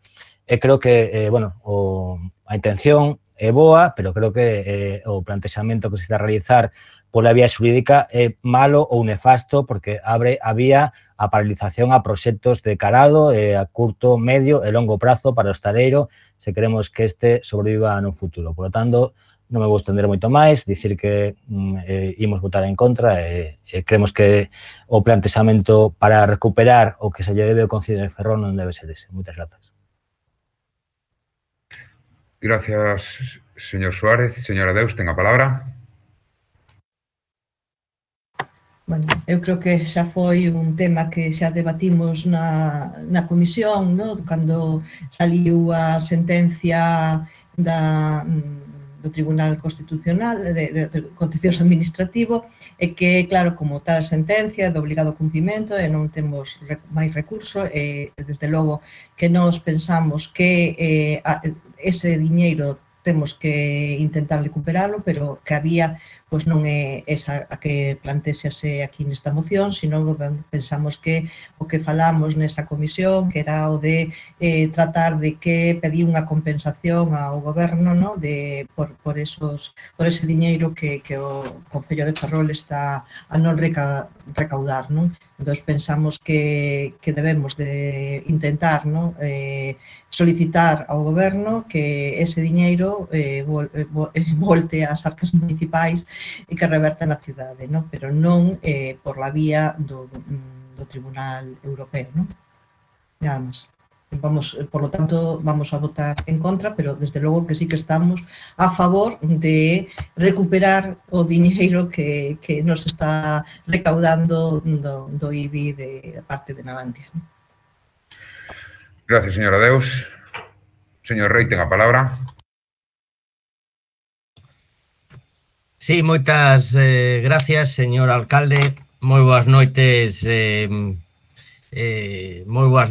outra vez. Efectivamente, non vou entrar no fondo do asunto que xa expuxo o propoñente sobre o porcentaxe de solo urbano da nosa cidade que está exento en teoría de tributación e que eso repercute dunha maneira negativa nos ingresos do noso concello, que distorsiona, ademais, un tema que nos parece moi importante, que cada un pague en función da súa capacidade, que é un principio fundamental en materia tributaria. Nos, lamentamos tamén ter que chegar a esta moción, non? E o lamentamos por unha cousa, non? Empezando polo que manifestou a voceira do goberno, non? Isto se tratou nunha comisión, señora Deus, pero despois tratouse nunha xunta de voceiros e quedamos que habería unha moción, unha comisión específica para abordar a cuestión de por donde era mellor acudir en defensa. Como soe pasar, bueno, pois aquí o que dicía antes, van pasando os plenos e vamos anotando na libreta de temas pendentes e hasta que chega o seguinte pleno. Despois, claro, nos encontramos estas mocións que, en fin, seguramente sin todo o debate e interpretación de fondo que requiren os temas importantes como este, pois hai que facer posicionamentos que, dende o noso punto de vista, son posicionamentos políticos, non posicionamentos de carácter técnico. Por iso, con respecto ao que decía o señor Suárez, efectivamente, nos manifestamos que pode haber dúbidas en canto a mellor fórmula para defender os intereses da cidade, pero vamos a facer unha manifestación política, porque ás veces sí que, señor Rivas, podemos chegar ao ceo. Eu doulle a benvida, supoño que a alusión era o que dixen eu antes, non a nada do que dixo o señor Suárez, porque eu mesmo iniciei o procedemento que levou a defensa xurídica do pronunciamento do Tribunal Europeo, que rematou, ademais, iniciei no sendo alcalde, concelleiro, e rematou esa sentencia cando eu era alcalde da cidade. Omitiu a data desa sentencia do Tribunal Europeo, desa cuestión prexudicial, que é do 2014. Por iso, ás veces, hai que pensar en obxectivos importantes. Plantexalos, pero despois, efectivamente, hai que ser capaces de que chegue ao final. Sí que é verdade, señor Rivas, e seguramente, bueno, pois nos poderá aclarar, xa digo, que o noso posicionamento é favorable en termos xerais. Eu, de verdade, que me perdo un pouco co tema da denuncia diante da Comisión Europea, porque eso sí que, dende un punto de vista de encaixe, non sei moi ben que tipo de procedimento é o de denuncia a Comisión Europea. Digo, con carácter xeral, efectivamente, porque xa se puxo aquí de manifesto é algunha cuestión de carácter técnico, porque nunca nos órganos judiciais son os órganos máis importantes que outros, non son órganos superiores. Trátase dunha cuestión sempre de competencia e unha cuestión de xurisdicción, que é o que se analiza. Pero, cando se fala da comisión, non estamos falando dun órgano xudicial, estamos falando da comisión. Polo tanto, creo que unha cousa é unha defensa de carácter xurídica e xudicial, pero unha denuncia a comisión, coidado, porque aquí xa se dixo algunha cousa que eu non vou a repetir, porque pa que repetila? Pero xa digo, nós cremos que hai que cumprir sempre as resolucións, pero que hai instrumentos para recurrir resolucións judiciais se se consideran injustas. Para iso están os plenos das corporacións, non? Señora Deus, ademais do tema, bueno, o goberno, non? Ademais do tema da Xunta de Voceiros, que non se celebrou, e que nos parece un tema importante, porque isto foi unha moción unánime, mire, o Grupo Parlamentario Popular presentou unha emenda, concretamente a emenda 1701, no Senado, co mesmo texto da que aprobamos por unanimidade en Ferrol. Desgraciadamente, non obtivo os votos necesarios esa vía de compensación, por eso creo que temos que retomar políticamente esa negociación para que, efectivamente, poidase adoptar. Isto é unha decisión que se ten que adoptar, en todo caso, ou a nivel europeo, se é vía de interpretación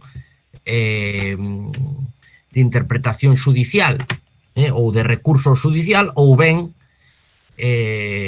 no Congreso dos Deputados ou no Senado, si é a vía da compensación, que nós, xa o dixemos no primeiro momento, o consideramos unha vía máis adecuada e con menos aristas. Pero en todo caso, xa digo, nós creemos que é injusto que Ferrol non reciba esta cantidade, porque Navantia paga pola utilización do solo a través dunha concesión, e as concesións, dentro do noso punto de vista, teñen que estar gravadas. Concesión que vence, ademais, no ano 2021, polo tanto, creo que entre todos podemos facer o que teñamos que facer para conseguir este obxectivo.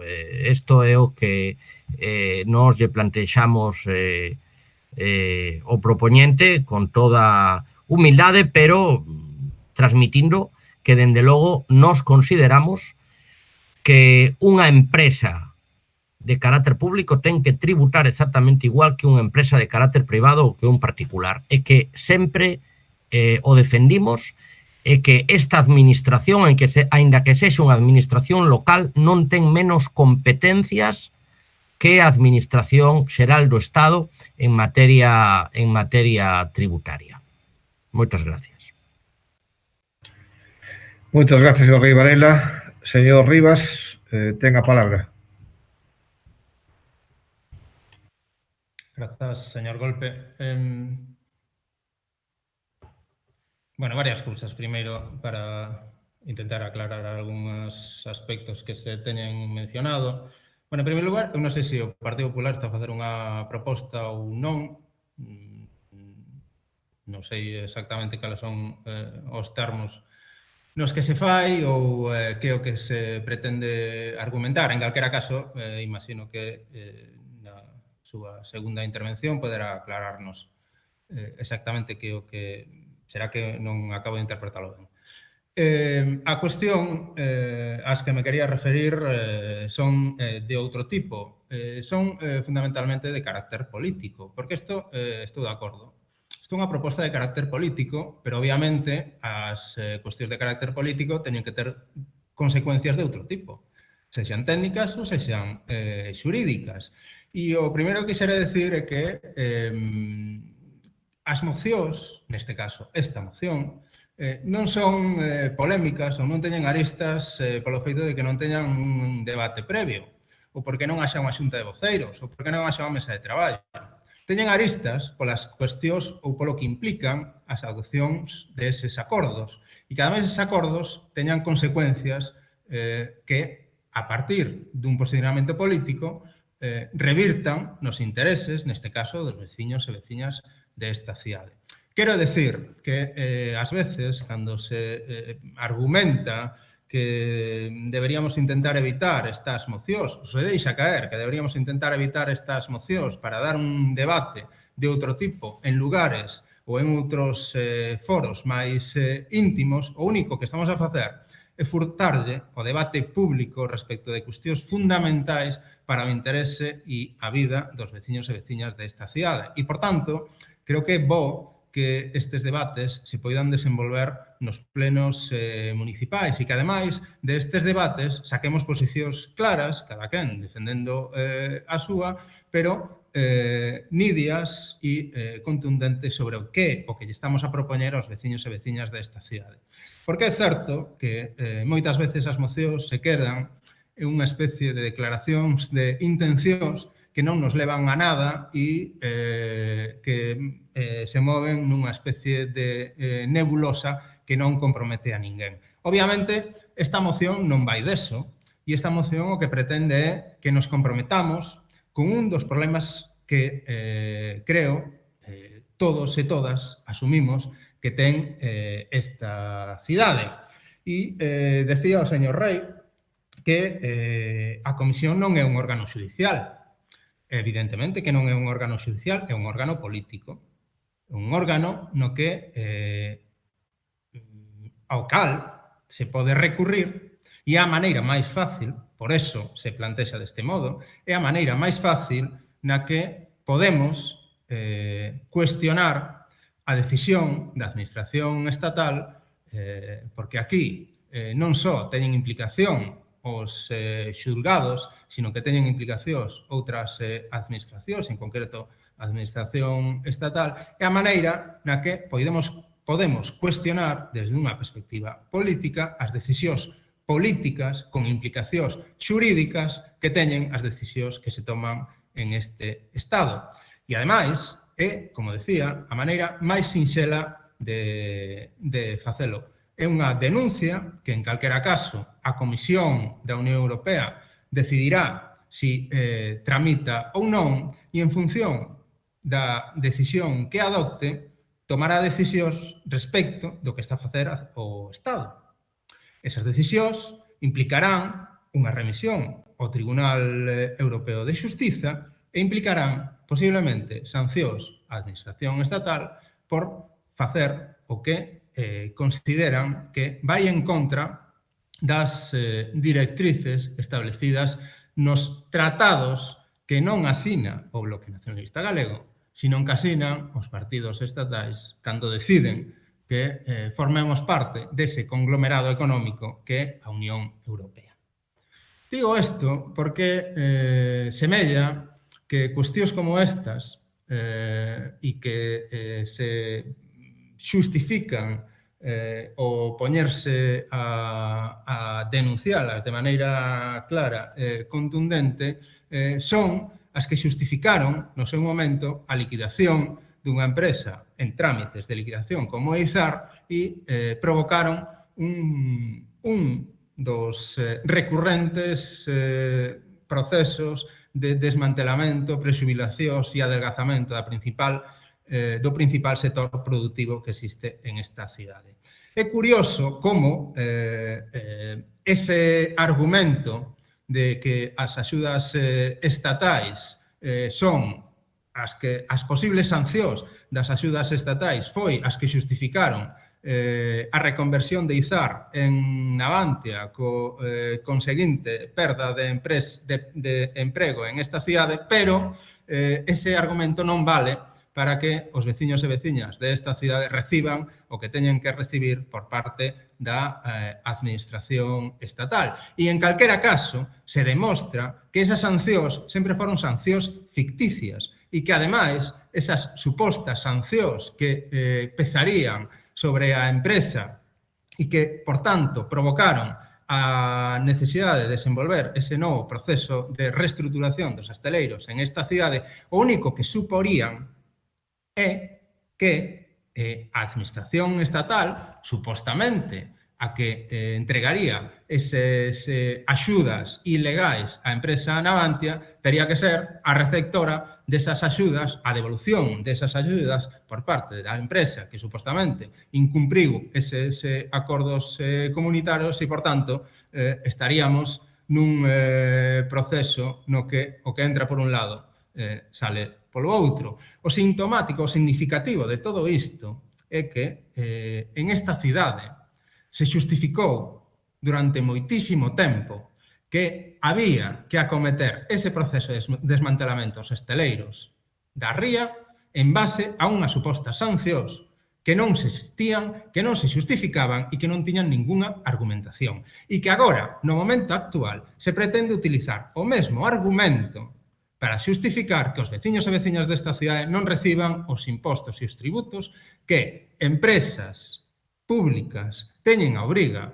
de aboar ao Concello de Ferrol e que, ademais, sería un primeiro paso moi importante para abordar outros ámbitos de actuación que, señor Rei, creo que vostede, no seu momento, tivo todo o tempo para poder acometelos. Dígolle isto porque as cuestións prexudiciais, que é a base da situación ou da moción que se presenta hoxe e das últimas sentenzas, as cuestións prexudiciais as presentan os órganos judiciais, non as presentan as administracións públicas.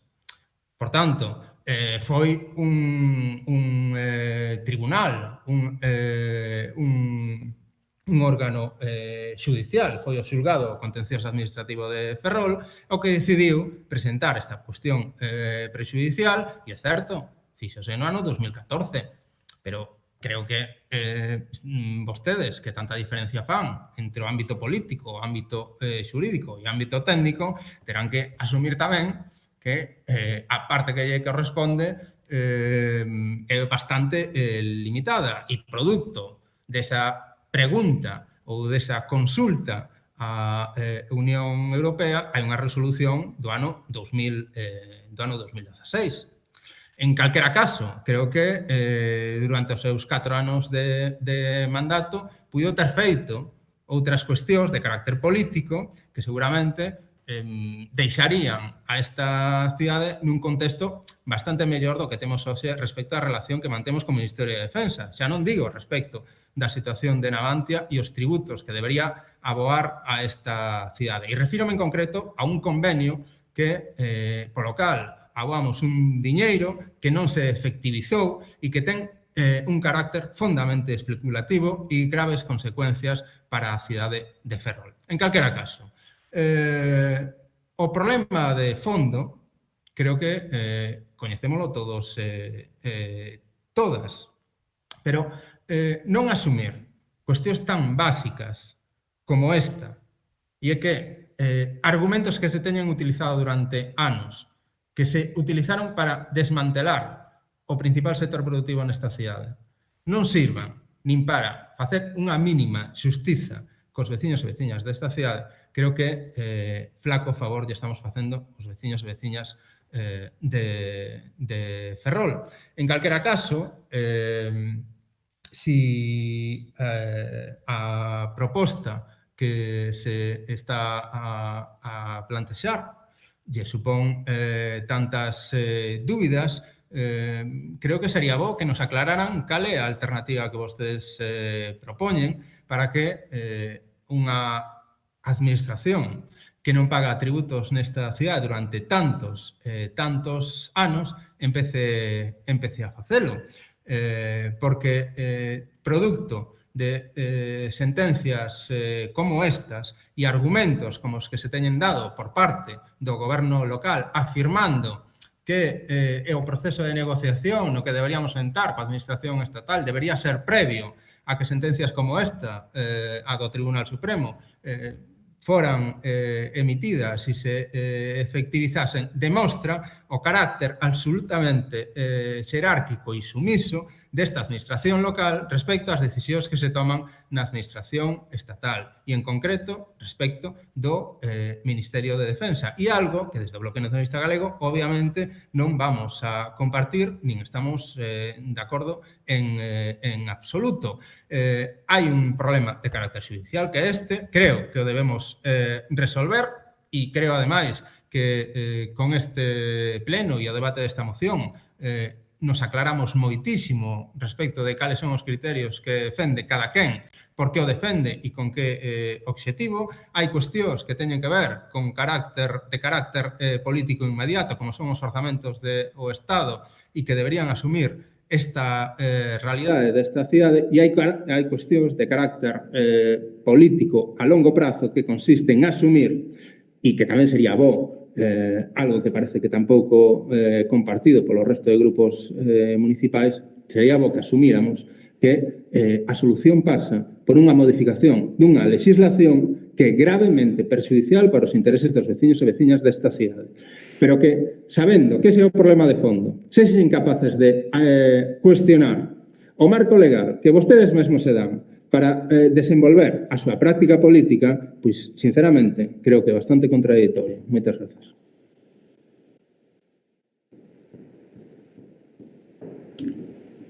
Gracias, señor Rivas. Señor Suárez, tenga a palabra. Sí, bueno, vou intentar ser breve.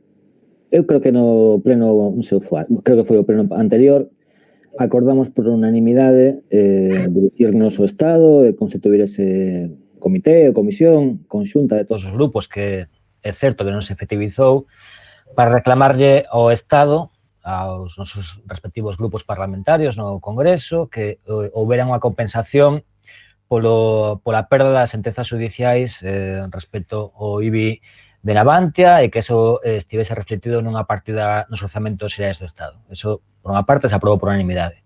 Por outra parte, se aprobou por unanimidade a aceleración da construción das fragatas e do estaleiro 4.0, que tamén en varias ocasións, ademais, aprobou por unanimidade do Pleno. Eso está vixente aínda.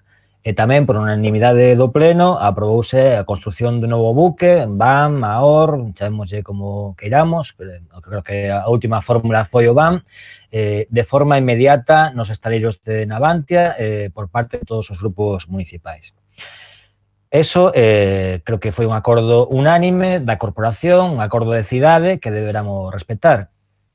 Eso por un lado. E por outro lado, o contexto no que se presenta esta moción unilateralmente polo Bloque Nacionalista Galego, con todo o respeto polo seu posicionamento, que non comparto, dende logo, o relato de que para os demais a legislación da Unión Europea vale para unhas cousas e para outras non, cando realmente esta moción está baseándose na legislación da Unión Europea, non o podo compartir, ainda que o podo respetar, pero vou me limitar a ler moi brevemente o que declara a parte dispositiva da cuestión prexudicial na que se basea esta moción, porque creo que é importante que quede refletido que estamos a pedir, en que pode afectar no futuro industrial de Navantia, da nosa comarca, das axudas que pode haber por parte do Estado, da Xunta de Galicia, da Administración que queiramos segundo o noso posicionamento ideolóxico para financiar un posible estaleiro 4.0 ou mesmo o taller de subbloques que está a punto de construirse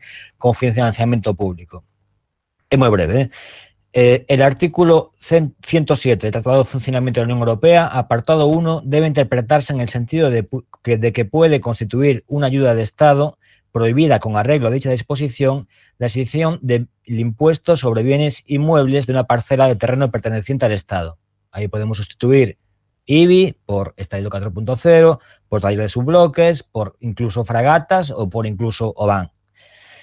Y puesta a disposición de una empresa de la que éste posee la totalidad del capital y que en esta parcela produce bienes y presta servicios que pueden ser objeto de intercambios comerciales entre los Estados miembros en mercados, o sea, estamos asumiendo isto como teoría para desenvolver unha moción, abiertos a la competencia. No obstante, quero remarcar isto tamén porque é importante e non se dixo, no obstante, incumbe al juzgado remitente, é dicir, neste caso sería o contencioso de Ferrol, que foi remitido esta cuestión prejudicial, comprobar si, tomando en consideración todos los elementos pertinentes del litigio del que conoce, apreciados a la luz de los criterios interpretativos aportados por el Tribunal de Justicia de la Unión Europea, tal exención debe calificarse de ayuda de Estado en el sentido de la citada disposición. Es decir, para que quede claro, e para que quede meridiano, isto non é unha norma que, porque, primeiro, o Tribunal non dita normas, publica sentenzas, e o que está publicando unha recomendación ou unha indicación a unha jurisdicción de ámbito local que é o Xulgado do Contencioso Administrativo de Ferrol e que, en función do que dicta, argumenta nos fundamentos de dereito, nos antecedentes de feito, pois o xulgado aplicará ou non. Eso creo que é importante que sexamos rigorosos xurídicamente para saber en que consiste unha cuestión prexudicial, as súas consecuencias cando é dictado polo Tribunal de Xustiza da Unión Europea e se é de aplicación directa ou non, porque non o é. Creo que é importante que a xente o saiba. Bueno, non quero tampouco estenderme moito. Eu creo que o estaleiro está, o estaleiro no sentido de Bazán, de Astano, de Izar, Navantia, o estaleiro do que todo o futuro industrial da comarca depende, está nunha situación crítica, abrir melóns cun momento de buscar vías innovadoras, creo que non é pertinente cando hai uns acordos plenarios previos unánimes, non nos conduce a ninguna parte, pode ocorrer que nun momento determinado se decida, por fin, impulsar o estaleiro 4.0 con esa nave que todos agardamos para poder ser competitivos a longo prazo e que o Estado de Holanda decida coller o argumentario da moción do Bloque Nacionalista Galego de Ferrol, utilizalo ante a Comisión Europea para frear a construcción de dita infraestructura. Entón, bueno, eu con todo o respeto político, as diferencias que temos de concepción ideolóxica neste punto, non podemos votar a favor porque consideramos que pon en risco milleiros de postos de traballo no futuro inmediato para o noso estaleiro. Nada máis. Moitas grazas. Grazas. Pois eu vou a tomar a palabra para defender a posición do meu grupo, que en consoancia co que ten dito agora mesmo o voceiro de Ferrol en Común, que comparto na súa totalidade. Eu creo que neste pleno, como ben se decía e como ben se moitas veces se reclama, vemos falar de política. Ben distinto é que evidentemente temos que cumplir todas as reglamentacións que sexan de aplicación. Eu creo que demasiados disgustos xa nos deu pois aquel asunto das axudas de Estado. En efecto, moitos disgustos nos deron. Pero, como vostede, señor Rivas, ten a costume de vir aquí a pedir eso, dende o seu posicionamento político, que eu tampouco discuto, pero vostede pide un día fragatas, outro día di que defensa nos rouba, outro día di, isto non é un todo incluído. Eu creo que vostede fai política como a súa organización e vostede consideran, pero creo que neste caso facer un chamamento á Unión Europea en relación con uns asteleiros que levan moito tempo xerando postos de traballo, nun momento no que tamén se dixo, se está a reclamar que da forma que sexa posible, pois os orzamentos xerais do Estado, ese plan de recuperación económica poda financiar ou completar ese hasteleiro digitalizado que todos desexamos, que haxa carga de traballo, aprobar neste Concello, no Concello de Ferrol, unha moción para reclamar, non sabemos ben se xurídicamente ou non ante a Unión Europea, non sei como se fai, comparto tamén o que se dixo a ese respecto, porque, aínda que non son xurídico, algunhas pequenas nocións de como funcionan os tribunais teño, me parece unha absoluta irresponsabilidade.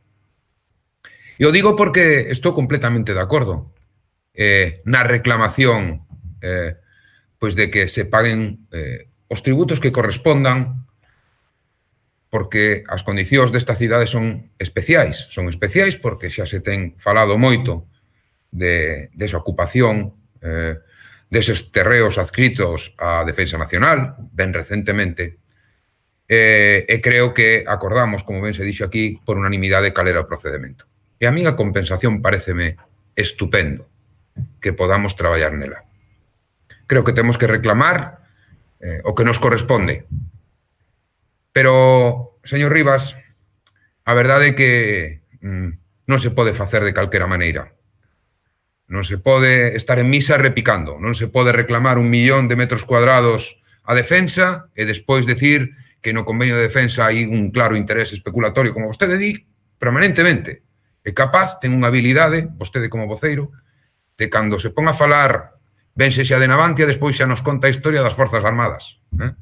Entón, mire, o que lle digo é que creo que temos que facer un exercicio de responsabilidade, defender os dereitos dos traballadores e das empresas que están ubicadas na nosa cidade, pero tamén ser conscientes de que esta cidade está configurada como está dende hai moitos anos e ten os recursos que ten dende hai moitos anos tamén. Por iso, imos rexeitar esta moción e imos votar negativamente a ela, por non estenderme máis. Nada máis e moitas grazas. Señor Rei, ten a palabra.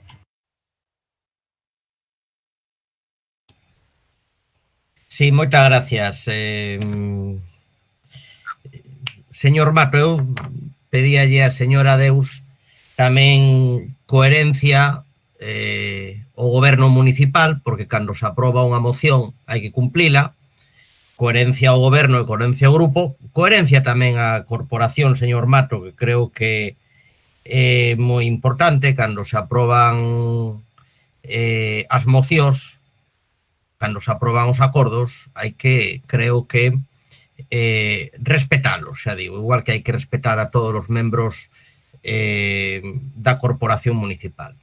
Volvo a decir, sobre o fondo, nos defendimos sempre que é unha discriminación que unha empresa non pague o IBI alá onde está instalada. Unha discriminación. Ese defendimos, señor Rivas, como puidemos. Xa recriminou que, en fin, que é indo pasado, que é o máis fácil, que non se fixo nada. Mire, de momento, algunhas anualidades se cobraron. Eu ditei unha providencia de embargo sobre unha finca do Ministerio de Defensa na cidade.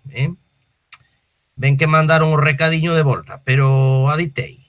Non sei se facendo ben ou mal, pero, dende logo, creo que a nós o que nos debe de inspirar é o interese xeral dos nosos veciños e da cidade, en representación de todos os veciños, que é o que facemos neste pleno. A cousa é falar e outra cousa é facer. A mellor maneira de falar é facer. Por lo tanto, creo que hai que facer. Despois, claro, oye, eu fui moi tal porque dixen que non entendía moi ben. Claro, canto máis expresa, creo que ahora lle entendín. Claro, porque eu pensaba que estábamos mirando como podíamos cobrar. Pero claro, que vostede dixo dúas cousas na súa intervención que eu sí que lle pediría que máis aclarara, porque claro, dixo que quere que multen o Estado español e que nos vayamos da Unión Europea que non está de acordo cos tratados constitutivos. Mira, entón estamos falando de cousas totalmente diferentes, señor Rivas. Unha cousa é defender donde faga falta os intereses de Ferrol e outra cousa é desexar que o Estado español lle vaya mal e que a Unión Europea lle vaya mal, porque se o Estado español lle vai mal, pois xa o dixeron aquí outras persoas, non? Ao final, o estaleiro é propiedade 100% do Estado español, por lo tanto, creo que nos vai ir mal a todos. Eu ainda así, de verdade, con toda para tratar de buscar unha posición que poida ser un pouco común, diría de que o Pleno do Concello traslade os servicios xurídicos a fórmula máis adecuada para a defensa dos intereses municipais ante a sentencia 1184/2020. Porque xa digo, eu pensaba que era un problema de confusión xurisdicional, non de intención. Creo que a intención non debe ser que condenen a España, porque creo que despois na súa intervención dixo eso, claro, non ten nada que ver, oye, defender os intereses de Ferrol con tratar de que poidamos ser perxudicados defendendo os intereses de Ferrol pola inversa, señor Rivas. Por iso, creo que ahora xa lle aclarei un pouco máis. A mí me gustaría que vostede na primeira intervención tivera aclarado tamén un pouco máis cal era o obxectivo, porque, xa digo, o de que multen o Estado español creo que non nos vai axudar demasiado a Ferrol. Por lo tanto, eu ofrezolle esa transacción co desexo de verdade, de que poidamos conxuntamente traballalo. Aquí en Ferrol, e os nosos grupos políticos, porque todos temos grupos políticos en Madrid, e polo tanto creo que se trasladamos convenientemente o tema co suficiente intensidade, cada un facendo o traballo que ten que facer, a ver se podemos conseguir algo para a nosa cidade, que é do que se trata, de quitar cousas en positivo, non de que multen a ninguén ou que fagamos cousas que non están ao noso alcance. Pola miña parte, nada máis e moitas gracias.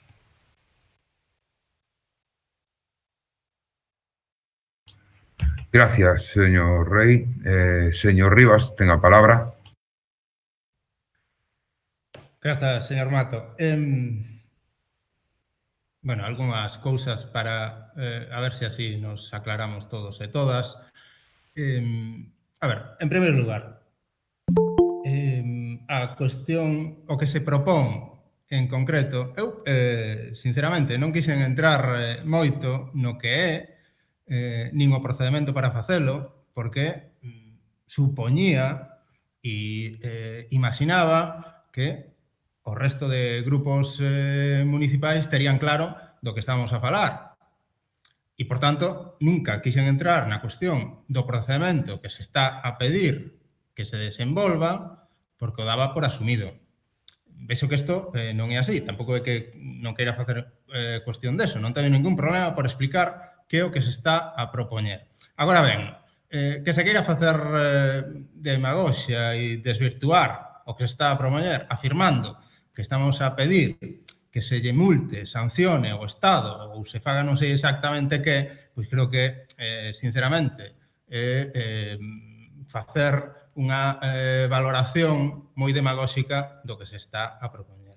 Desde o punto de vista argumental, o que lle estaba a decir, señor Rey, a vostede e ao resto de voceiros que forman parte desta corporación municipal é que son vostedes, como organizacións políticas, as que asinan eses tratados de adhesión á Unión Europea. Son vostedes os que defenden eses tratados. E, por tanto, creo que, cando menos, se vostedes asumen eses tratados como xustos, obxectivos e ecuánimes, cando menos deberían telos en conta cando o incumprimento deses acordos implica perxuizos para os veciños e veciñas desta cidade.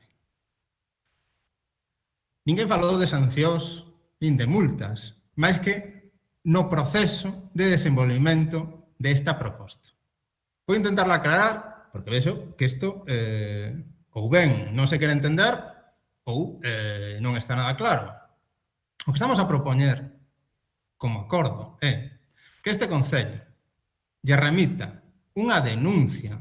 Señor Mato, eu se quere lle paso o impreso para que vostede o encha e a partir de aí o remita. Hai que remitirno telemáticamente, ademais.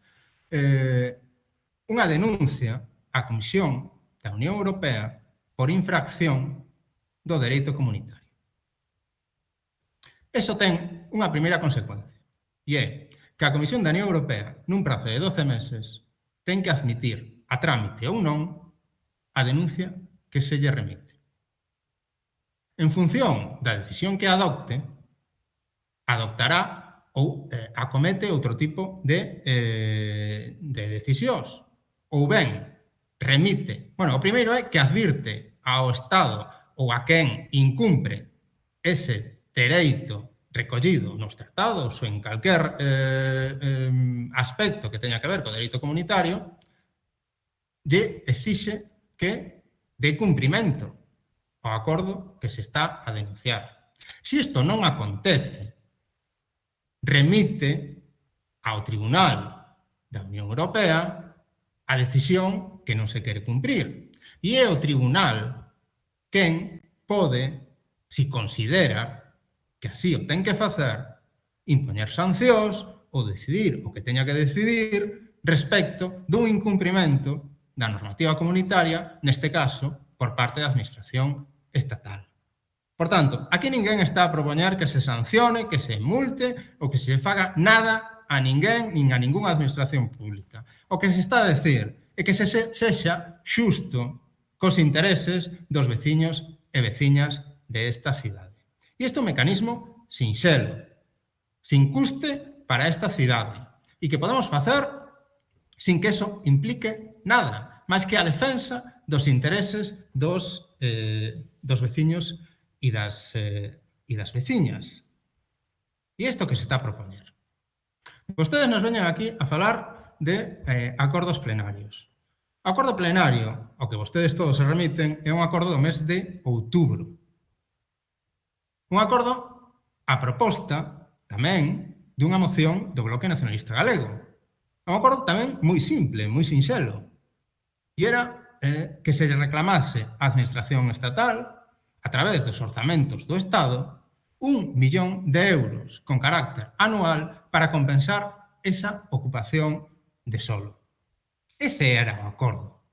O acordo non implicaba a constitución de mesas de traballo, non implicaba debates de ningún tipo, implicaba un feito específico e concreto, que por parte deste goberno local, creo que todos e todas somos conscientes como se desenvolveu aquel debate, non quería entrar en esta cuestión, pero por parte deste goberno local e por parte do Partido Socialista se desenvolveu unha especie de esquizofrenia colectiva, pasando de defender unha cousa nunha primeira intervención a defender a contraria na seguinte.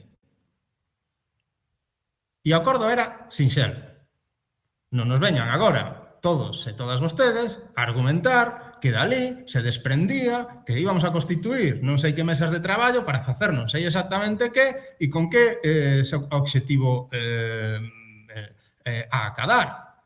O acordo aquel era sinxelo. Obviamente non se cumpliu.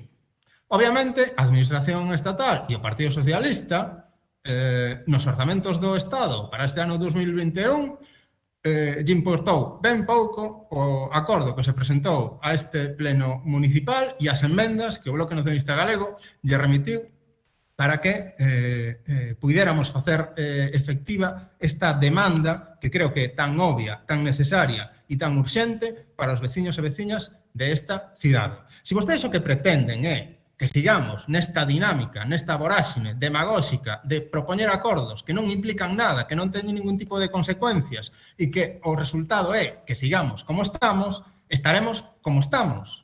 Porque tamén o dixo claramente o señor alcalde. Esta cidade está configurada como está e, por tanto, parece que o mellor é deixala como está, que nada se mova. Pois, obviamente, creo que a nosa posición é totalmente diferente. Creo que hai tempo que dixen que parece que vivimos nunha cidade paralizada no tempo, donde estamos todos convertidos nunha especie de estatuas de sal nas que non queremos mirar para adiante. E creo que vai sendo hora de que empecemos a mirar para adiante. Porque seguir mirando cara atrás é ver algo que o único que está provocando é perxuizos aos veciños e veciñas desta cidade. E seguir mantendo a situación que hai respecto de tantas e tantas cousas no Concello de Ferrol e, en concreto, respecto da falta de ingresos en esta cidade por parte do Ministerio de Defensa e, en concreto, respecto de Navantia, é un problema que vamos ter que abordar. E esta actitude de meter a cabeza debaixo da para non querer vela non nos vai axudar en nada. E a idea de afirmar que, bueno, decía o señor Mato que tampouco sabía como se facía isto que estábamos a propoñer. Por eso non se preocupe, facémoslo nós. Cubrímoslo e, se vostede quere, asina. En calquera caso, decía vostede que desde o Bloque Nacionalista Galego que chegábamos aquí a afirmar que falábamos de reclamarlle a defensa 1 millón de metros cuadrados e acabamos falando da historia non sei, das Forzas Armadas ou non sei exactamente de que, mentres afirmábamos que ese convenio era especulativo. Mire, eu non vou entrar agora na cuestión do convenio con Defensa, creo que xa o expliquei retardadamente cal é a nosa posición, pero creo que é obvio que construir 460 vivendas nunha cidade que se cae ten un criterio especulativo. Creo que é obvio que pagáramos 250.000 euros, creo, no seu momento, por algo que non se efectivizou, é seguir mantendo os privilexios unha administración que leva moitos anos mantendo en esta cidade. E creo que é obvio que deixar en base a ese convenio que as propiedades que están desafectadas e que teñen obrigas tributarias en este concello tampouco teñan que abonar eses tributos, pois tampouco é o mellor para os veciños e veciñas desta cidade e é seguir mantendo os privilexios de administracións como a Administración Estatal e o Ministerio de Defensa no Concello de Ferrol. Pero, obviamente, para vostede, isto é o normal. E, obviamente, para vostede, isto é como teñen que seguir sendo as cousas. Pois, obviamente, tamén, para o Bloque Nacionalista Galego, o normal non é isto, máis ben é bastante anormal. Despois, respecto a algunhas cuestións que se comentou por parte de Ferrol en Común e que creo que son importantes aclarar. En primeiro lugar, decir que as cuestións prexudiciais non son optativas. Isto é falso. As cuestións prexudiciais son de obrigado cumprimento. E, obviamente, non son recomendacións. Son decisións ou son resolucións que desde a Unión Europea se remiten, neste caso, o primeiro que a recibiu foi o Xulgado Contencioso Administrativo de Ferrol e que teñen obriga de acatar e de asumir. As cuestións extrajudiciais son dúbidas que se lles propoñen ou que se suscitan por parte dos xuzgados respecto de cal é o dereito comunitario que se debe aplicar, que se pregunta cal é a posición que hai que manter, se lle responde e a partir de aí de obrigado cumprimento a súa obligación respecto do que se lle pregunta. Pensar agora que esas cuestións prexudiciais son optativas ou ben é que non se quere asumir o que implican ou ben é querer confundir a xente e os veciños e veciñas, neste caso, da cidade de Ferrol. As cuestións prexudiciais son unha das chaves do dereito da Unión Europea e, por tanto, non son banais, non son optativas, non son interpretables e son de aplicación directa desde o momento en que se preguntan. Si eso, para vostedes, supón algún conflicto, pois será vostedes que non teñen que aclarar, porque parece vostede que parece que comparten o argumento co Partido Socialista que, como decía eu na miña anterior intervención, aquelo que valeu e que serviu para justificar un novo proceso de desmantelamento e reestruturación dos hosteleiros en esta cidade non vale para que os veciños e veciñas desta cidade reciban os impostos que deberían recibir. En base a ese argumento, para vostedes, Navantia debería financiarse exclusivamente co esforzo dos veciños e veciñas desta cidade e deberíamos pagarlles para que manteñan a empresa en esta cidade. Non só pagarlles, deberíamos eximilos e recibilos con alfombras vermellas para que sigan neste proceso de desmantelamento e de adelgazamento a principal industria que hai en Ferrol. E todo isto acompañando deste veto explícito e implícito á construción civil que existe nos hosteleiros da ría de Ferrol e que partidos políticos como os seus levan asinando de maneira explícita e implícita ao longo de todos estes anos. Porque cando vostede facía referencia á cuestión prexudicial e decía que podíamos sustituir IBI por BAN, por AOR ou por non sei exactamente que, pois obviamente non podemos sustituir IBI por BAN, non podemos sustituir IBI por AOR, nin podemos sustituir IBI por dique cuberto. IBI é un tributo que unha empresa pública e privada ten a obriga de aboar aos veciños e veciñas desta cidade. Punto. Non hai nada máis. Pensar que o dique cuberto se vai ter que financiar co IBI que deixa de pagar Navantia aos veciños e veciñas desta cidade, demostra cal é o argumento de fondo que hai detrás de todo isto. E que, como sempre, van a ser os veciños e veciñas desta cidade e desta comarca os que asuman as consecuencias dun deseño político baseado en confinar aos hosteleiros da ría de Ferrol o ámbito militar e desmantelar o principal sector productivo desta comarca. Pensar, ademais, que o argumento que se xustificou durante tantos, co cal se justificou durante tantos e tantos anos e que se nos amenazaba recurrentemente, porque non foi só o proceso de Izar, cando se inicia o proceso de liquidación de Izar para convertila no que agora é Navantia, que justificou os despidos daquel proceso de reestruturación, que xa non é o último, é o penúltimo, porque estamos inmersos no último. Por certo, un acordo que a vostedes tamén lles pareceu fantástico e que supuxo que o 25% do actual plantel da empresa principal teña que desaparecer, ou ben sea por amortización de postos de traballo, ou ben sexa por presubilacións. Pero que o argumento das sancións, porque eran axudas de Estado, se esgrimiu tamén cando foi por parte, neste caso foi por parte do Partido Popular, cando se estaba a debatir a necesidade dun dique flotante que ahora desapareceu do debate. Co cal, creo que vai sendo hora de que se deixen de tanta demagoxia ao respecto da situación dos hostaleiros da ría, asuman que o argumento das supostas sancións era un argumento falso, que ademais, en calquera caso, se esas supostas sancións implicarían algo, o único que implicarían é que Navantia tería que devolverllas ao Estado e, por tanto, unha empresa pública que lle ten que devolver esas sancións ao Estado, tampouco sei cal é exactamente o problema que eso implica e que, ademais, nunca existiron nin se efectivizaron.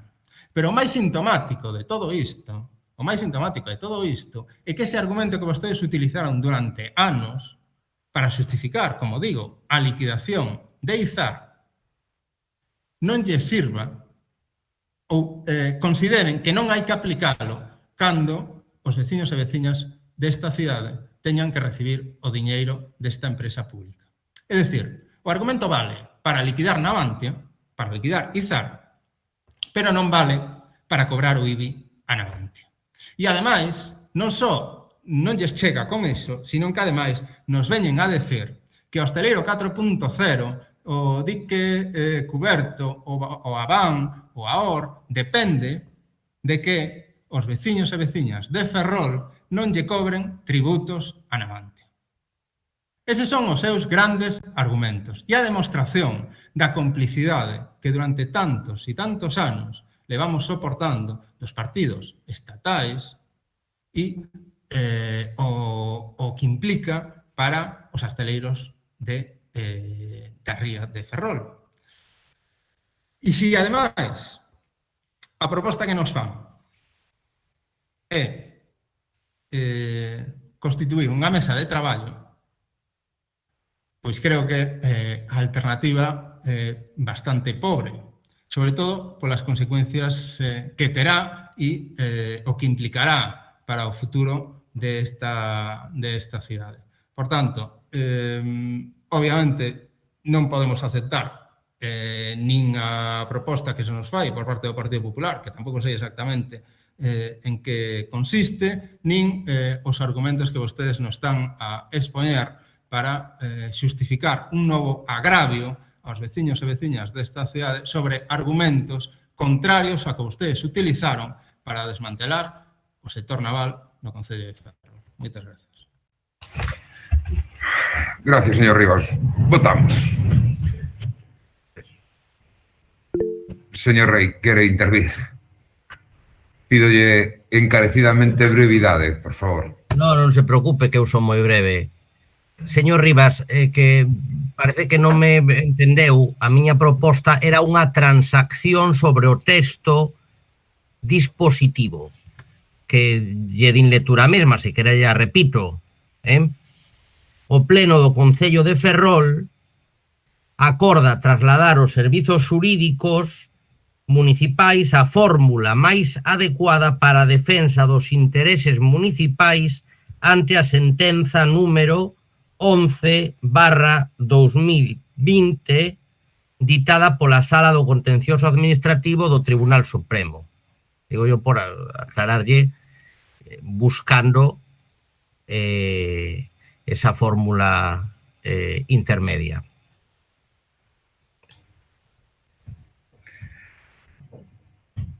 Gracias, señor Rey. Señor Rivas. Señor Rivas, ten a palabra. Grazas, señor Mato. Ben, non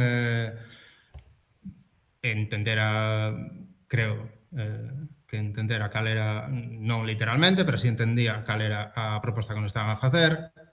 Creo que na miña última intervención deixei claro que vostedes non estaban a propoñer non era unha mesa de traballo, pero é unha proposta que non ten nada que ver co que estamos a propoñer nós. Estamos a propoñer un trámite concreto, específico, que é este que se recolle na moción, e vostedes nos propoñen un acordo, non sei exactamente de que, nin con que obxectivo.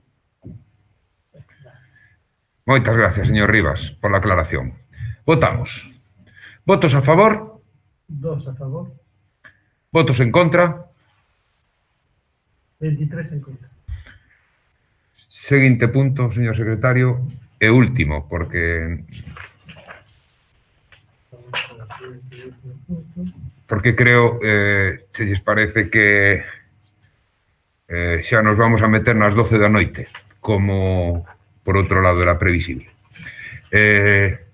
Seguinte punto, señor secretario, diga. Moción do Grupo Municipal del Partido Popular relativa a la adquisición e dotación inmediata dun camión autoescada que preste soporte ao Parque de Bombeiros Municipal de Ferrol. Señor Díaz, vai intervir vostede? Sí, gracias, señor alcalde.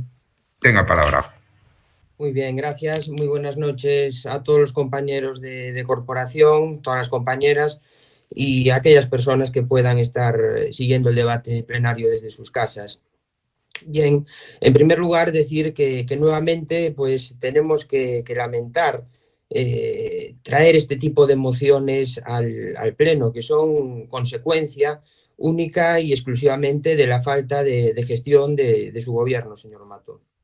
Bien, pues la moción que el Grupo Popular trae hoy al Pleno creemos que es una moción muy importante, no solo para los profesionales, para los bomberos, sino que también para todos los vecinos y vecinas de nuestra ciudad. Pues bien, traemos una moción que entendemos que es sencilla, una moción clara y muy concreta, esperando el apoyo de todos los grupos municipales.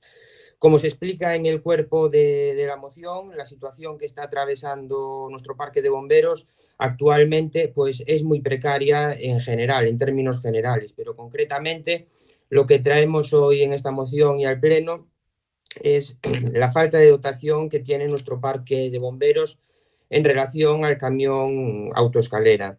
Un elemento que entendemos que es fundamental para los bomberos de nuestra ciudad, para que los mismos puedan responder en casos de emergencia de una forma efectiva, eficaz y segura. Así las cosas, pues como bien saben, nos encontramos con que en la actualidad y desde hace ya más de 8 meses, nuestro parque de bomberos pues cuenta única y exclusivamente con un camión autoescalera, un camión que tiene 30 años ya de antigüedad, 30 años, más de 30 años de uso, un camión que no estabiliza correctamente, cuya escalera pues no se extiende de forma completa, y estamos hablando de un camión autoescalera que ni tiene revisiones ni tiene mantenimientos recientes y que continuamente pues está averiado, lo que implica un riesgo tanto para los profesionales como para los vecinos y vecinas de nuestra ciudad, algo que entendemos que es inadmisible en estos tiempos y en una ciudad como Ferrol. Por otro lado, como así también venimos manifestando en las últimas semanas, el camión autoescalera pues que se venía utilizando prioritariamente en nuestra ciudad y desde el año 2015, pues lleva ya más de 8 meses fuera de nuestra ciudad por una avería.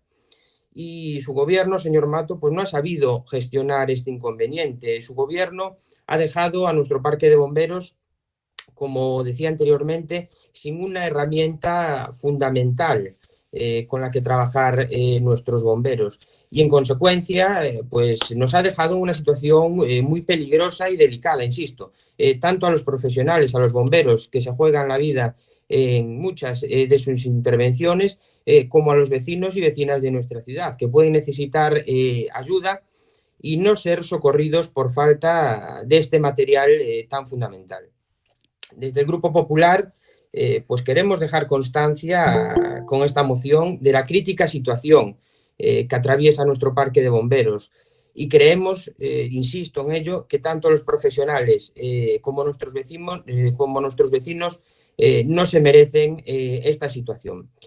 Mire, señor Matos, si actualmente se tuviese que dar un rescate en altura a través de una ventana, trabajos en tejados, en fachadas, todo ello a gran altura y con la pésima dotación que tiene en estos momentos nuestro parque de bomberos, pues estaríamos ante una situación realmente crítica, sin poder dar respuesta a nuestros vecinos y dependiendo en muchos casos de ayuda de municipios vecinos. Es por todo ello por lo que desde el Grupo Municipal solicitamos los siguientes acuerdos.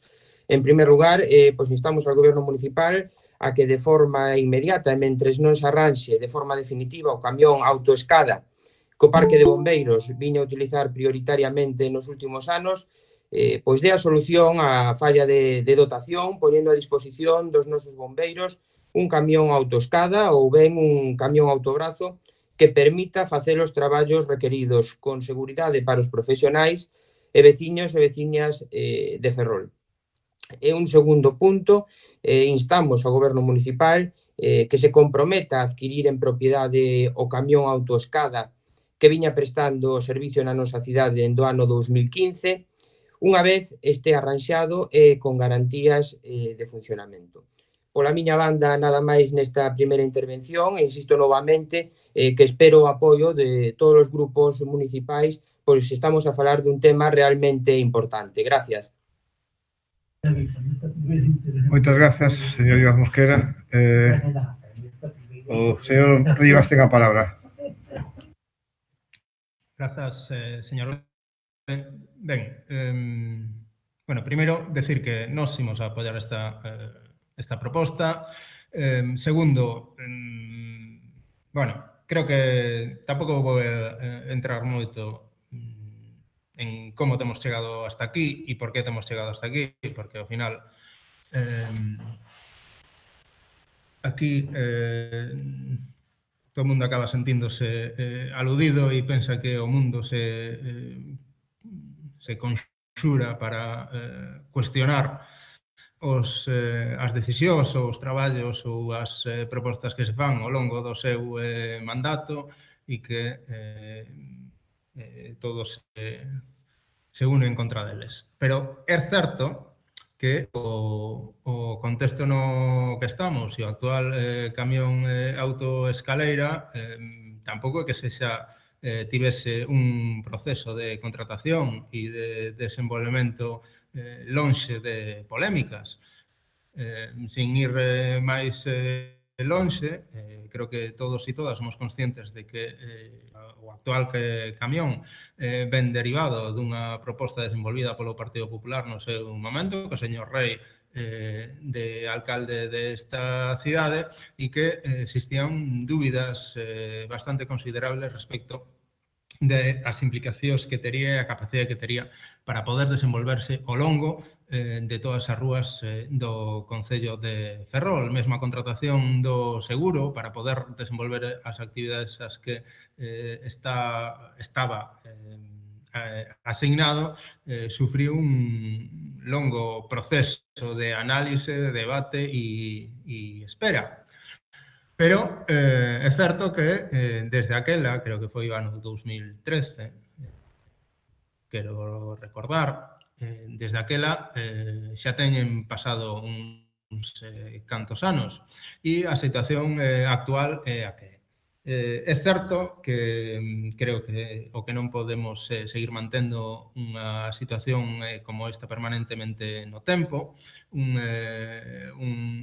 arranxo, un suposto arranxo que non acaba de efectivizarse nin de resolverse e, sobre todo, cando por parte do goberno local se afirma que a dotación económica ou a aportación económica que lle restaría por facer a este Concello é mínima respecto ao desembolso que xa se ten feito até hoxe. E, por tanto, creo que sendo, cando menos, garantistas respecto da necesidade de que o camión poida funcionar e ter a seguridade de que poida desenvolver eses traballos con total normalidade, a decisión debería ir pola vía de efectivizar esa compra. A outra cuestión ten que ver con cales son as necesidades de infraestructura do Parque de Bombeiros na cidade de Ferrol, que ademais non só presta servizo a esta cidade, senón a moitas localidades produto dun convenio co Consorcio Provincial. E non só localidades, senón entidades empresariais como os que rodean o perímetro do Concello de Ferrol. Nese contexto, creo que, independentemente de que exista a posibilidade, como se recolle en esta proposta, de que se dote dun medio alternativo, non sei exactamente a que se refiren, dun medio alternativo para poder desenvolver estes traballos mentres non se poida facer uso do camión propio que existe e que agora mesmo está en fase de reparación, entendo, creo que, independentemente diso, deberíamos pensar na posibilidade de que nesta cidade pudésemos contar con outro vehículo deste tipo. E creo que non estaría...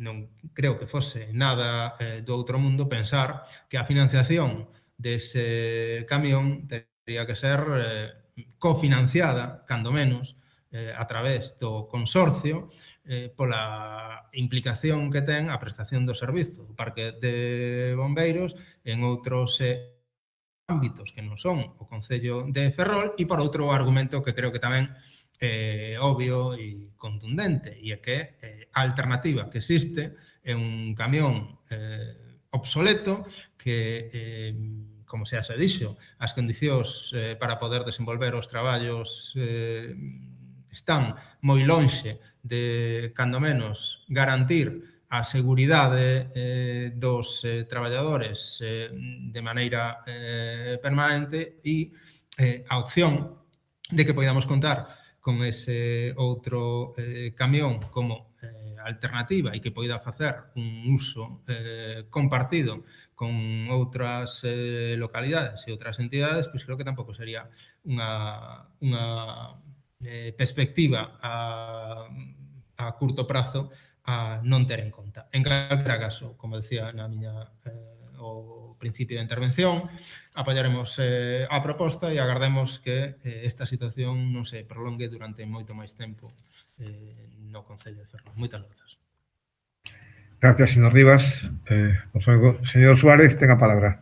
Muchas gracias, señor Golpe. Bueno, nos imos a apoiar tamén esta moción. Creo que é unha moción que todos os grupos poden apoiar perfectamente, dadas as deficiencias que ten actualmente o Servizo de Bombeiros. Dicía alguén no pleno que non había que mirar atrás, que para avanzar hai que ir mirar cara adiante, moi lucidamente. Entón, imos facer iso.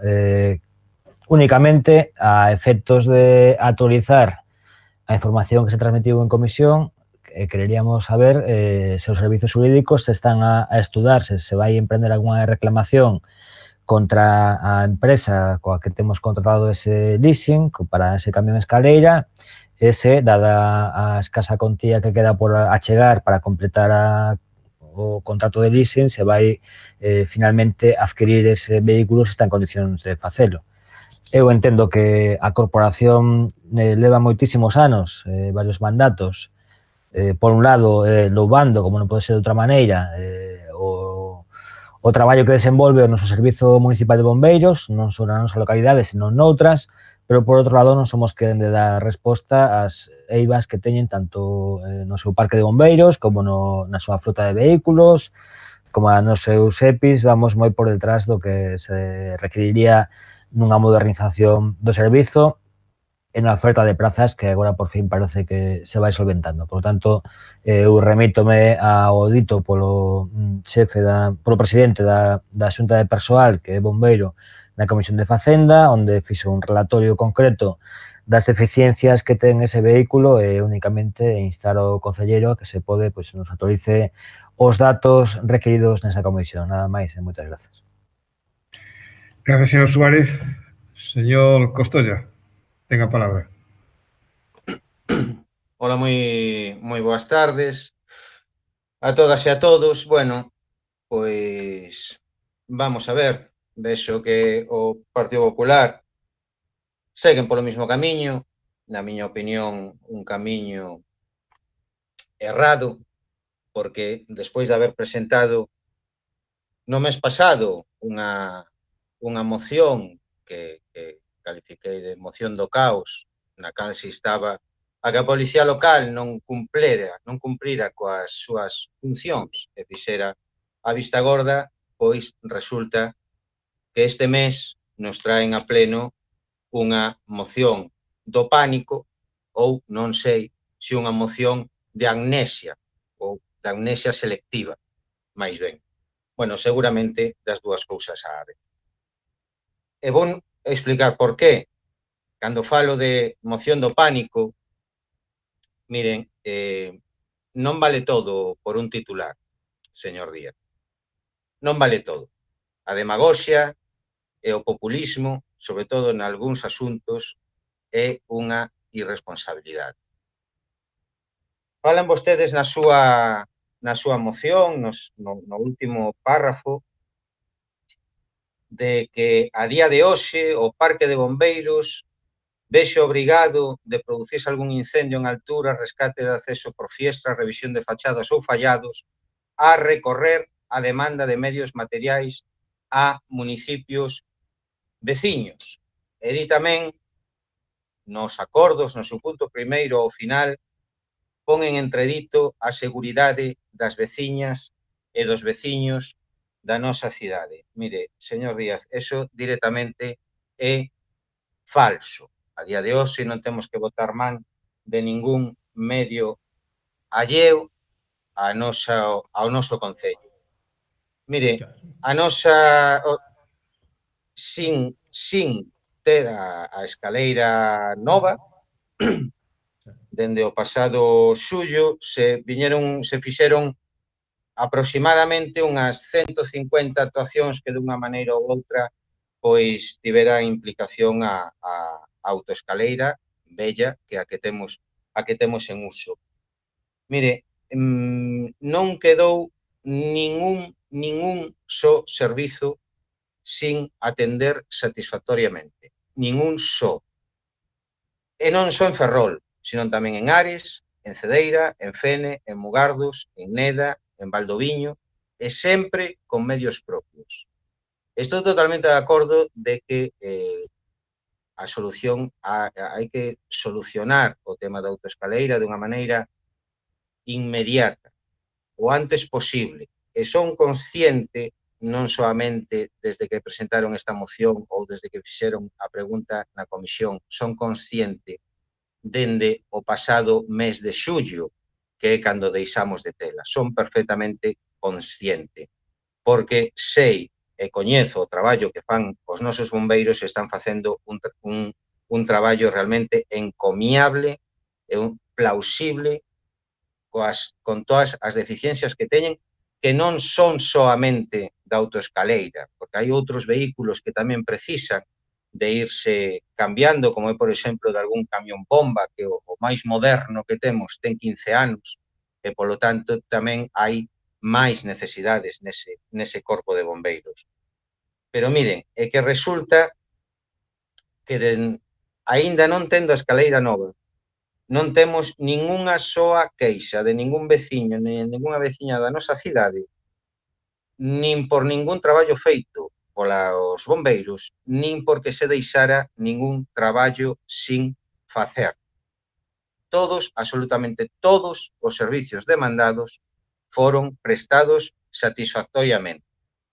Por iso, señor Díaz, esta é ou non é unha moción para crear pánico e poñer un titular. Claro que o é. É ou non é unha moción que implica unha absoluta irresponsabilidade? Por suposto que o é. E falo tamén de se é a moción da amnesia selectiva. Pois, por suposto, miren, as decisións levan consecuencias. E a consecuencia de estar como estamos e que ven derivada dunha decisión do goberno do Partido Popular no ano 2013.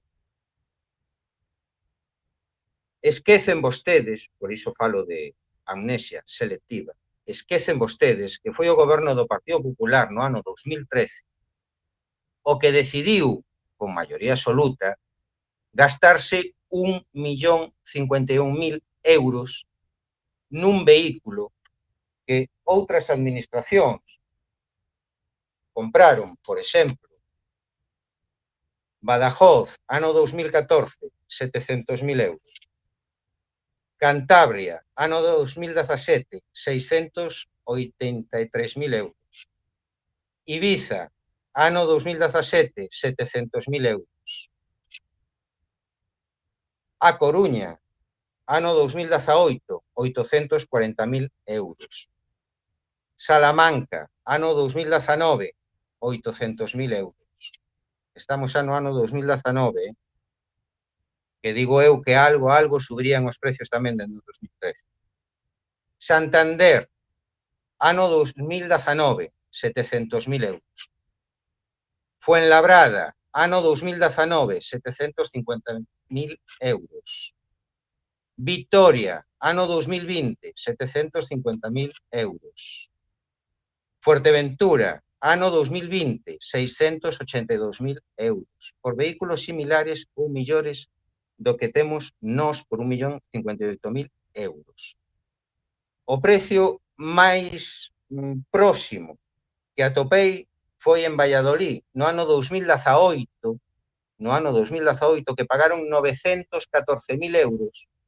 E leolle textualmente, os bombeiros de Valladolid, bueno, non textualmente porque está en castelán e vou non traducir, pero os bombeiros de Valladolid estrenan un novo camión Scania con unha autoescala automática de 39 metros. A marca sueca pon en funcionamento na capital vallisoletana o vehículo máis moderno e equipado coa última tecnoloxía para situacións especiales e de emerxencia que se han configurado en España no último ano. Bueno, pois isto no ano 2018 costou 914.000 euros. E voulle dicir tamén, por atopar algunha compra que se fixera máis ou menos neses anos dunha autoescala máis ou menos similar, foi en Murcia, no ano 2012, unha autoescaleira de 39 metros, que tamén, pois, máis ou menos ten as mesmas características, as mesmas medidas, torre xiratoria, a altura que alcanza, a cesta de salvamento, con incorporación de camilla, en fin, todo prácticamente igual que a nosa, ano 2012, 620.000 euros. Son vostedes, dende logo, señor Díaz, uns visionarios.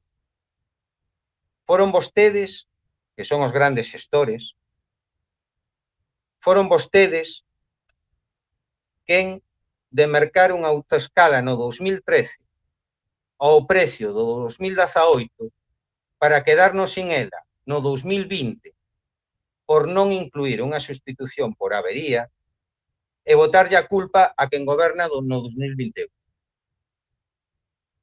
Neste asunto, leccións de xestión de vostedes ningunha, señor Díaz. Neste asunto, leccións de xestión pola vosa parte, absolutamente ningunha.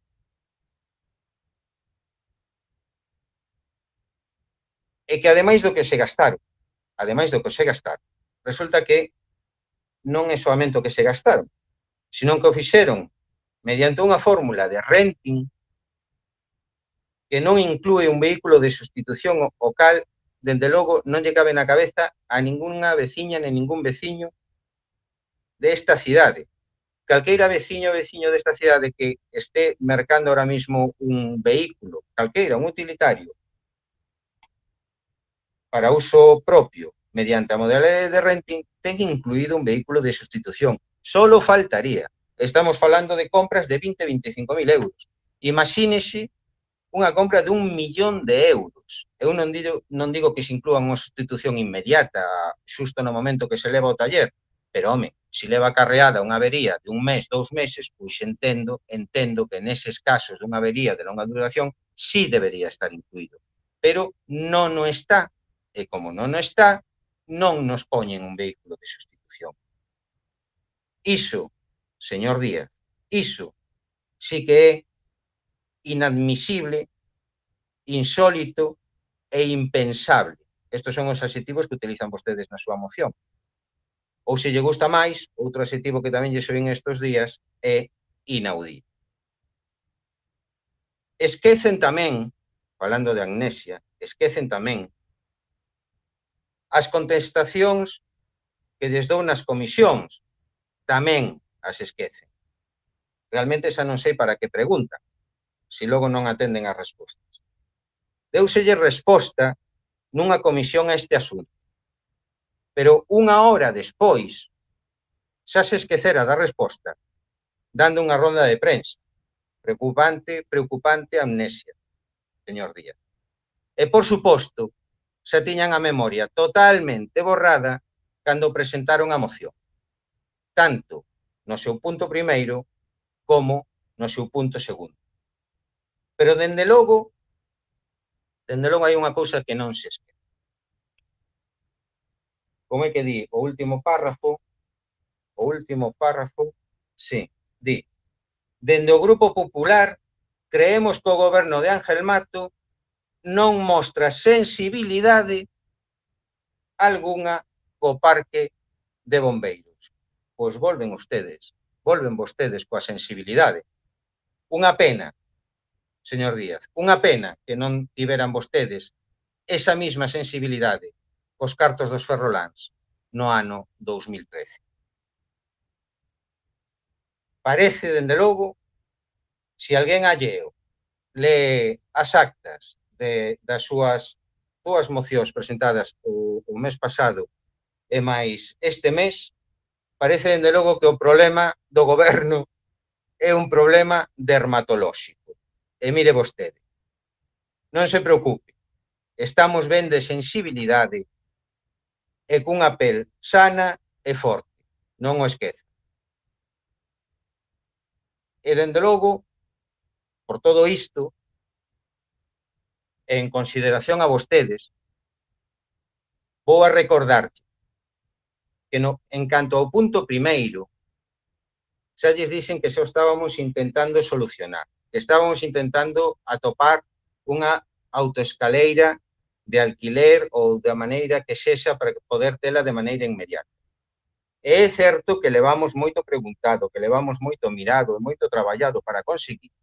E de momento o que temos atopado non nos vale de ningunha maneira, porque o único que temos atopado é un vehículo autoescaleira de 12 metros de longo, 30 toneladas de peso e que se atopa en Finlandia.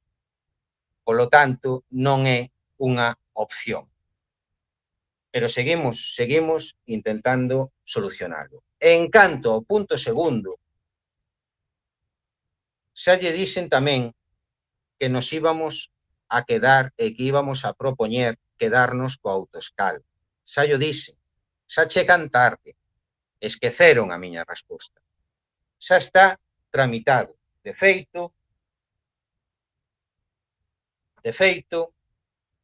CaixaBank, o señor Javier Herbas Nuevas, que é quen firmou este renting, declara responsablemente que lles confirmamos a correcta recepción da proposta do Concello de data 28 de xaneiro de 2021, vai casi pa un mes, co interés para a adquisición do vehículo escaleiro.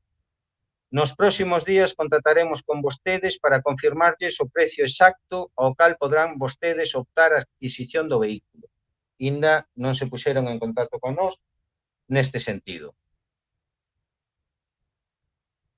Dende logo, para terminar esta primeira intervención, é obvio que se xa estamos facendo todo o que din nesta moción, imos a votar a favor, porque ou o estamos facendo ou xa o fixemos. Moitas gracias.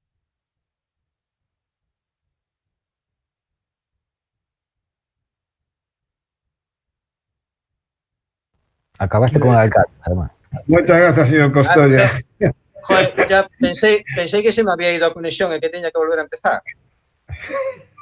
No, señor Costoya, non volva a empezar, non? Señor Díaz Mosquera, ten a palabra. Gracias, señor Golpe. Bueno, brevemente, en cuanto a la intervención del señor Rivas, simplemente decirle que, bueno, que no estamos aquí para hablar de historia ni del pasado, estamos hablando de la situación crítica que está atravesando el Parque de Bomberos de nuestra ciudad y, sin entrar en más debate, agradecer el apoyo de su grupo, igual que al señor Suárez. En cuanto al señor Costoya, pues mire, acaba de usted aquí darnos un relato de aproximadamente 20 minutos, echando en cara pues un montón de cosas, varias cosas, para finalmente decir que va a apoyar la moción y que está de acuerdo con lo que el Grupo Popular ha presentado. Pues realmente es sorprendente, señor Costoya. Mire, es muy fácil cuando no se tiene argumentos empezar a hablar, dar datos que no vienen al caso, señor Costoya. Veo que nuevamente pues, le provocan las mociones del Grupo Popular caos, en este caso concreto ha dicho que le provocan pánico. Pues mire, señor Costoya, le tengo que decir que lo siento mucho, pero el Grupo Popular va a seguir mirando por sus vecinos y va a seguir presentando todas las mociones que crea convenientes en defensa de nuestra ciudad y en defensa y en el bienestar de nuestros vecinos y vecinas. Mire, dice usted, lee la moción y viene a decir una serie de cosas que dice el Grupo Popular. Mire, señor Costoya, usted no estuvo en la última comisión de Hacienda, ¿verdad?, a la que hacía referencia el señor Suárez. No estuvo presente en esa comisión, donde participó precisamente pues una persona que es bombero. Pues esta persona ponía de manifiesto todo lo que ponemos hoy nosotros en esta moción. Ponía de manifiesto que llevan más de 8 meses realizando todos los trabajos que les son encomendados, pues efectivamente los vienen realizando, pero con una carencia muy grande en sus materiales, señor Costoya. Y efectivamente remarcaba la falta de un camión autoescalera. También remarcaba en esta comisión en la que usted no estaba presente, que se le estaban encomendando realizar actividades, realizar funciones con este camión autoescalera, trabajos a gran altura, con los cuales no se sentían seguros. Claro que no quedó, señor Costoya, ningún servicio sin atender por nuestro servicio de bomberos, gracias a la profesionalidad de los mismos, pero no gracias a la gestión de su gobierno, de la gestión del gobierno, señor Costoya, del gobierno del que usted forma parte. Claro que no, ustedes, claro que no están gestionando correctamente nuestra ciudad. Y claro que no, señor Costoya, ustedes no están gestionando de la forma debida el parque de bomberos. Mire, también hablaba usted, no sé cuántos precios dio de camiones autoescalera. ¿A qué están esperando? Nos da una serie de precios maravillosos. ¿A qué están esperando para adquirir uno, para que los bomberos, los profesionales de nuestra ciudad puedan ejercer su profesión con las debidas garantías? Si tantos camiones y autoescaleras están mirando, ¿a qué es lo que está esperando? En definitiva, no quiero alargar más este debate, agradecer a todos los grupos el voto a favor de la moción presentada y esperemos que la moción se cumpla y que no quede encima de la mesa como es la dinámica general del gobierno. Muchas gracias. Muchas gracias, señor Díaz.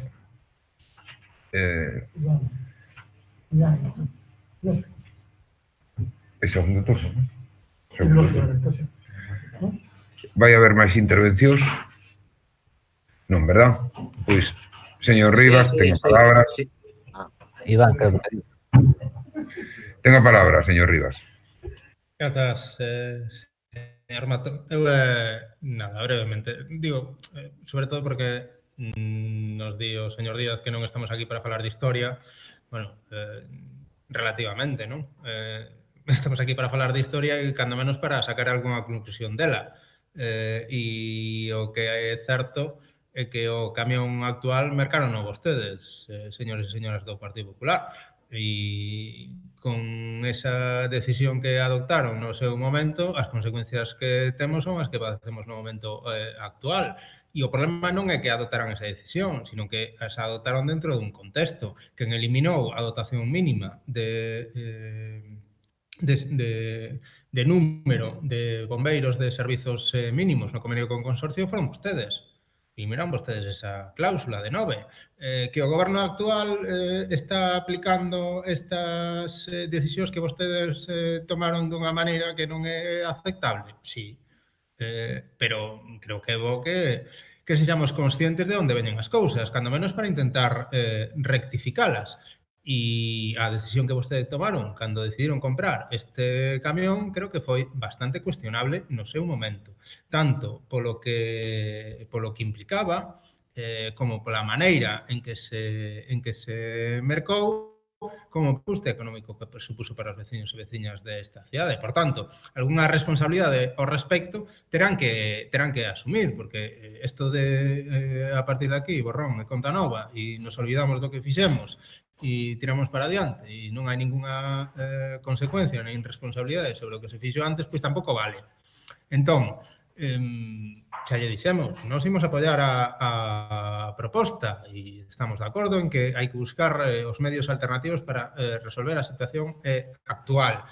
Tamén estamos de acordo en que, pese a que cuestionamos no seu momento de unha maneira bastante importante as decisións que vostedes tomaron e que implicou a compra deste camión no momento actual, despois dos importes que se levan aboado por el, non creo que sexa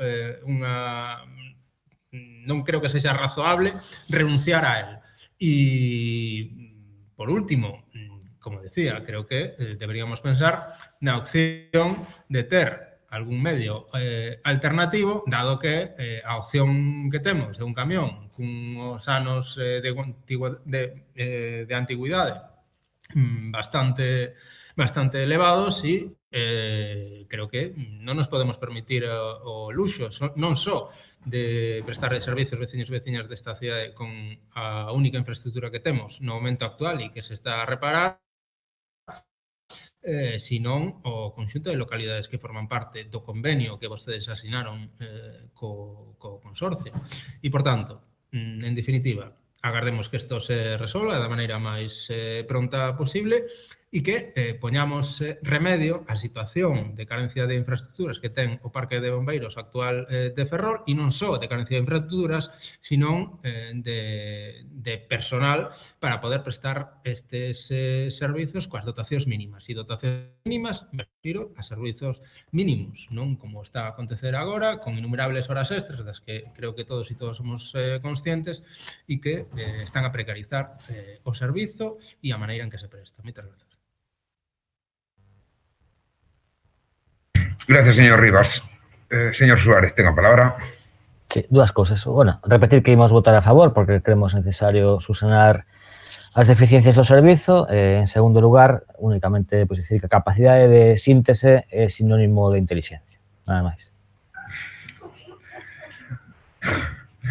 Gracias, señor Suárez. Señor Costoya, tenga palabra, por favor. Usted es una persona inteligente. Eu en ningún momento me daba por aludido, Bueno, yo por si acaso lo dejo caer. Levamos, mira, xa non sei que hora é. Serán sobre as 11 da noite e eu neste pleno levo intervido 10 ou 15 minutos, O sea, que toda a culpa miña non é. Déalle, señor Costoya, que xa o coñecemos. Veña. Realmente é asombroso. É asombroso, señor Díaz, que interveña na súa segunda intervención e xa se haya esquecido do que dixen na primeira. Porque parece que non me estaba atendendo, non me escoitou ou xa se esqueceu. Mira, primeiro, é que dixo varias veces o de que eu non estaba na Comisión de Facenda, que eu non estaba na Comisión de Facenda, non estaba nesa Comisión de Facenda como non estou en ninguna Comisión de Facenda porque non son membro da Comisión de Facenda. Pero bueno, ese é o asunto polo que non estaba. De todas maneiras, estaba perfectamente informado polos meus compañeros de goberno e mesmo pola presidenta do que ali se falou. O que se falou tampouco era nada descoñecido para min. Mire, cando falo de caos ou falo de pánico, señor Díaz, vostede non me provoca absolutamente ningún pánico ni ningún caos. Poido yo asegurar. Cando falo de caos e de pánico é o que está vostede transmitindo a nosa veciñanza. E iso é o que me preocupa realmente. Di tamén que a que estamos esperando con tantas cantidades e tantos precios e tantas compras, a que estamos esperando para comprar outra. Mire, pois é unha pena que vostedes non miraran estes precios cando contrataron a autoescaleira de 1 millón de euros no 2013. É unha pena, porque se cadra, ao millor revisaban esos números. Desde logo, fagamos como fagamos, non o vamos a facer como fixeron vostedes. Eso poden estar seguros. En canto a de verdade que, non sei, debe traer o discurso feito, mire, o tema da moción, de que si se cumple ou non se cumple a moción, xa lle dixen tamén que a vamos a votar porque ou a estamos cumprindo ou outra parte dela xa a cumprimos. Por lo tanto, non sei a que ven que diga que a ver se se cumpre a moción. Mire, é que parte dela xa está cumprida e outra parte se está cumprindo, como ben lle dixe. E, dende logo, no tema de botar a vista atrás coa compra de autoescaleira, mire, eu non saquei en ningún momento a luz pública a problemática da autoescaleira. Foron vostedes os que entraron co tema da autoescaleira, creando ese pánico de que a xente está desprotexida e un pouco a imaxen que queren dar e que é absolutamente falsa. Eu non fun o que saquei o tema, e máis tiven motivos dabondo dende xullo para sacalo. Tiven motivos abondo, porque ese contrato é o que temos que cumplir. Ese contrato de renting que firmaron vostedes no 2013 é o que está ocasionando toda esta problemática. Toda esta problemática. Ben condicionada dese contrato de renting que se fixo. Por lo tanto, claro, motivos de abondo para haber sacado nós desde o goberno este asunto tiñamos. Pero creemos que non era o máis aconsellable para ninguén.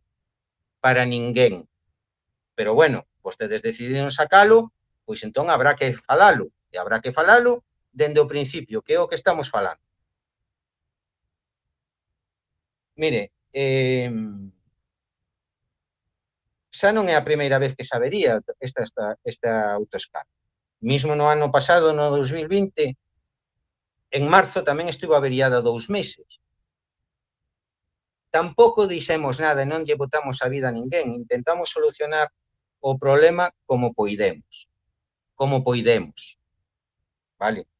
E non é soamente neste mandato, tamén no mandato pasado pasou algunha avería deste tipo, de estar un par de meses sin ela, e tampouco dixo ninguén nada. Porque é o normal. Porque o goberno o que intenta é protexer a veciñanza. Esa é a prioridade número 1. Esa é a prioridade número 1. E que ten que entender, cando menos, parte da oposición neste pleno. E, dende logo, claro, que é moi loable o traballo dos bombeiros que salen á rúa todos os días, pero voulle dicir outra cousa, señor Díaz, non se olvide vostede, que ademais dos bombeiros que salen á rúa todos os días, hai xefatura de bombeiros, hai persoal do parque móvil e hai outros funcionarios que levan traballando a destajo dende xullo, a destajo para intentar solucionar este tema día sí e día tamén, e con chamadas de teléfono, e con mails, e movendo todos os contactos que eran posibles con Ibeco, con Iturri, con todo quen fora posible para intentar solucionar este asunto. E xa lle digo tamén que ese persoal, eses funcionarios, dende logo, non están moi contentos coa actitude que están tendo vostedes. Pero bueno, vostedes verán. E vou rematar xa. E remato como empecé. Seguen polo mismo camiño, na miña opinión, un camiño moi errado. Señor Díaz, de verdade, e dígollo sinceramente, non me gustan nada os debates neste tono. Absolutamente nada. Pero non son eu quen os traio. Eu convido a facer unha oposición responsable, a que abandone a demagoxia e abandone o populismo e que deixe de poñer paus nas rodas e que sexan vostedes parte das solucións. Porque falamos de protexer a vida das nosas veciñas e dos nosos veciños. E iso, señor Díaz, iso debería ser tamén o máis importante para vostedes. Gracias, señor Costolla. Señor Díaz, ahora sí, para pechar, por favor. Sí, gracias, señor alcalde. Nada, brevemente, agradecer el apoyo a todos los grupos municipales e insistir en que se dé una rápida solución a nuestro parque de bomberos. Muchas gracias. Muchas gracias doblemente, señor Díaz, por su brevedad. Bueno, eu creo que procedemos a votar. Votos a favor. Unanimidade. Unanimidade. Se lles parece, imos deixar aquí este pleno. Son 23:30 e non quereríamos rematar despois das 12. Convocarei, como xa vai sendo habitual, os voceiros para un pleno que, a ben seguro, a ben certo, que terá que empezar un poquinho antes, porque senón imos a ter 3 en vez de 2. Nada máis, boa noite, moitas gracias a todas e todos. Boa noite. Boa noite a todos e todos. Boa noite. Boa noite. Boa noite. Pasarlo bien, anda, pasarlo bien.